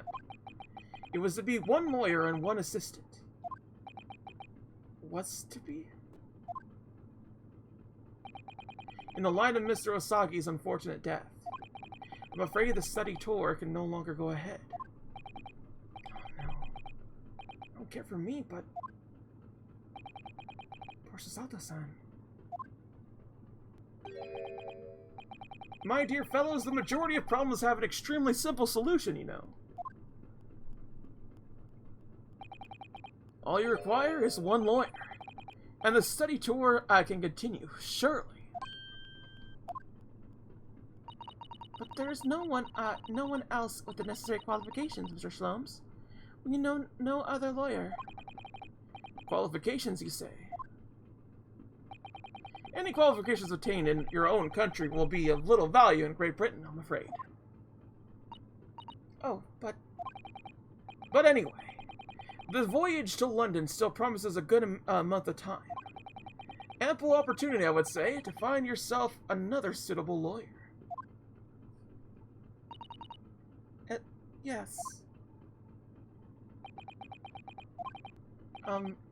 Miss Susato? Yes? Do you think perhaps I might be able to do it? But you're a lawyer, but you're not a lawyer, Mr. Naruto. Oh, unless... Are you studying law? No, I'm not, but... I'm sorry, in that case. I don't think there's even a chance it could work. But as I said, there is still more than a month before we reach England's shores. Isn't that right, Mr. Naruto? Yes, I have a month in which to study, to learn what I must to become a lawyer in Great Britain. Mr. Naruto, that's ridiculous. Are you seriously suggesting anybody could learn all of that in just 40 days? There's only one way to find out. I I would work my fingers to the bone, Inspector. Every single day. Will you let me try?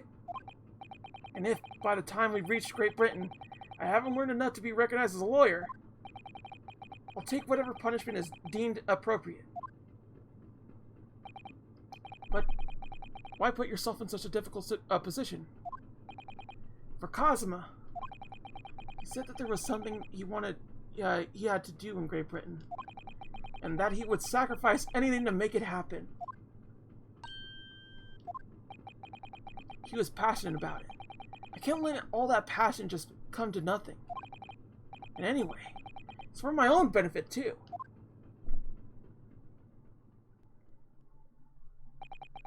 I will become a lawyer. I have to. What do you say, Mr. Sato?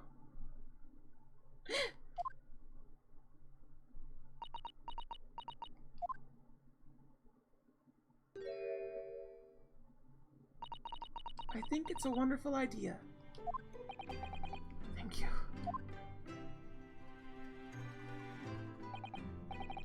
So what does our bespectacled inspector friend say? Are you serious? One lawyer and one assistant. The numbers are indisputable. No, it's madness. Yet fascinating, wouldn't you agree? Fascinating? Duty and rules are a dull route of existence that we abhor. Give us interest, give us fascination. Speak for yourself. Besides, qualifications aren't no measure of a man. What matters is as character, no? And you've witnessed ample evidence of this man's exemplary character today with your own eyes. From the early hours of this morning until this very moment now. Despite contending with the passing of his close companion, despite the accusation of guilt, this man showed resourcefulness, intelligence, and above all, courage.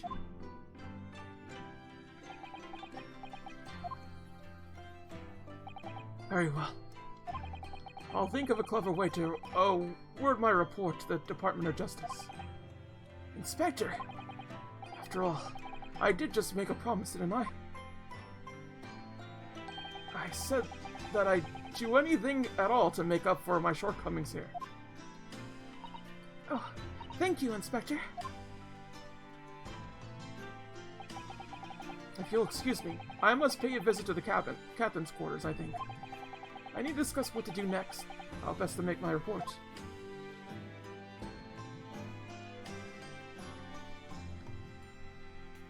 Are you really prepared to attempt this, Mr. Naruto? Yes. I'm going to try, I wonder. Would you consider teaching me, what I need to know? Everything about being a lawyer?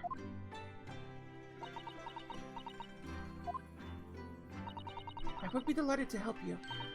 I am an additional assistant, after all. Thank you. And, Mr. Naruto, I'd like you to take charge of this. What? Me? Are you sure? I'm sure it's what Kazuma-sama would have wanted. His name is Kuruma. It's a great sword that's been in the Asagi clan for generations. Very well. I accept. I'll treasure it always.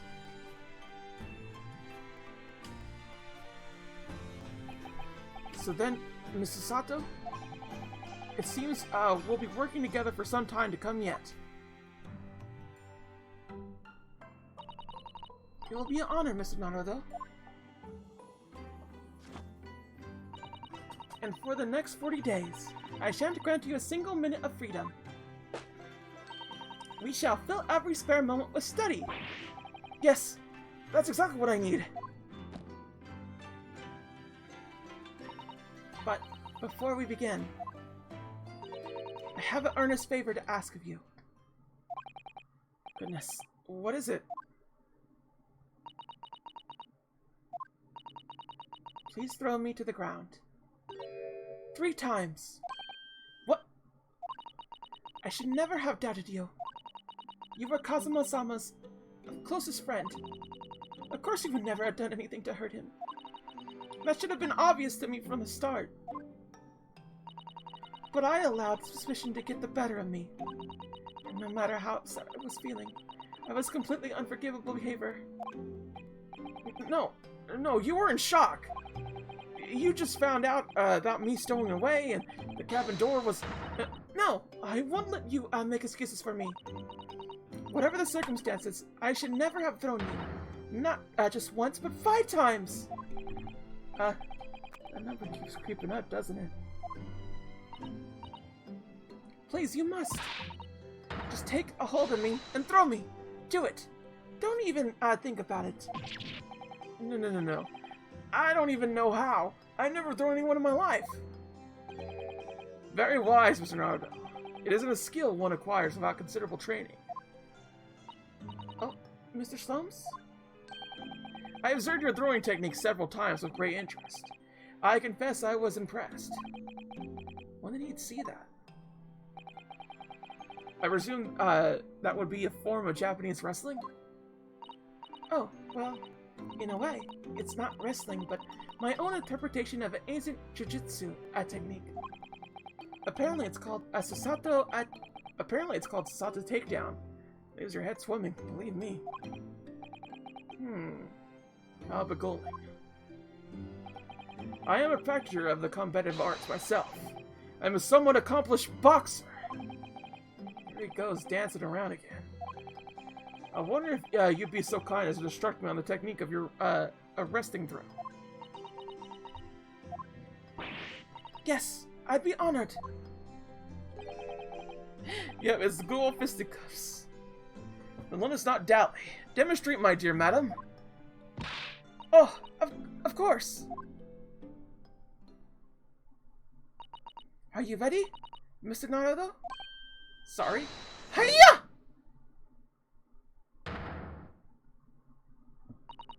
As you could see, you throw from the abdomen. Ah, yes. Resting indeed. This is what term the Sasato takedown is? Actually, no. That was a Sasato squash. Why is she making up new things? In my growing state of consciousness, a scene from the evening recently spent with Cosmo flickered in my mind, into my mind. It's a fucking 4-hour, 5-hour stream, everybody. Why the fuck can't I leave? I just want to eat some ramen, fuck.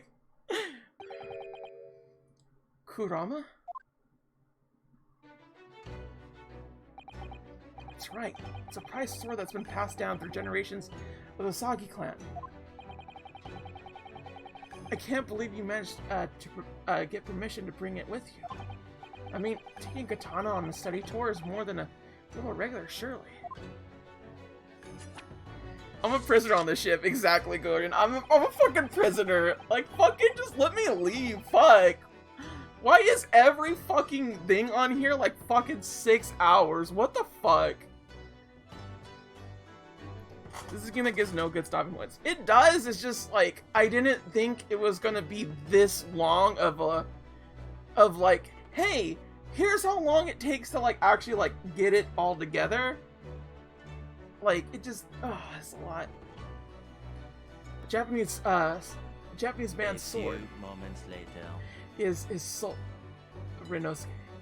I can't be parted from my katana. Kurume guides me. I truly believe that.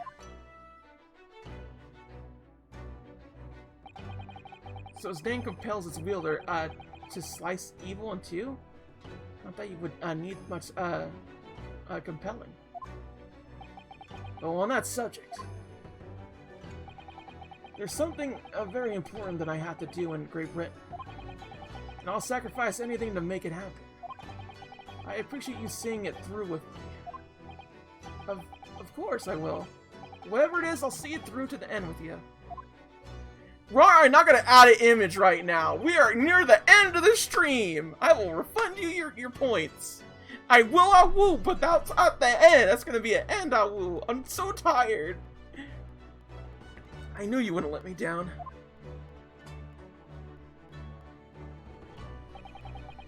An important thing you had to do. I still don't know what that was.